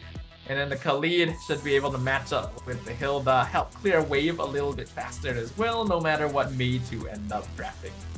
Yeah, I'm not surprised there on the last pick for the first phase, right? We just expected Yuki to get his hands on the Harith. Even on his previous games, Yuki, like you mentioned, you thought, you know, he was basically second runner-up for possible MVP from the previous matchup. I think he did great on it. He is a little more on the aggressive side. He's really good at winning the lane from what we've seen, but I think B Lexi also has the potential to just go ahead and, you know, on the Claude, even if he doesn't win the lane, it's going to be fine, because that's what we talk about with Claude so much. Is like his whole purpose is to just get his Trinity items locked in, scale up really good, and then next thing you know, you're getting Blazing Duet, you know, your team, and you have to worry about that. And B Lexi is also one of those players who's a little more conscious, I feel like, or aware of his positioning with the Claude, and that's what makes him so useful and efficient on it, even throughout their qualifier into this. Yeah, I think the gold lane matchup is going to be really, really fun to watch, because both these players seem to be willing to ego challenge a little bit, try to win out that lane and then snowball off of that. But in the same scheme, I also think that the other side lane is going to be really fun, right? Because you got Bankai versus Fish God, both of which seem to be playmaker, aggressive, engage style fighters. And now we got a Yuzong on the HUNS side. So it's going to be a very active game already from what I can see. Expect to see sparks fly even from the first or second turtle timing. And maybe it could even all be determined right from there, depending on which of these teams are able to get that advantage first. Yeah, that's, man, Fish God had, I think, he had one of the best just experiences in their first match, because he just got to play the Lapu and pretty much do whatever he wanted to, you know. And so he knows he's got to go against the Yu Zhang here, so it'll be interesting to see what he decides to pick up for that matchup.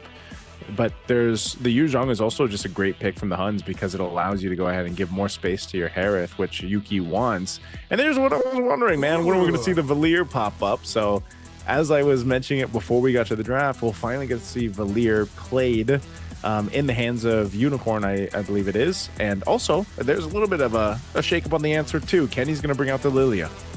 I think this is just really good answers on both sides, actually. The Valir going to have the built-in Purify to get rid of the Petrify situations from the Yuzong dives, not to mention being able to push dive heroes like the Hilda and Leomord away.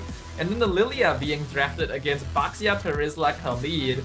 You don't really have a lot of good ways of melting tanky heroes on the HUN side until this mage was picked up. So it's all going to be about zone control. It gives them a really strong position during objectives, since now you'll have Bankai diving the backline, and then you'll have Kenny controlling the area for the Leomord to just kind of run around and do his thing. So I am leaning a little bit towards their side for the first couple turtles, but you can't deny that YBG had really strong early game rotations during the first match, so it really could be anyone's game. Yeah, again, I think this is one of those things where you really have to look at what YBG is going to be able to do in the early game. Are they going to be able to replicate their match one results? But I think against the HUNS, you're not going to see it as easily done against a more inexperienced team like Faerun Esports was. And I think their draft alone kind of says that, you know, there's this is a good answer to be able to deal with that, but I'm wondering how good the Lilia is going to be for Kenny. I think that's one of the big things I want to look out for here, just because, you know, you're going against a Valir Valier just like there's a lot of utility with the Valier to make this work for Unicorn. Unicorn being one of the players too that brought out the Vexana in their first match, right? So that worked with Marcel so well. So love to see him here on the Valier. There's a whole lot that can happen here. We're going to jump into our last match of the day. Again, it's a best of 3 here between YBG and the Huns. We'll see which team is going to take the first step to make it into the playoffs. This is going to be an important game to win to get that momentum. Will YBG be able to recreate the same degree of success we saw at the start of the day?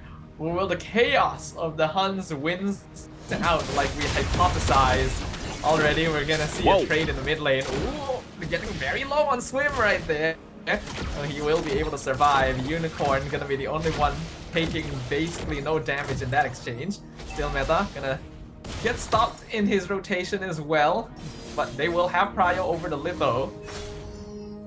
Oh, this is a very different rotation in the early game, man. Already you can see, you know, this is what I was looking for, that mid-duo kind of brawl in the mid lane. That's usually what we're going to see, especially with the Khalid in favor. But now that you have OU on this Hilda, again, we've seen Hilda at least today in the XP lane, right? But you also are reminded just how much threat and damage there is in the early. Swim should be able to get out. Okay, this is what I'm saying. Like this is what we're used to seeing, even over in Malaysia, man. Like you see this whole lot where potentially sometimes if it's not a first blood, it's at least a battle spell that goes down, and both roamers hold on to their flickers. Yeah, so we see a lot of discipline happening, a lot of respect, but also the willingness to just trade to try and make something happen. During the hold on, here's the collapse, the flank from LYC forces the flicker from OU. It's a good thing he held on to that earlier, or he would have been dead for sure. Turtle's gonna be coming up in another 10 seconds.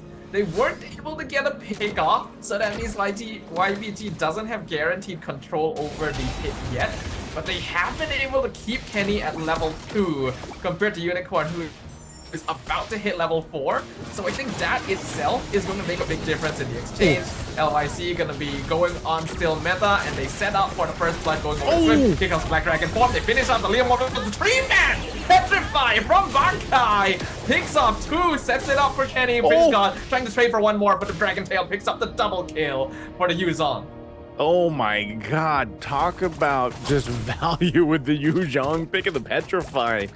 Comes in massive. And again, that's the thing, man. When you are in this Yuzhong early game, Petrify, Black Dragon form, it doesn't matter. You're able to do so much damage with the Shy Essence alone, too, as it stacks up. OU? I think he's dead, yeah. In the collapse, Shield Unity comes in from behind. No flicker, since they know they just forced it out earlier. They should have free control over this turtle now, since Bankai's ult is gonna be on cooldown as well. So good movements from YBG. I'm surprised OU was in that position, man. Knowing that he didn't have the flicker because of the whole last interaction. I think he was just kind of surprised too. Maybe not expecting LYC to come through with the Shield Unity, but that's what happens, you know, when a Baksha is in play. Again, too, taking into consideration that we're on a dangerous grass map, this is something that OU can play into. It's just, again, you don't want to be in your position where you're playing this Hilda and you're a little too aggressive, because at least in this case, you know, for the Khalid, you've got a flicker plus your Raging Sandstorm to kind of get out of danger, whereas a Hilda, you're just kind of running, right? And you sort of have to use your flicker if you want to get out of the danger zone. Yuki dropping the Zombie Force. Okay, he's going to be fine. Looks like they're not going to try and fight that one. They already see the Huns rotating up. But you are right. Hilda is definitely a lot more all-in compared to Khalid. And while both of them do rely a little bit on regen to keep themselves alive, it's a lot easier for Khalid to do so. It looks like Fishgod's having a bit of difficulty in the lane. He actually goes down. It's killing spree for Bankai. We're kind of starting to see now why previously this Yuzong was banned against the Huns. Every single game seems to be a pocket strap for them. Yeah, I remember, if I recall correctly, seeing Bankai play this even in their time, the last international, for a lot of people that saw him play over in M7. But this is definitely a great start for him, being able to go ahead and have the 3-0 on the Yuzhong.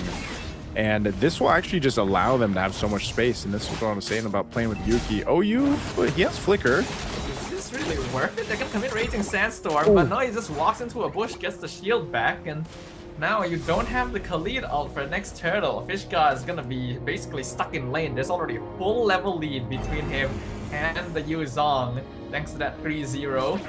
Petrify gonna be available in another 10 seconds or so. Swim trying to disrupt, but I don't think you should do that against a trio. Yu Zhong is gonna pop the Black Dragons from still meta, secures the turtle, and now Bankai looking for a kill. He's not even gonna settle for Unicorn. He knows he's already dead. He goes in, two-man Petrify into the knockup, perfectly done under the tower. It's a double and a mega kill for Bankai. My God, I think this is what I was talking about, man. The chaos that the Huns bring.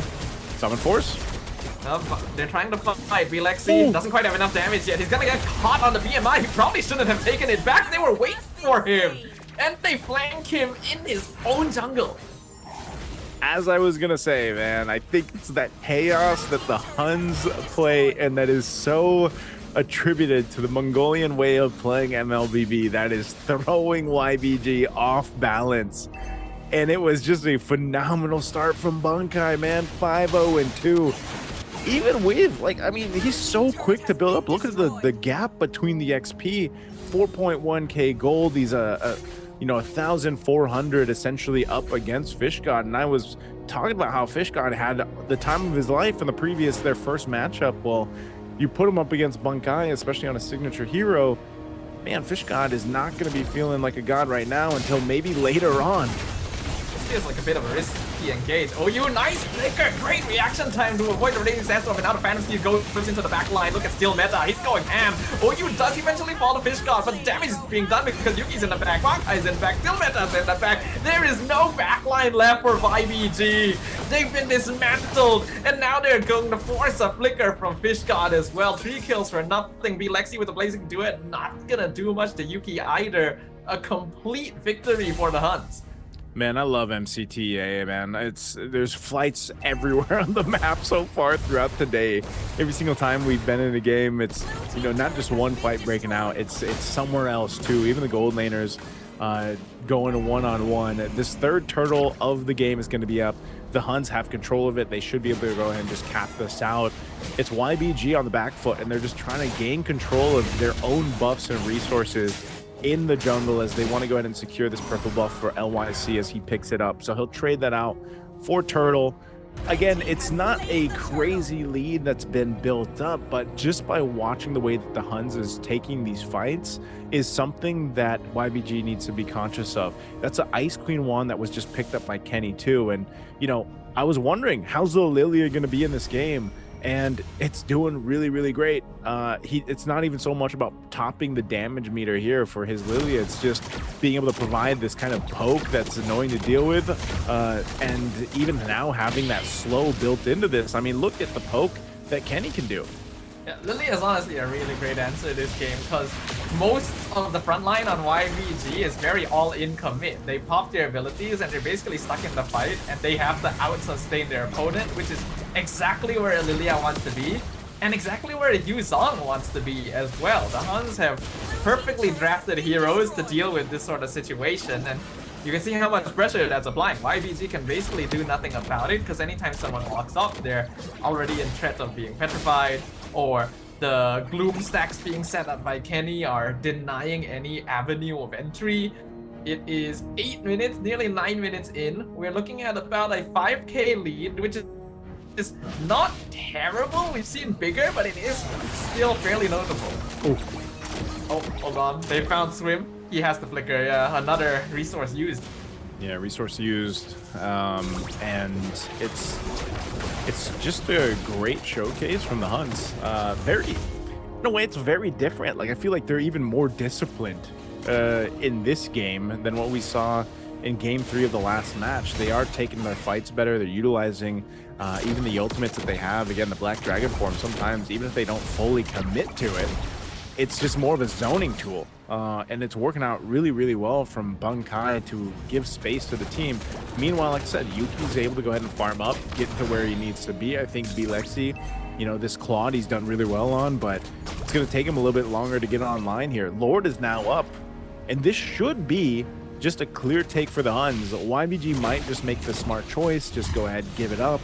Let's go ahead and defend on our base, and it seems like that's exactly what's going to happen here, as they need still, I would say, a good 4 or 5 minutes. They need to be able to go ahead and get a the Trinity locked in for Lexi on the Claude, but also a little more durability on their front line to catch up here and withstand that damage that's being thrown at them.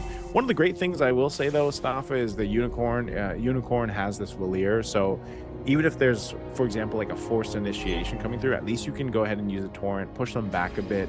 But the main problem is surviving Bunkai. I think that's what they have to solve, because as soon as Bunkai turns into the Black Dragon form, it's that, but it's also like the Petrified, because if they get set up, they get dove on with a Furious Dive and then Petrified, they're going to be in a very tough position to even fight back on.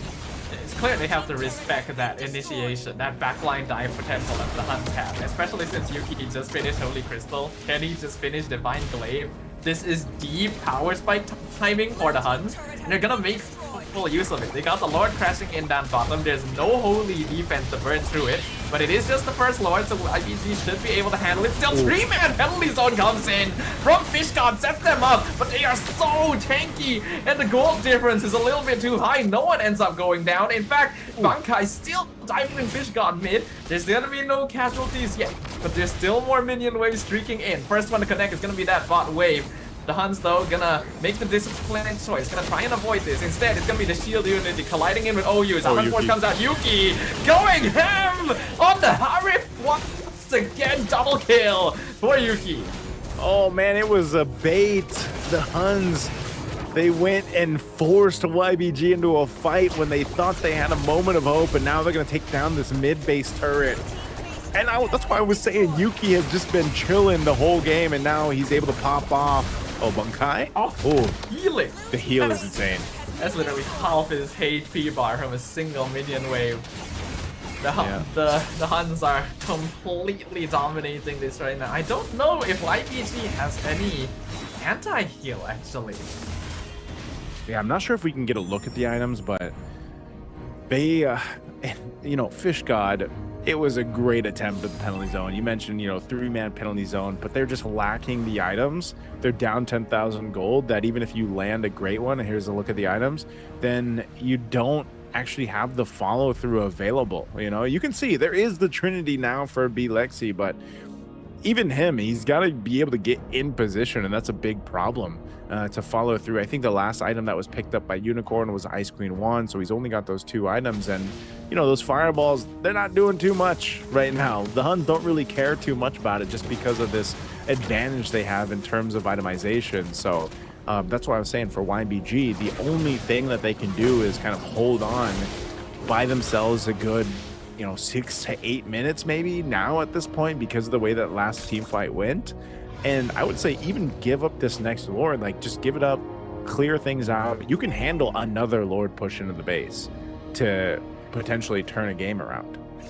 Yeah, I think it is definitely possible for YBG to hold off one more Lord. They already made the smart decision previously of not trying to contest it. This time they won't really even have a choice, because OU is just going to be standing there to prevent any sort of ingress into their jungle. So they're going to have to hold this back. They do have pretty okay wave clear with Bilexi and Unicorn. And since they do have a Claude, there is still late game comeback potential. But I think they need to try and get some shutdowns into him. If you can get a kill on Yuki or Bankai, that would be ideal, because then that would be a very solid gold injection. And they need that right now. A 10k gold difference is pretty big. Yeah, there has been games that have been turned around, even with a 10,000 gold deficit to work against. So it's not completely out of the realm of possibility here for YBG, but this Lord making its way down mid, there's a massive disadvantage in terms of itemization. It looks like they're going to force the fight. Black Dragon Form comes in, Blazing Duet, gonna be used, cancelled instantly by the Petrified. They just have no damage anymore, and Huns are just gonna run them down. The Lord collides in, LYC is the first one down. Still Meta does get traded. That's actually a pretty good shutdown, except it went into swim, so that's not ideal. Bilexi will pick up Hilda, but he'll go down to Bankai. Yuzong, still the absolute beast of the Huns, and they will secure game number 1. My goodness, Bunkai. No wonder the Yuzhong was banned out multiple times against them. don't give this guy that Yu Zhang again if you're YBG going into game 2, because what a showing for this Yu Zhang. I think even down to the end there, like, he was able to just do so much. He canceled out that Blaze duo like you mentioned. He was able to go ahead and just be kind of this distraction in the air, but like also at the same time just a massive damage that the HUNS was able to lean into. And when you're an XP laner, you're think about it, you're a Terizla across from him, and you're Fish God, you're like looking up being like, man, I wish I could be you, because he's in this position where Fish God, and granted, like I said, Fish God really did attempt to get back into the game, but he was kind of behind. And even at that point, even if he caught up and had some good penalty zones, again, it didn't really matter because his team couldn't follow through on those setups. I'm pretty sure there actually is some kind of legend out there where a fish wishes that he could be a dragon. I think this is a very good depiction of that story. Darn this mace. It's just really, really solid. It is literally one of the snowball machines of MLBB, right? The way you handle Yu Zhang is you just make sure he cannot snowball. Unfortunately, that did not happen this game. I feel like YBG kind of disrespected the zone control that the HUNS had by literally trying to run into their jungle on that first turtle fight. It's not only disrespecting the Lilia, it's disrespecting the dragon, right? You literally see Bankai flying towards you. The three of you are grouped up together in prime petrify position. Prime petrify position. And you just decide, I'm just gonna let it happen. Yeah. Oh man. And that's why I'm saying, like, it was, because usually I think that's the way that it works even with Yu Zhang, right? Like, in the XP lane matchups, you just don't want to give him like a kill or like an advantage if you're an XP laner, because you know that if Yu Zhang gets, I'm not sure if this is still the case, but he has like one of the best like early level like ones, level 2 1v1s. That might still be the case. So that when he gets a kill, let alone like 2 or 3, your lane is done, man. Like, if you're the XP laner, you're not going to be winning that lane. The most you can do is just kind of stop the bleeding. And that's why Bankai was just so efficient and so useful here, because when you take that lead on a hero like a Yu Zhang, you just, you continue to press on that advantage. So deserving MVP, of course, here on the Yu Zhang. And now I get it. I get why Bankai, his Yu Zhang is banned out. It seems like next game we are going to need to see a ban for this Yu Zhang, right? YBG probably needs to take a page out of Feiyun's book and decide, nope, this is a little bit too much to deal with, but at the same time, there's so many heroes to ban in the meta right now. Yeah, the Yu Zhang's a threat, but then what do you let through in exchange, right? The Harley, the Zeusins, the Marcells. The Freya, I think, is another common one banned out in this one, yeah. There's a lot for them to consider, because now you're thinking, like, what are you gonna, if you do want to ban it, if you're YBG and you do want to just ban it out, like, what do you forfeit in the typical bans, just because, I don't know, like, some teams, maybe they're just gonna have a different game plan to deal with the Yu Zhang pick, because I feel like even in that sense, Terizla is more so just go ahead and you pick it up because you should be okay, like okay in the matchup, the 1v1 matchup in the XP lane. Essentially, you're okay. It's almost like more so of a stalemate in that. But if you just get the advantage in terms of kills for the Yu Zhang, then that advantage kind of goes away, or that stalemate goes away. And so I don't know what they're going to want to change there entirely if they don't ban it out. I'd be actually surprised, though, Stafa, if they don't just ban it out and let something else go through. But then that goes back to the question again, like, what do you let through, man? Like, the Freya, maybe because is someone actually going to play the Freya? Because all we've seen all day so far, and even in our own regions, is a whole lot of Cloud and Herod.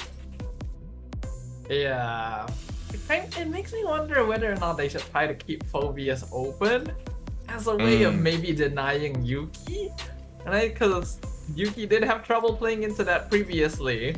Yeah, but that depends on which side of the draft you're on as well, right? If you're on red side, then it might be a little risky, but then I guess it's still kind of manageable since you would still have the Claude for yourself, right?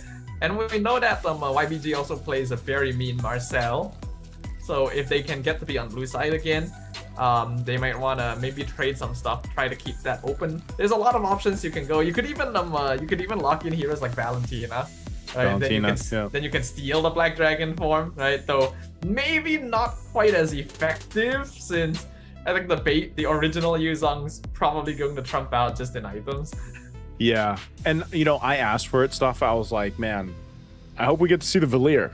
And then the Valier just didn't end up like, brother, the Valier didn't end up doing anything. You know, it was like kind of sad because it's like that worked for them in their qualifier. They picked it up multiple times actually, and they won with it. But you know, in this sense, it was surprising that we also got to see a shakeup in terms of a Lilia come through for Kenny, and then like he was actually able to do just so much. And you know, Lilia, when you're playing against a Lilia, you really know what it's like to just be kind of dealing with those glooms, you know, continuously going off. And that's why I was saying it was also just part of having the ability. Once you just had a glowing wand, I believe it was just a glowing wand and an Ice Queen wand, the two wands that was built up on the Lilia was enough to like, you know, kind of make their frontliners even second guess going forward, just because like, what are you going to do? You're just, by the time you actually initiate, because of the way that the gold lead had built up so quickly too, you're kind of dead. You know what I mean? You're like half health, or you're close to dying. So even the Lilia just ended up being way more annoying than the Valier would have been, because you know, when you're thinking about Valier, it's like, okay, well, at least I got this, I can go ahead and get the fireballs off, I can get the stuns off. It's also annoying to deal with. Like if you've played against the Valier, you know what it's like, right? Yeah. But the Valier wasn't able to really even get to use his kit as much, just because of, again, the advantage that was built up that started with Bunkai, which then snowballed the entire darn team of the Huns. So we're just a bit away from this draft, and I guarantee you we'll see the Yuzhong band out. The entire goal of the draft from YBG that game is to have a whole bunch of super buff dudes standing in front that can delay the fight long enough for the fire to slowly burn them and for Claude to slowly whittle them down. So the whole plan falls apart if the buff dudes are no longer able to stand in front long enough, right?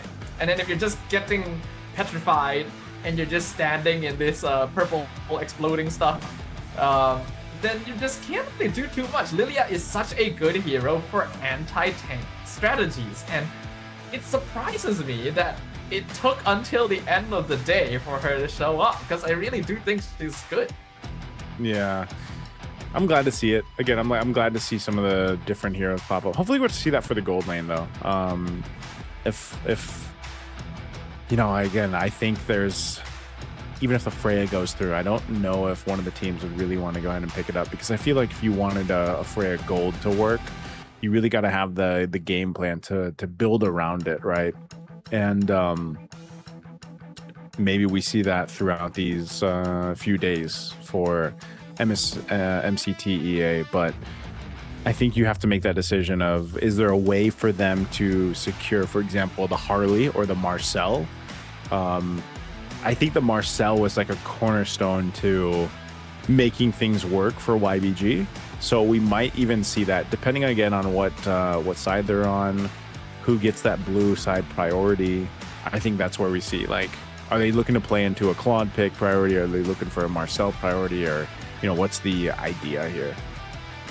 Yeah, I think so. And we need to see a slightly clearer plan of what they need to play for. Now that they've had a chance to experience what the Huns can really bring to the table, they can no longer let their guard down. Remember, they could be one loss away from losing out on that playoff slot, and they do not want that to happen. So prioritizing heroes that can get them that victory is gonna be important. I highly doubt that the Huns are going to let Marcel through, because I think anyone watching can tell that he was the linchpin of their victory before. But beyond that, maybe other heroes could be possible. You say that the Freya gold isn't being played as much anymore, which I agree with, I actually feel like we're seeing a bit more Freya in the EXP. At least for me in MPL MY, anytime Freya shows up, it's more of an EXP laner compared to when she was the gold lane menace. Yeah. So maybe that's an option, but then Phobius is always going to be something you worry about as well. So you gotta be very smart with those first couple bans. Yeah, I think that's why we see, you know, even at this point, again, you got to remember what's on the line here for these teams. One of these two teams, either the HUNS or YBG, will be going forward to the playoffs tomorrow to compete with the teams that are waiting for them over from the Mythic group. And that will, you know, consist of multiple teams fighting out for those spots into the MSC, not just a direct spot, but also 3 wildcard spots. So obviously, that's what's at stake here. So YBG or the HUNS, you know, want to be one of those teams to get to that point. They need the win here. Maybe we are fortunate enough to get 3 games through, but you can see that Yuzhong going to be banned out the last one for the first phase. This is what we were expecting. Marcel on the other side. This is probably what? Claude? Yep, Claude. Yep. Makes sense to me. Should be a Harif response straight away from the HUNS. Wouldn't be too surprised. Leo Mordharith. Could be. Leomord Harif is pretty good. Then YBG responds with Guinevere. You know? I think that what is interesting is that the teams are on the same side as before, right? Because if I'm not wrong, YBG was blue side, HUNS was red side for game 1. So it looks like they have agreed upon having these particular sides for themselves. Having that red 5 is pretty crucial. That's where the Lilia came out previously for the HUNS, and it was such a good solution to everything. The HUNS also don't actually need to pick Harif straight away, since there's no risk of it being stolen anymore. They can save it for 3, and that is exactly what they will do with the Leomord and Hilda. Okay, Leomord Hilda. I'm wondering too, because we don't actually get to see until we load into the game what map we're going on, because the last one was Dangerous Grass. So I'm wondering what map 2 is going to be, but the answer right now, the Fredra and the Valentina come through. We did mention the Valentina even earlier on. You know, if you want something to go ahead and also force your opponents to be a little more cautious on what they decide to take. I'm not sure if the HUNS are going to be that kind of team, though. Like, it just feels like they've got their game plan in mind and they're willing to go ahead and play it either way. So, but we have seen this over in the MPO Philippines, where Valentina is actually picked up against, for example, the Leomord Cross, and you actually see the Valentina picked up a lot of the Phantom Steed, right? They get your own Barbiel to charge into the fight with, which gives you a ton of space to work with. And that's why the response, because that Valentina is there for now too, and the rest of the picks here from YBG, you get a Phobius, and this is one of the heroes you really pointed out earlier on, Staffan. Yeah, it's actually an interesting adaptation from the HUNS here, because I thought for sure that they were going to pick Harif as their third and then ban Phobius, but they went the other way around instead, which means that Yuki's signature is going to get banned out by YBG, and we'll actually get to see him play a different gold lane hero for the first time today. They will get rid of the glue themselves, but I'm wondering what else that they're concerned about. If they are countering for the EXP lane, then probably next would be Alice or Uranus, since those are typically the EXP laners that Phobius has the most difficulty playing against. That was banned out in, was it match 1? I was trying to think. I know we saw the Uranus banned out at some point. The HUNS is going to ban out Cho, though. So they ban out a Cho. They focus in on the roam options. What's left here for Swim? Again, we only really saw him play the Marcel today. He's such a strategist on that, but they're also going to make it even more narrow for the gold lane. So yes, we will see something different for Yuki this time.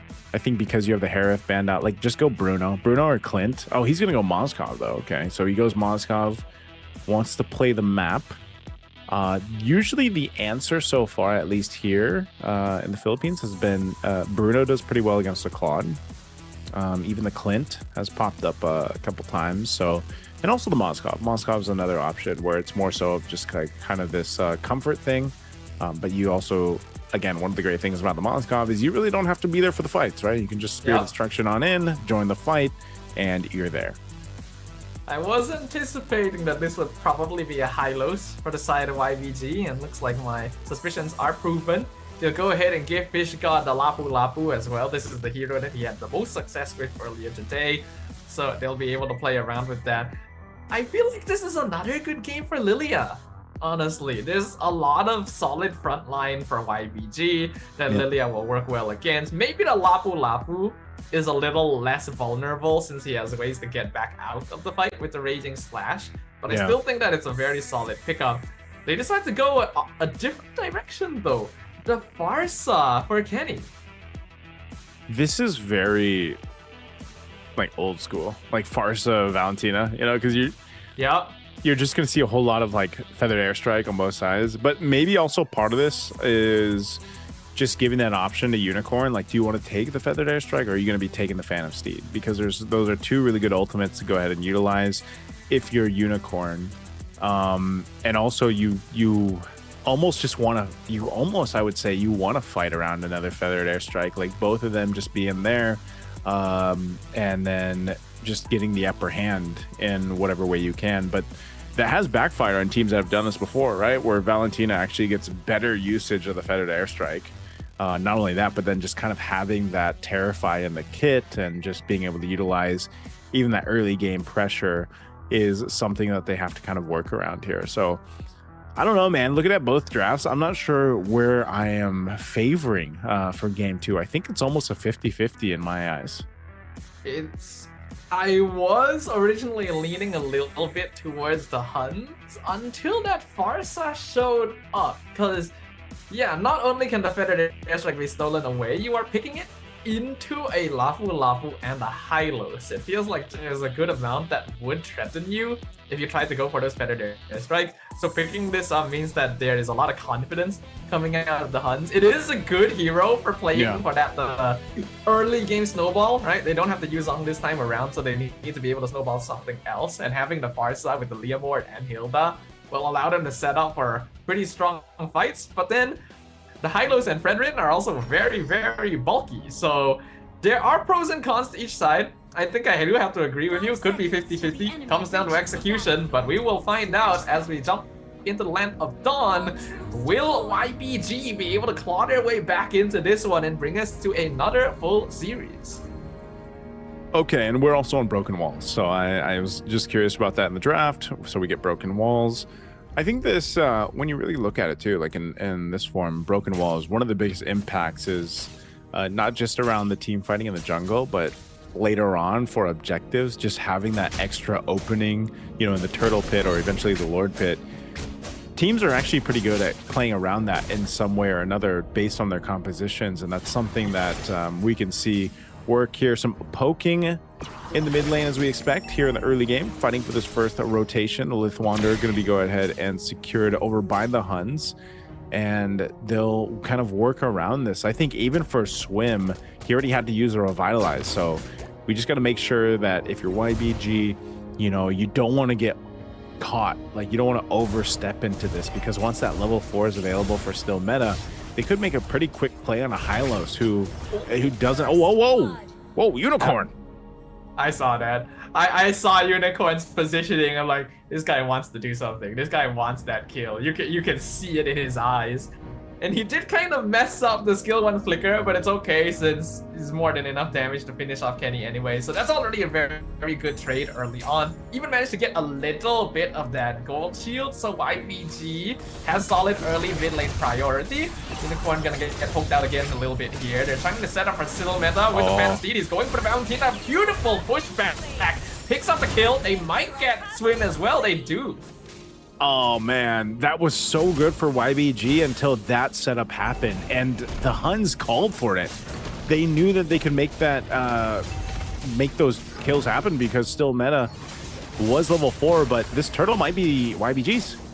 Oh, and look at Fish God in the background picks off Kenny. That's what I was worried about with the far side. LYC secures the turtle with the Appraiser's Wrap, and now they get the stun on Still Meta. Benkai gonna try and push back, but not much more he can do about that one. That is going to be a deadly award in the hands of the Valentina, and he'll instantly rotate over to stealing the purple buff as well. I don't think Benkai should be here. This is a risky game you're playing. Tried to steal it, not able to. That was kind of a odd decision also by HUNS. Like, just as I mentioned, like, great setup for them in the mid lane, but then I'm not sure why Still Meta decided to go ahead and show face around that turtle. They should have just given it up, honestly, because he didn't have the Phantom Steed flicker burn by OU. They could have just given up the turtle and then just kind of reset from there. Yeah, it does feel a little uncharacteristic considering how cleanly the HUNS were playing before, but they do also recognize that this draft has a little less late game insurance than the one they were playing. Looks like they're gonna go for a two-man gank on Bankai. He saved the flicker for the very last second, was trying to hold on to it. Unicorn. Not able to do so. Meanwhile, in the top, and the Bankai does go down. Unicorn picks him off from the backline flank, and Swim will also be traded up in the top lane from a three-man gank. Oh man, Unicorn doing so good on this Valentina. I saw him, you know, he was holding on to the feathered airstrike from Kenny, and he saw that Bankai was low, so capitalizes on a kill. Will be able to pick up his glowing wand already, so that's going to go ahead and help them out a little bit more here. But for the HUNS, they at least go ahead and you know, try to trade something out. They end up getting a kill themselves, but they've got some ground to cover. Nothing too crazy that they've fallen behind, but YBG definitely means business this game. You got 14 seconds for that lord to come up, so they're going to get in position. I think for the HUNS, they're almost just better off letting Yuki do his thing, farm up on this Mozkov. Oh no. Three-man gank onto Bankai. He's going to try and sustain for as long as possible, but his team is nowhere near him. He is buying a lot of time, but will eventually fall. Appraiser's Wrap going to be used. Meanwhile, the HUNS are not really able to blitz the turtle in time. Feathered Airstrike kind of used preemptively. Doesn't get too much done, so YBG will maintain control over the turtle pit, and this should be a free objective for them. I think they were just, I don't know if they wanted to fight or if they decided to go for the turtle because the Phantom Steed was already used.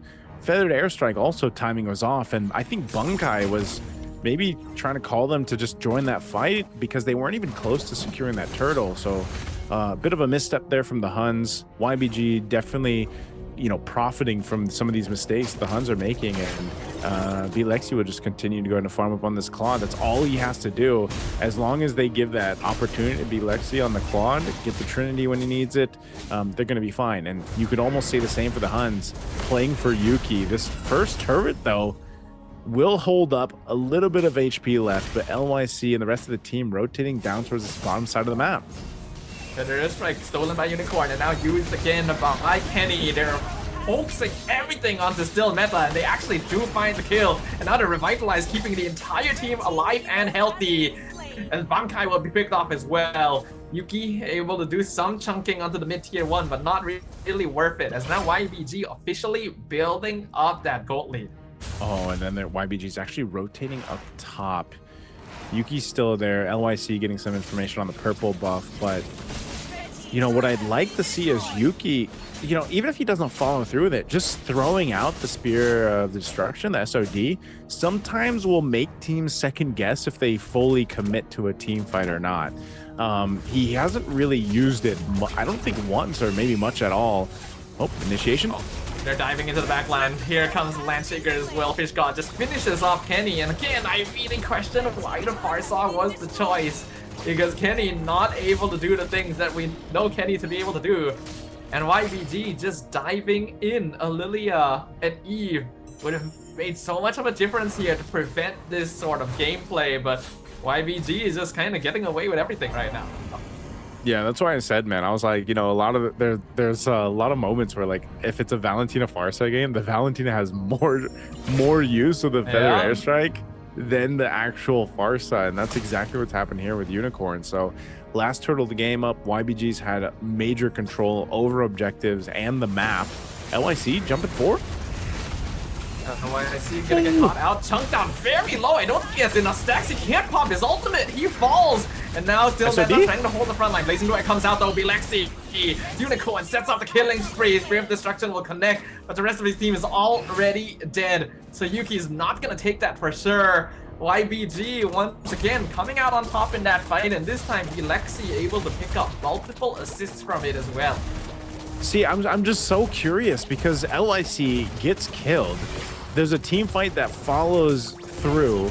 If the SOD was a little bit earlier, maybe they wouldn't have fully committed to fighting that, or maybe the Huns could have turned that around. I know he just picked up the golden staff, so I think he's only got 2 items locked in. Yeah, he's only got the crystal side, he's got golden staff, so maybe Yuki just feels like he's not ready to fight, even in those moments there, because he's not too far behind Lexi. I mean, it's 600 gold, so he's just kind of farming up. Maybe wants to just hit that power spike with the Trinity, but you know, again, sometimes these SODs are just thrown out from teams that play the Moskov just to kind of keep teams on their toes, you know, maybe kind of consider like, is this guy gonna follow through, and like, are we gonna have to deal with a Moskov? But you know, so far Yuki's been very passive with the SOD. Even that one was a little bit too late, so you know, just like that, YBG finds themselves with a Lord. Yeah, I agree with you. I've seen cases where Moskov players are just basically dropping the Spear of Destruction off cooldown as we hope to get information, to pressure, and we're not really seeing that right now. I understand that the Huns are behind, but you could still try to get something done with it. And now we're looking at a 6k gold lead though, with Lord pushing down mid, as well as a Claude on YBG's side. We could be expecting a full series this time around. It's very clear that they've brought their best heroes out to play to make sure they can still make playoffs. I'm almost wondering if this is a case of Sodalfo, where Yuki really isn't comfortable on the Moskov, you know, just positioning wise. Maybe. Not being able to, you know, because we've only seen him really play the Harith. This Lord is going to charge into the mid turret. It will go down rather quickly, but half health on that turret in the mid lane already. They should clear out the rest of this. Feathered Airstrike used as well. Glorious Pathway gonna be used. Phantom Steed comes out, but they just dive straight in. There's so much HP thanks to that revitalized. Bankai dropping low, has to flicker away from Pegasus Wrath. Really not doing all that much. Yuki is just not participating. He's going for this wave clear in the mid lane. They lose still meta. Spear of Destruction used point blank. Alright, sure. I feel like he could have used it in that fight. The pressure on this turret. They can kill the Hylos at least. That's gonna be a shutdown for Kenny. Blazing Duet comes out. Meanwhile, they're gonna dive straight in. LYC tanking the tower. Fish God with the killing spree picks off one. LYC will go down, but Bankai will also be taken out. Mega kill for Unicorn. Kenny flying forward. Seems a little bit risky because the stolen Feathered Airstrike gonna instantly push them back into the base. Yeah, there is just something that's not happening here for the Moskov right now for Yuki. Maybe again, it's I just want to say maybe he's waiting for the 3 items to be locked in here, but there's so many moments where I'm almost just expecting, out of habit from watching it so much, of an SOD coming through. You know, he's got the Trinity now, he's got a DHS. Maybe we'll see Yuki be a little more proactive with that, but you know, that there is these moments, there's these little windows of opportunity where the Huns can utilize what they have. Again, their defense and clear capability is pretty good. Oh no, OU, he's not getting away from this. Even if he sprints on out of there, no flicker, he's going to be an easy pickup. I think YBG has just figured out how to dismantle the Huns. I think it just comes down to comfort. It feels like it's a hero pool issue here, because YBG is playing all the heroes that they were basically dominating with at the start of the day, and Yuki is playing a different hero for the very first time. Again, I do judge the far side. Stolen Feathered Airstrike nearly kills off Kenny himself, as now the Glorious Pathway lets YBG just walk in, take the tower. Phantom Steed is actually pretty solid, clears the minion wave up in time, but that tower is literally 1 hit from death, so I don't really count it as alive. And anyway, YBG takes the purple buff. They're gonna restart the fight. You can see how much damage Lexi is doing. Yuki literally can't do anything about it. Meanwhile, Fish God cuts Kenny out of the sky, surrounds Bankai, finishes off the Phobius. The minions will collide down bottom. That inhibitor will fall. And YBG can really just stand here in the base. Glorious Pathway comes out again, slows down too. Phantom Steed gonna be used. They get the taunt in. The crystal still standing for now, but neither is OU. Yuki gonna be jumped on. Blazing Duet doing good damage. Moskov will be able to go back and heal, but that buys enough time for another minion to collide. Mid tower will fall, and looks like YBG will be happy with that one. Yeah, now 9,000, almost 10,000 gold ahead. They'll go ahead and grab the orange buff on the way to the Lord here. The Huns, I don't think they want anything to do with YBG in this game. Phantom Seed going to be used. Oh no. Still meta, you are way too early. Your team is nowhere near. Unicorn might get blasted here, and that's going to be a shutdown for Kenny. Pretty nice gold swap. Yuki comes from the flank. Really bad angle to enter from. I don't think he's going to escape from this one. Actually, he might. They're not looking to chase him too hard. So the Huns do still have the numbers advantage thanks to that play. Wow, I can't believe they actually stopped the Lord being secured by YBG, even though they had the clear take for it. But, you know, still meta. He went for a Hail Mary play, he made it happen. Now fighting in the mid. Fish God 1v1 with Bankai. I don't think either side really wants to full commit this one. Neither team really has resources left. Literally every battle spell on the map is on cooldown except for Unicorns. Oh, Yuki, is he gonna get able out? to get split push, but oh, Yuki! There is a high-lows right here. Spirit Destruction was used. He was able to use it to blink back. I saw on the map right there. Yeah, I saw it. I was gonna say, was wondering if he'd be able to survive that, but he did use the SOD. He doesn't have a flicker for another minute or so. I don't think he has a Wind of Nature yet either, but he definitely needs one to deal with this Claude. You see the amount of damage that Lexi is able to go ahead and pop out here. That's actually the big troublesome thing for the Huns to deal with.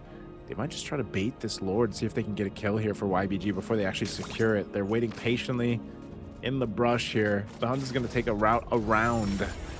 Flicker's not available across the board. Let's see what they do. Yuki is in a bit of a dangerous spot. The Lord knocks out literally everyone in front of the bush. Here comes the Phantom Steed. Blaze into it. Only being used on still meta, but it will burn him down, and they'll get killing free on Bankai as well. Yuki gets in. LYC secures the Lord. Why is Yuki all the way back there? Probably should not be back there. Kenny gonna go down. Yuki actually able to recall back to base by going behind enemy lines. Actually, wait, hold on. Oh, no. you stopped! Swim! They found him! And that's gonna be a free push Swim into the base. He might take out Swim, but that doesn't matter. You may win the battle, but we win the war. YBG brings us to a game number 3. Hey, you know what? I'm happy to get a game 3 here on the last match of the day. We might as well go all the way, man. Yeah, I don't know. I have to say that's, you know, I hate to keep harping on Yuki, but Tomaskov wasn't it for him.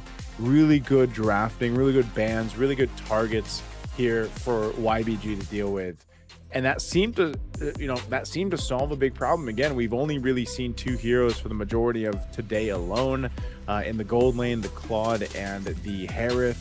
Well, you take out those options plus a couple more.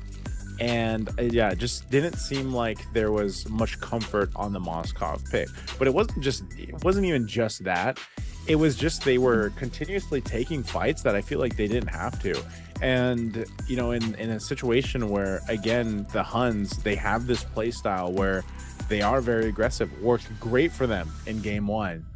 And then in game 2, it's a little like, you're like, oh, do you want to take that fight or not? You know, and you saw where they might have been able to delay a turtle or a Lord take here and there, but it just wasn't working out for them, man. And I think I also have to echo your sentiments here, Staffa, with the Kenny on the Farsa pick. He just wasn't able to do as much, wasn't able to do much at all with the Farsa. It definitely felt like they could have just done some different things with the draft, actually. Like, they had the option to go Harith and then ban Phobius, but they decided to pick Phobius instead, which, alright, sure, I can kind of get behind that, but then it didn't look like Yuki was too comfortable on the Moskov. And then, yeah, the Farsa, when you still had Lilia wide open. I can't remember if Eve was banned. That one I'm not too sure about. But that would have definitely saved you a lot of headache with the zone control. You literally played it the previous game. You literally won with it. I don't really know why they decided to completely pivot and then pick you have red 5. Literally one of the most powerful positions in the draft. And you use it to pick a hero that gets countered by multiple heroes on the enemy draft. It's such a weird decision. Yeah, it's that's why I said, even with the Valentino, that was such a good choice. Just because, and I know there's no way to show that stat, but like the uptime the feathered airstrike by Unicorn was just there was so much more value there. You know, that's unfortunate when that happens, because it's like, you know, you pick the Farsa for a reason, even if it doesn't make complete sense. I mean, look at the difference in damage, right, between Unicorn and Kenny. And there was just a lot of times too where I don't think the Huns had as much information that they wanted across the map, and part of that had to do with OU usually either getting caught out in the jungle and then getting killed quickly, or even Bunkai not being able to do much on the Phoveus. I feel like a lot of the rovers here in MCT EA are not actually the most comfortable on like aggressive rover options. I feel like Hilda's success rate today has just been pretty low in general, and Khalid has just been so-so. It seems like Hylo's pickups are a lot more effective because of that revitalize, being able to keep your team in the fights longer. Not to mention that YBG was just aiming for comfort this time around, right? LYC seems to be very good on the Fredrin. Fish God on the Lapu Lapu seems to be a signature pickup as well, and feels even better if your enemy picks a Farsa into you. You know, it's like free food for the Lapu Lapu. That's why he gets MVP this time around. Yeah, it's one of those things where Fish God, like I was saying, even in match 1, that's where we got to see him play the Lapu Lapu to like full extent, you know, and he pretty much did the same thing in this game too. And so there's I don't know, it's not something that you're gonna want to like ban out in the draft. It's just, how do you control the Lapu Lapu? And it's so contrasting watching like Bunkai have that amazing Yuzhong game in game 1, and then here in the Phoveus, probably could have been better for him if they just worked better as a team. You remember that one fight we saw where Bunkai was actually like 1v2ing 1v3ing the guys, and I thought the team was gonna rotate to like just fight, because there was also a moment where it's like, are they gonna turtle? Because we didn't have the camera on it just yet, but it was like they had used their ultimates too, an early feathered airstrike and a phantom steed. And I think even Bunkai like thought that they was gonna like rotate into a fight and just win that fight and then maybe go turtle. But you know, there was just moments, and this is what we saw in the last matchup with that they had with Fenrir Gaming, right? Like they Fenrir Esports, they had the moments where it just seemed like some things weren't connecting, like some of the ideas were a little bit different, and it just so happened that in game 2 it ends up happening here. And like we mentioned, YBG is one of those teams where if they do see that happening, they will punish it. And it started in the draft. I think the drafting was great from YBG. So hopefully, if it's not done in the draft, because I both looked at that and we're like, okay, maybe this is a 50-50, you know? And so I think even if it's a 50-50, it's really just cleaning up the errors that we saw here from the Huns. I feel like it could have been a 50-50 if the Huns just kind of played a little bit more effectively with your draft. This is a very aggressive draft. You should be like trying to punish, you should be trying to rotate, you should be especially trying to make sure that you get mid lane priority. So if your mid duo is having trouble, I'd hope to see the jungler at least come by, help clear the wave a little bit. Doesn't really need to be poking or like fighting, just help reset the equilibrium so that they can rotate and make things happen. It's a Farsa, literally. But then, you know, the Valentina literally just eyeing the Farsa like a hawk in the sky. You see them low on HP, instantly flicker in, get the kill, and then the game is just, alright, now you don't have the mid laner that you literally tried to play for. Yeah. And what do you do from there? It's one of those things where I think I don't even want to say that if it just wasn't a Farsa, it would have been a different result, because I feel like it was just a combination of just many different things going wrong for the Huns in game 2, which is, again, that's why I said it's such a contrast, because it's like you have such a, like, I don't want to say it was total dominance, but it was like in the XP lane at least for Bunkai, but it's like you have such a strong game 1, and then game 2 felt like, yo, is this the same T that was in game 1? You know, like that's kind of how it felt sitting there thinking that maybe that's part of the result of just Yuki also not being on comfort. just because, again, we've only seen Yuki play the Harith essentially throughout this. So I think even that information is enough for YBG to say, you know what, let's just go ahead and keep those bans up, you know, keep that advantage if we can have it. Again, it's so weird because it's not as if YBG themselves did anything in particular to make sure that Yuki couldn't play his Harith. The HUNS did it themselves. They decided like, hey, we want the Phobius more than we want the Harith. And then it got banned because, like, who wouldn't at that point? So, like, alright, I can get it if you are going to be testing something, you know, since you do have a 1-game leeway, but that is also a very risky choice if that actually was what happened. We'll see. Right, now that we're going into game number 3, I definitely expect YBG to just stick to comfort, right? Pick the majority of the same hero. It's just a guarantee they make it to the wildcards at least. So the ball is in the court of the HUNS, right? What do you pull out? Is it time to just return to the Harith, make sure that Yuki gets to play the game that he wants to play, or is there something else that they still want to show us? Oh man, I think there's a lot. This is also really good information for the teams in the playoffs, like waiting tomorrow for this to see which team like will join them, just because of the way that it's been so different from team to team to team. But I feel like when you start off in the playoffs tomorrow, you have a lot of teams that are very similar in experience or very similar in like drafting style. The HUNS would be I think if I could see the HUNS being one of the bigger shakeups if they manage to get it tomorrow, but I almost want to also see YBG make it so they get the rematch versus Guangzhou Gaming, man, because there's already, I feel like, these little rivalries building up within their own regions.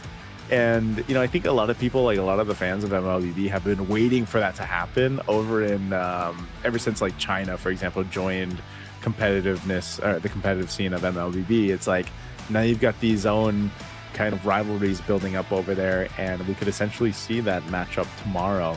But I don't know, because it's tough to see which team, or like look forward to which team is going to make it past today.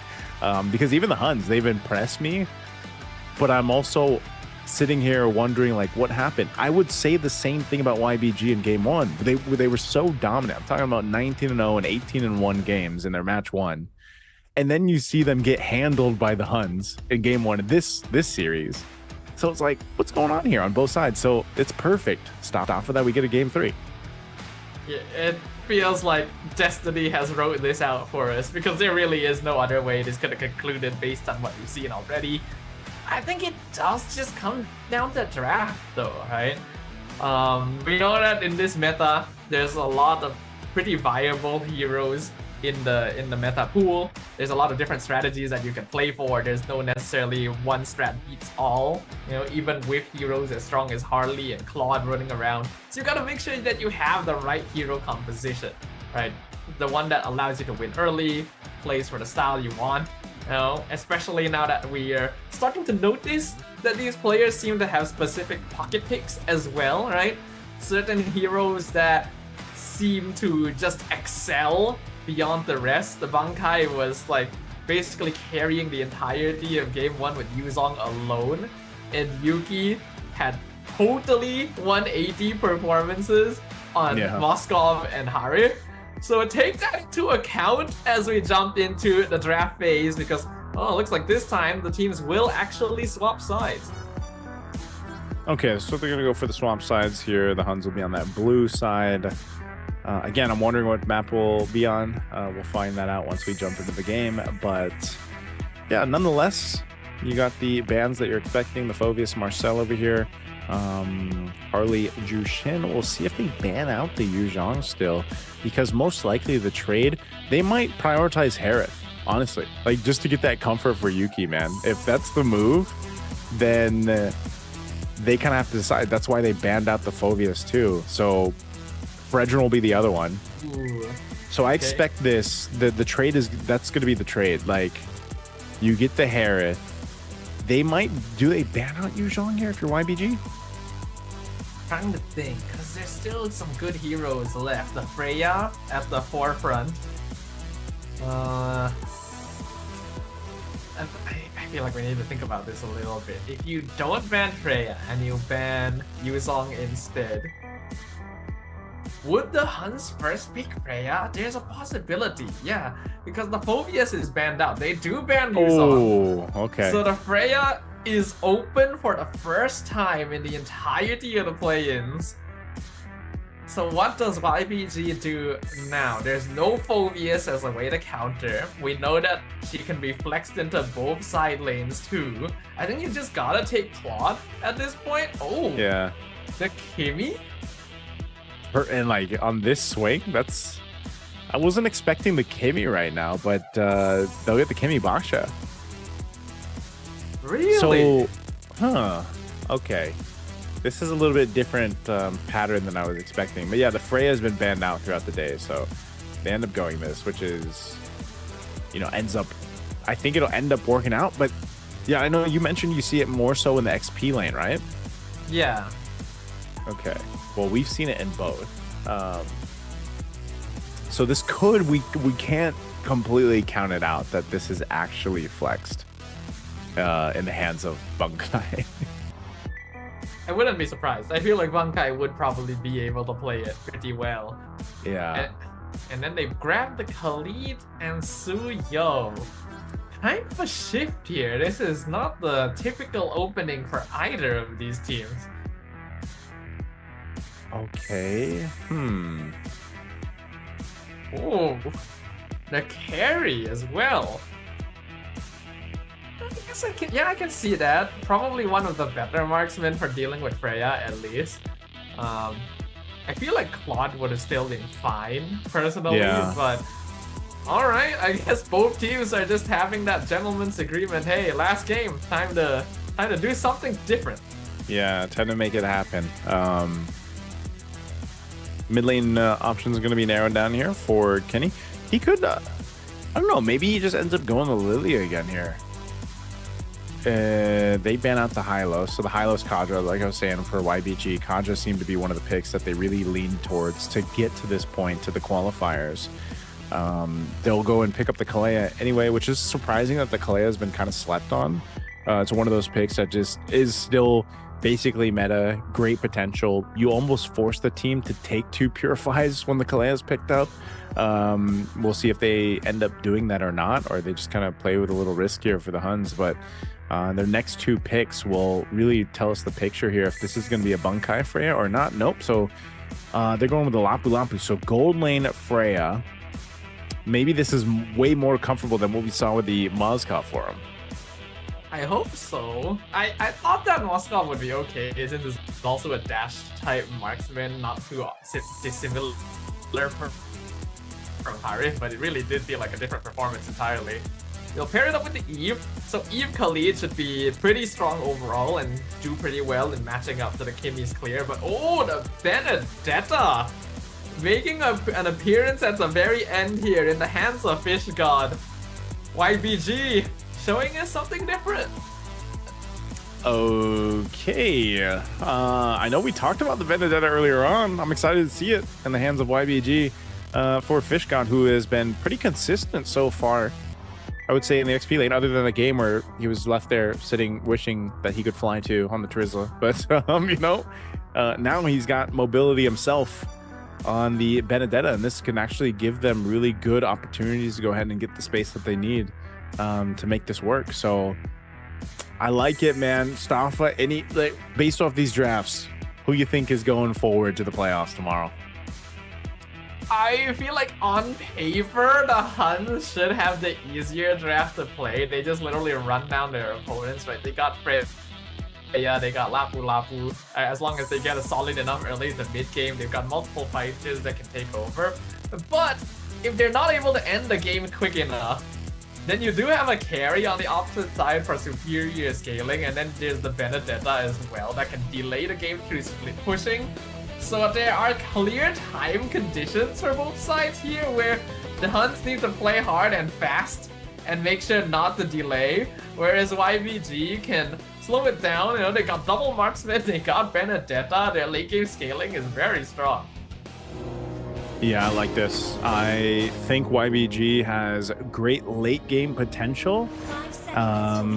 But also, I don't know. I don't know what to expect with Yuki on the Freya. I think that's such a big question mark for me to lean more towards the Huns. We're gonna look at the emblems coming to play. He is running the Warcry emblem, and you see even with the Kalea across from them, they're only gonna take one Purify, and that's on Yuki. So if Yuki gets shut down or put in a position where he wasn't able to do too much, like in the previous game, that's gonna be really tough to utilize here for the Huns. Whoa. That was a bit of a strange interaction. Scrim actually grabbed and flickered backwards to try and put OU out of position, but I highly doubt you're killing the Khalid at level 1, so feels like a bit of a waste of battle spell there, but then again, not like he's gonna need it for anytime soon. We see very active movements from the Huns already in the river early on, which is exactly what we want to see from this team with the double fighter side lane. Yeah, this is what we were asking about the Huns when we first saw them play in the last series was, you know, just how aggressive are they going to be? And I think it's teetering along the lines of being overly aggressive and not being too passive is what we see the struggle for the Huns. But with this kind of lineup, they can kind of do that. They just don't want to get punished. I think a big part of this too is not letting Fish God get an advantage on the Benedetta. You can see you used the Petrify earlier on, but you know, if you get into these team fights, especially that first hurdle, since it's going to be up towards that XP lane, you have to be very cautious if you're the Huns, because a Benedetta early game with a Petrify like the final blow is enough to just shred through your team. And you know, maybe the only one that's really able to survive that would be OU, but or maybe even because I don't know if the gold laner is going to join. Look what's happening here. They're cutting the waves. Yuki in between. There's actually a big gank happening. 3v1 situation, and hold on. Yuki actually able to get that first blood right there. So already good start for the Freya. When you go when you go fight or gold lane, you definitely want to snowball early if possible. We see a bit of an exchange happening up top as well between Fish God and Bankai. But still, Meta is going to be the one on top of the turtle here. Rolls in. LYC steals the turtle away in the drive-by. Like the final blow, Petrify going to miss thanks to the flicker from Kenny. RWM catches 3, forces the flicker from Unicorn as well. But that's going to be it. Man, I was going to say, like, YBG should just give up that turtle, but LYC drive-by gets it secured. Great pickup for him. And it's a good thing they didn't overcommit to that, because I feel like the Huns could have really punished them if they continue to try to fight it out. But Swim's level 4 now. He's got the Tsunami Slam. Is he going to go for it? Oh. And he's going to grab the Khalid instantly. Tidal Strike sets up the kill and even gives it to Lexi. So that's basically the best case scenario for them right there. Yeah. Didn't even need to use the flicker, obviously, for that one. So good pickup there. Taking a look at the items, you can see a bit of a stalemate right now in terms of gold, at least in that gold lane. Even with the Freya first blood kill, you can say Lexi, he's got his own kill. He's pretty much neck and neck right there. Same with the roams. The mid's not too far apart. Jungle slight lead, but XP the same. So, you know, really good kind of equilibrium happening here across the map to all the roles. So now that the level 4s are in play, you have to look at the roamers. How aggressive are they going to be on trying to set things up for their teams? Both roamers have great potential, but it's more so going to be Swim, because that's just the job of the Kalea. You want to go ahead and get these Tsunami Slams down, and now that it's available, you can see, you know, they're kind of looking for a pick if they can find one. The only thing is, you have quite tanky durable heroes over here for the Huns. And yes, you have a carry. You can shred on through some of that tankiness, but you've got to go ahead and build up on those items. And that's one thing is, can you maneuver around these fights against a Freya that's going to be jumping for you? I think YBG needs to be aware this game that most likely they're not going to be able to contest a lot of objectives even with the tank jungle on their side, just because of the double fighters. They're still going to try though. But they have control over Turtle first. I'm kind of surprised the Huns are letting them do this. Raging Sands from Flicker connects on 3, but there's just no follow-up. Turtle is secured. Here comes Yuki from the bot lane. RWM doesn't really hit anyone, but the damage is really building up next to the Freya in the backline. Like the final blow used to escape, but Lexi not going to be quite as lucky. LYC should be tanky enough to get out of this one. And the Huns will convert over to stealing the buff as well. Okay, he takes it. That's exactly the question I asked earlier on before that turtle even broke out. I was like, can BLexi maneuver around these fights when you've got Yuki just kind of zoning in on you? So Yuki's answered my question, man. I had said it. I was like, I have a big question mark on the Freya for Yuki after seeing the Moscow performance in game 2. Well, hell, he's doing great here in game 3. And as long as Yuki is able to go ahead and continue to scale up, get this threat that a Freya gold lane provides, you know, when you have 2 fighters on the side lane, like you mentioned, this is a huge amount of work that has to be done by YBG, and why we say, you know, for BLexi, he needs the support of his team here, just like this. They're gonna full collapse in the top lane. Swim ends up going down. That's actually ideal as long as BLexi survives. And they actually pick up the kill on Bankai as well. They're not able to move away. Well, we can see FishGod trying to cut them off from behind. Not really able to find the angle for it, so they'll convert over to mid lane, make sure that Yuki is unable to get free tower down there and leave BLexi up top to farm up the Indian. Yeah, a bit of a trade happening here across the map, but I will say this again, for game 3, this has been so far just an equal game. They're managing things really well. There is a little bit of a breakthrough now for the gold lane, of course, for Yuki.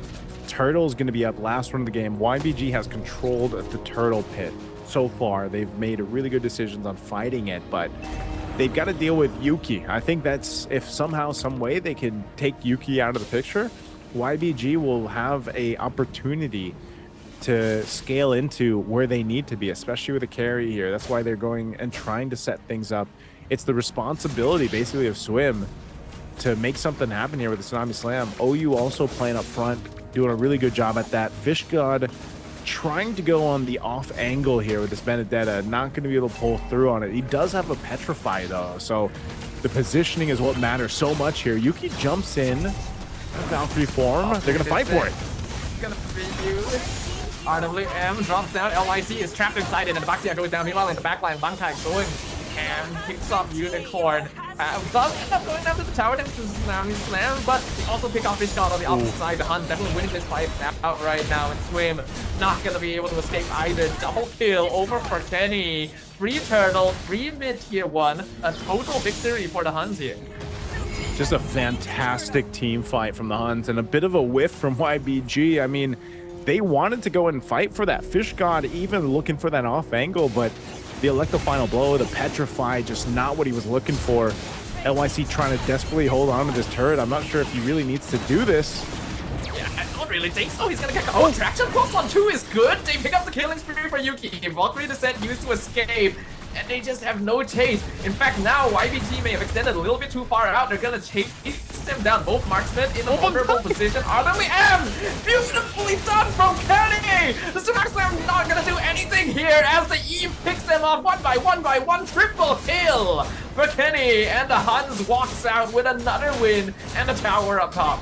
Oh man, YBG tunnel visioned after that traction pulse. They got caught out too, and then sandwiched in under the turret, giving a triple kill over to Kenny. And this is the scary thing, you know, glowing 1 and wishing lander, that's pretty much all he has, but he's able to go ahead and just set up that RWM, that real world manipulation so well, and the team capitalized on it. Again, Bankai on this Lapu Lapu, what a set that he was able to do to allow Kenny to make that happen, and they'll just get a whole bunch across the map here. Tier 2s falling, top and bottom side. YBG is just losing real estate across the map here, and now they find themselves in a very precarious situation. Lord's coming up in 30 seconds. Most of these team fights have not gone in their favor, and it's all about positioning, man.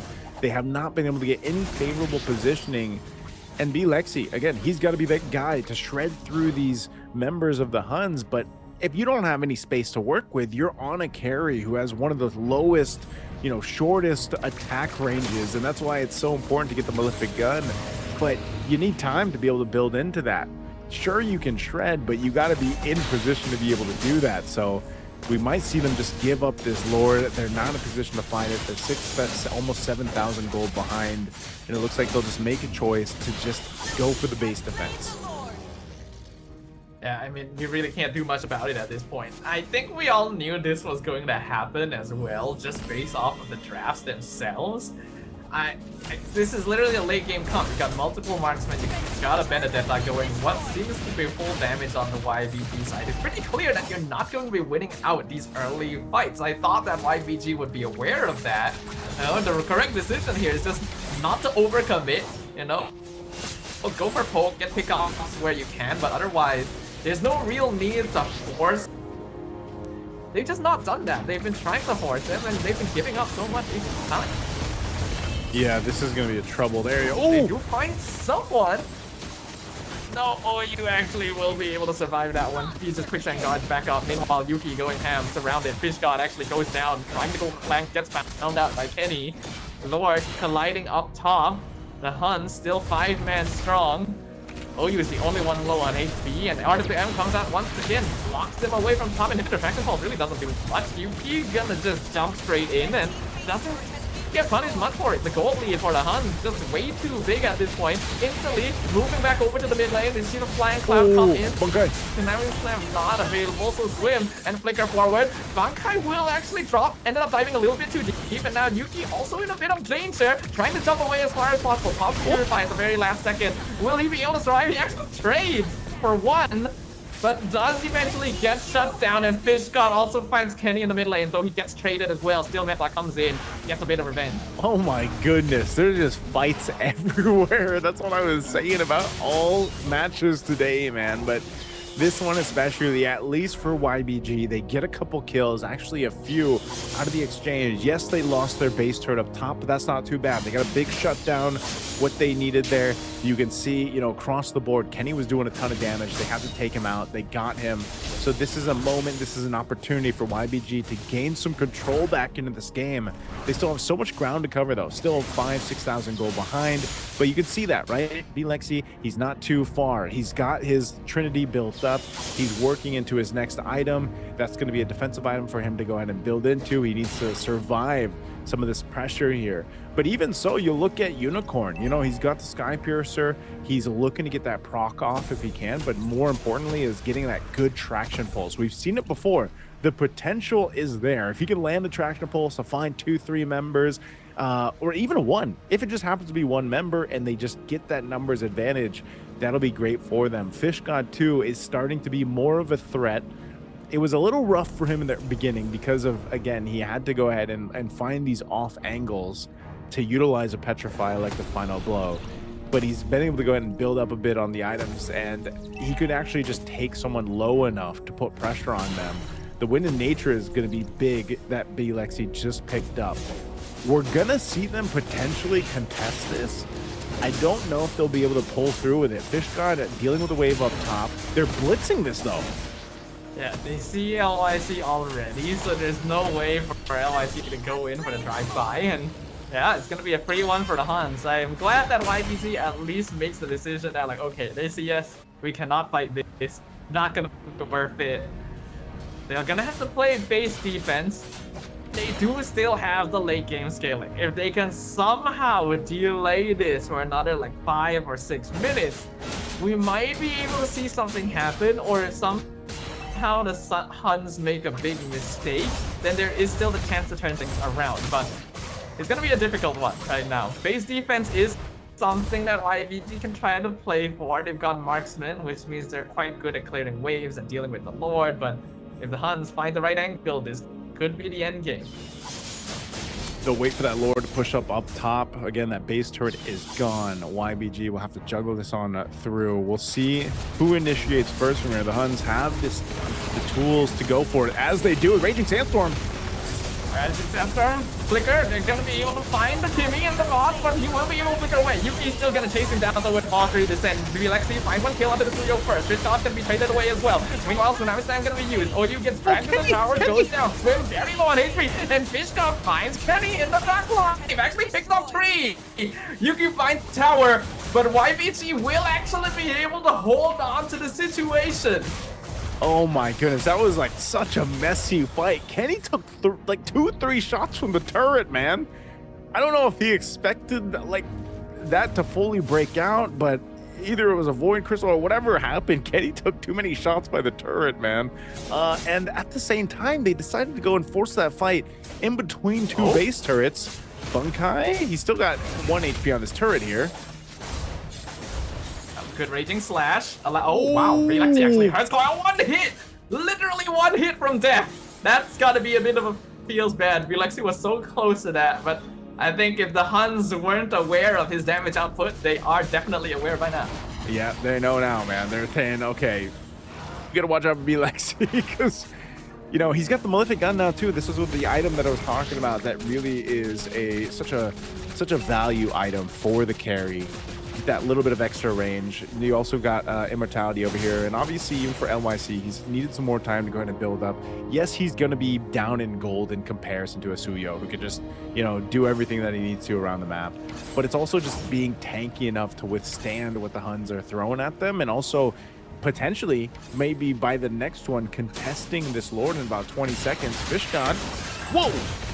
Fish God in a really bad spot. Ivor and I, Electro Final Blow, everything going to be used. Actually managed to get away from Yuki with the Valkyrie Descent, but the RWM catches his team instead. They came to back him up, and they're the ones getting caught out. A massive misplay from YBG. They've lost Elexi, they've lost Swim. Flicker from Unicorn should get him out of that one, but Carry was really the main core, and they will no longer have him for this base defense. LYC still holding on, rolling away from Kenny, surprisingly surviving. But that means it's gonna be a 4v2 defense. LYC finally falls. Fish God picks up still. He's clearing.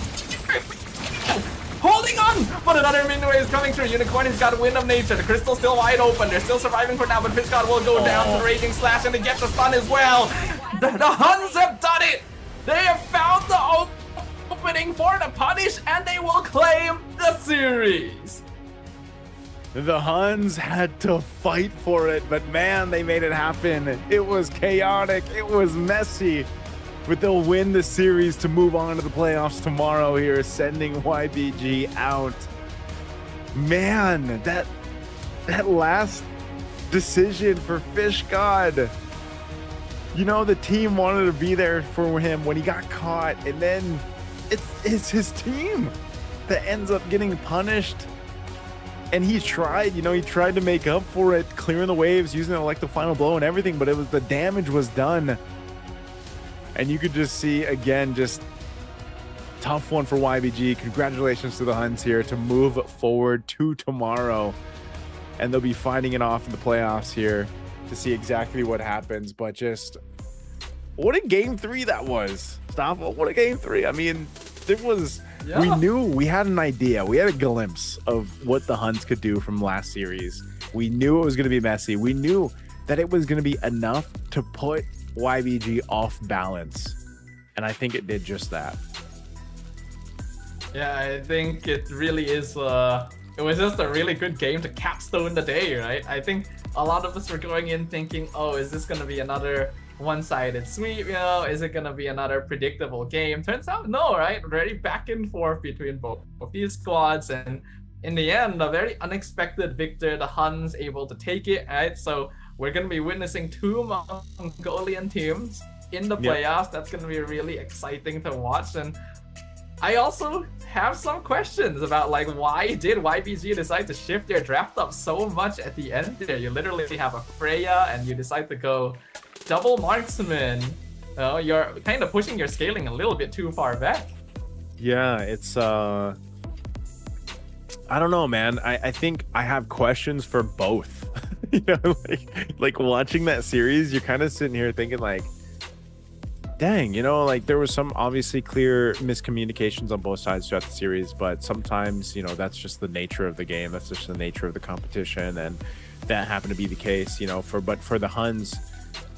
Again, it got a little dicey there, you know, it got a little dicey at the end just because it seemed like, and hopefully they can fix this before tomorrow, because this is going to be a big problem for them tomorrow. The Huns, like, when they are assaulting a base, they really want that base, man. They will fight and fight and fight in the base, even if there's 2 base turrets up and they're taking base shots, you know, like turret shots to them. They'll still fight. And so I think they have to clean that up if they want the opportunity to move forward. To potentially get that spot going to the direct spot to MSC, because essentially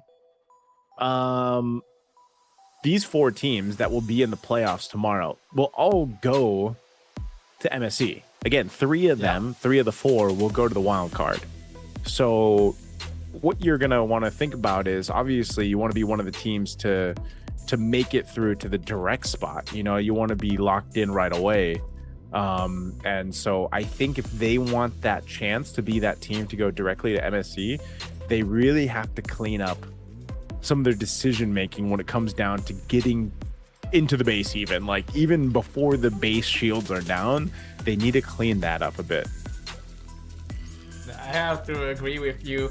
We at this point kind of recognize HUNS for their chaotic gameplay, but I think they themselves haven't fully adapted to the chaos of the battlefield, where sometimes there's just some mistakes being made, some weird calls here and there. But this time our MVP is going to be OU on that Khalid, able to roam around the map, open up vision, be honestly a general nuisance, because Khalid still does a lot of damage early on.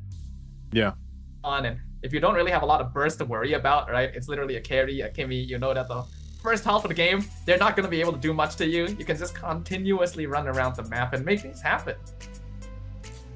Yeah, it was an interesting day. I'll say that, because we saw I feel like today alone, it was just 3 matches. Fortunately enough, we got almost the max games possible. We almost got 9 games. So we had 8 games, and I feel like in those 8 games, we learned a lot about the varying difference here between the teams that are competing. But again, also a really good, I would almost just really say it was a really good depiction of where East Asia is currently in the competitive scene of MLBB. And for me, I'll say this was nice to see, man, because again, you got to look at other regions around the world that are starting to grow, starting to develop. They've got their own play style, even their own drafting patterns. Although there is a lot of similarities to what we're seeing over here in Southeast Asia, it's nice to see that East Asia is, showcasing this. We're going to be heading over to an interview with Michelle and the Huns over here. 本场比赛的胜利，我们邀请到的是经验路选手 Bankai. Hi Bankai, how are you? Would you like to say hello to audience here? 你好，我是Bankai. Thank you, Bankai.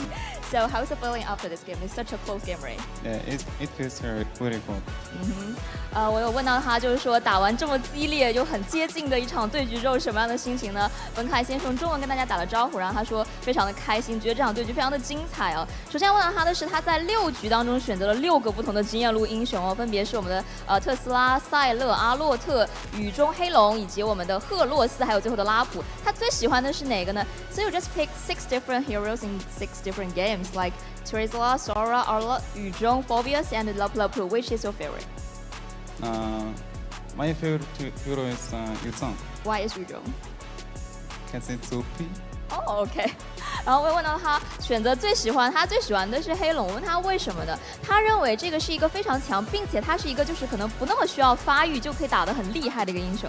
下一个问题想问到的是，因为其实在第2局嘛，他们那一局还是有出现一些小小的失误的，所以那局是没有成功拿下。他认为第2局可能是哪一个位置的选手给到他们的压力最大呢？ So like in game 2, like which players from YBG you think give you the most pressure?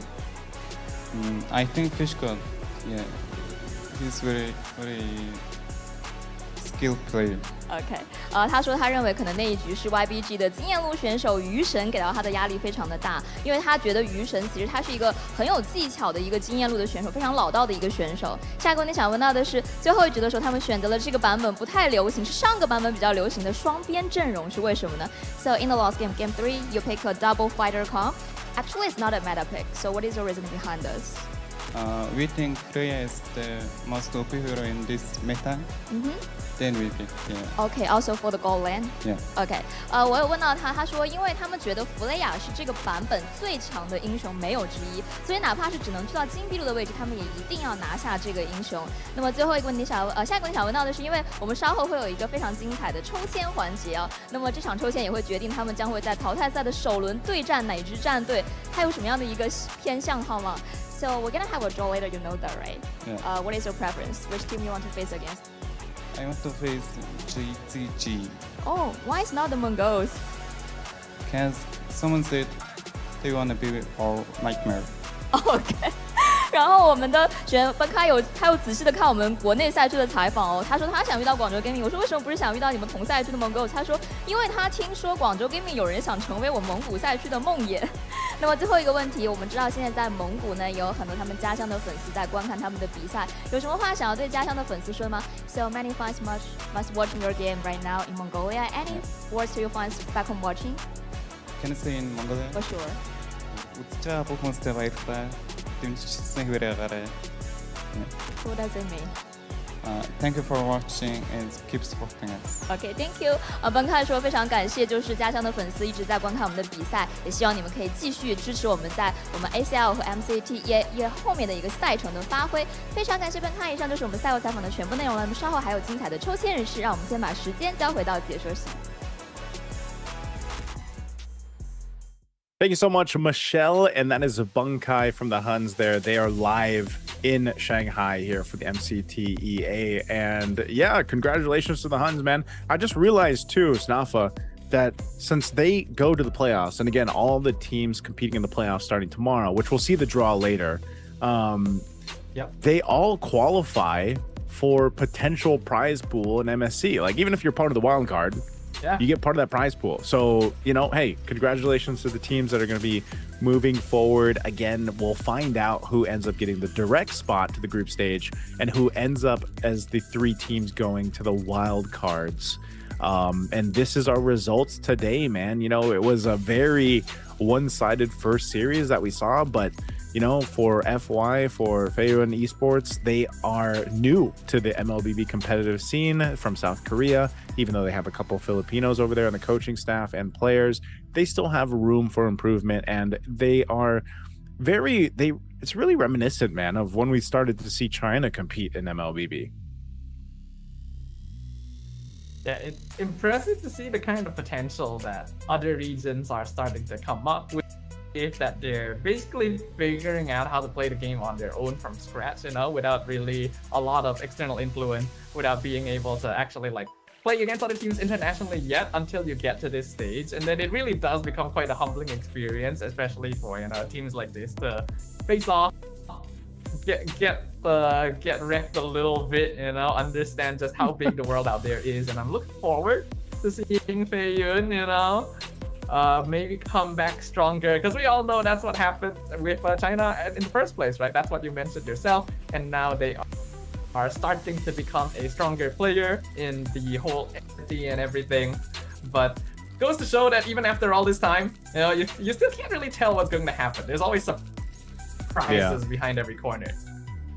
I like what Bunkai mentioned too, because you know, we talked about it a bit in the draft for their games. We were like, oh yeah, teams are banning out his Yuzhong. Well, then Bunkai is just like there with Michelle. He's like, yeah, I like the Yuzhong the most because he's OP.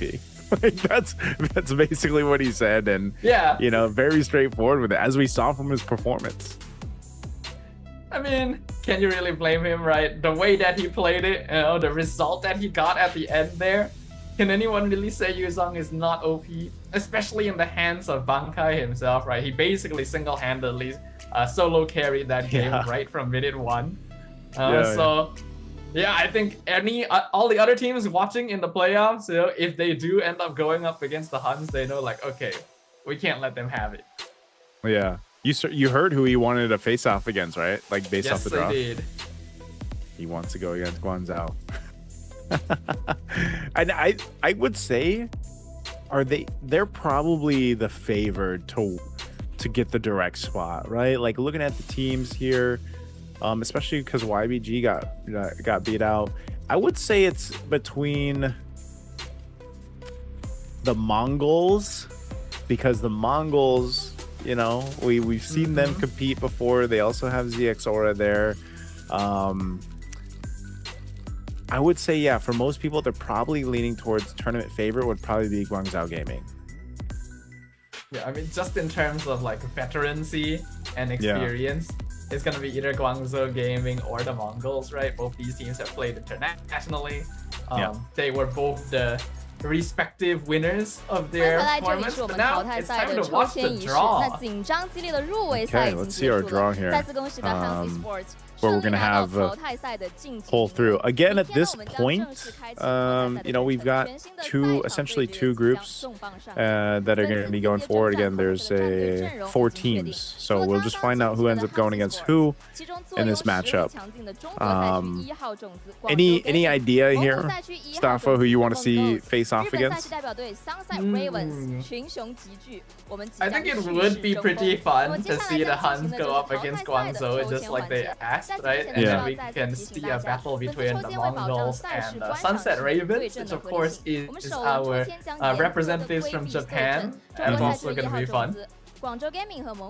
Yeah, I guess that's who my next eyes are on, is like Japan. You know, like Japan is just I feel like it's fun to watch their streams alone, even though they just have like Japanese streams, you know. But it's like it's fun to watch to see what they're doing over there. And for Sunset Ravens, I hope that I hope they do well, man. Again, they're in a similar position that China was in just a couple years ago when their first introduction, and even though Japan had competed years ago. But it's kind of like their reintroduction into the competitive scene, and hopefully we get to kind of see them their play style develop as well. So I would say for me, I'm looking forward to, just so the wish comes true, the HUNS versus Guangzhou Gaming to start off, and then we have Sunset Ravens versus the Mongols. So see if that ends up happening. Again, small draw here, and but this could already kind of paint the picture. They are going to have,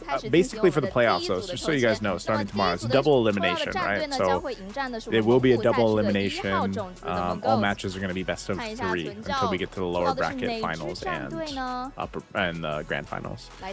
So let's see. All right, who is it going to be? Match 1 versus the Mongols. Oh, it's the HUNS. Yeah, it's gonna be the HUNS. Are we gonna be watching? Yes, we are. The Mongolian battle in match 1. Unfortunately, that means the HUNS don't get their wish too soon. But hey, if they do win their match, then maybe they'll get the face off. That also means that Guangzhou Gaming will be facing off against Sunset Ravens in match 2. Okay. Again, you know, double elimination. I think the HUNS, they got some good practice in today. As long as they can kind of clean up their gameplay, I think they'll be in a better position to go ahead and take down a team like the Mongols, at least send them to the lower bracket. But, you know, looking through, I guess, some of the experience that they've had here, you know, obviously they're very familiar with each other. I actually I looked this up too. I think the coach looks like the coach, or at least one of the members in the, maybe helping them with the draft and whatnot. It looks like it's Bebex, if you recall Bebex. He had his time too. Yeah, he says it's their coach. Bebex has a lot of experience. Especially, you know, he was one of our first introductions of what I was saying with Team Lil Gun before, when we, you know, started to see really that strength from Mongolia. And so Bebe X was one of those first players I think that the international audience was introduced to, you know, on Team Lil Gun. And yeah, that's what we would have casted years ago. So it's nice to see that he's coaching the HUNS. Yeah, much time has passed and you still remember the name as well, but now we officially will have tomorrow's matchups, right? We're going to be having, I believe, 4, right? 4 best of 3s happening tomorrow. It's going to be kicking off with the Mongols versus the HUNS in our very first best of 3, followed by Guangzhou Gaming up against Sunset Ravens. After which, we'll be watching the upper bracket finals, the winners of both matches, and then we will be watching the very first lower bracket match where one team will be eliminated. Exciting day tomorrow. You know, I think, you mentioned, Staffa, you won't be casting tomorrow. You got to cast all the play-in matches today. Any final thoughts before we close out the day here on how things went for you? And about the teams we got to witness today? I think it was definitely unexpected, you know. They started clean sweep. I thought like, oh, are we gonna see a lot of these where like one team is just clearly stronger than the other? But then after that, very close matches overall, some surprising picks, some questionable gameplay here and there, but you know, it's understandable since many of these are still newer teams on the international stage, developing regions. I'm hoping that we get to see more stuff like this, because this was very, very fun, and I'm glad I got to cast with you today, Naisu.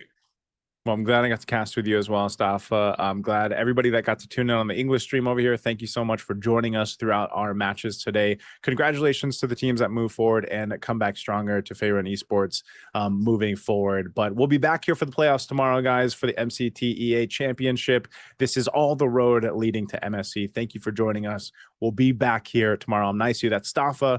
You guys enjoy your evening. We'll see you tomorrow.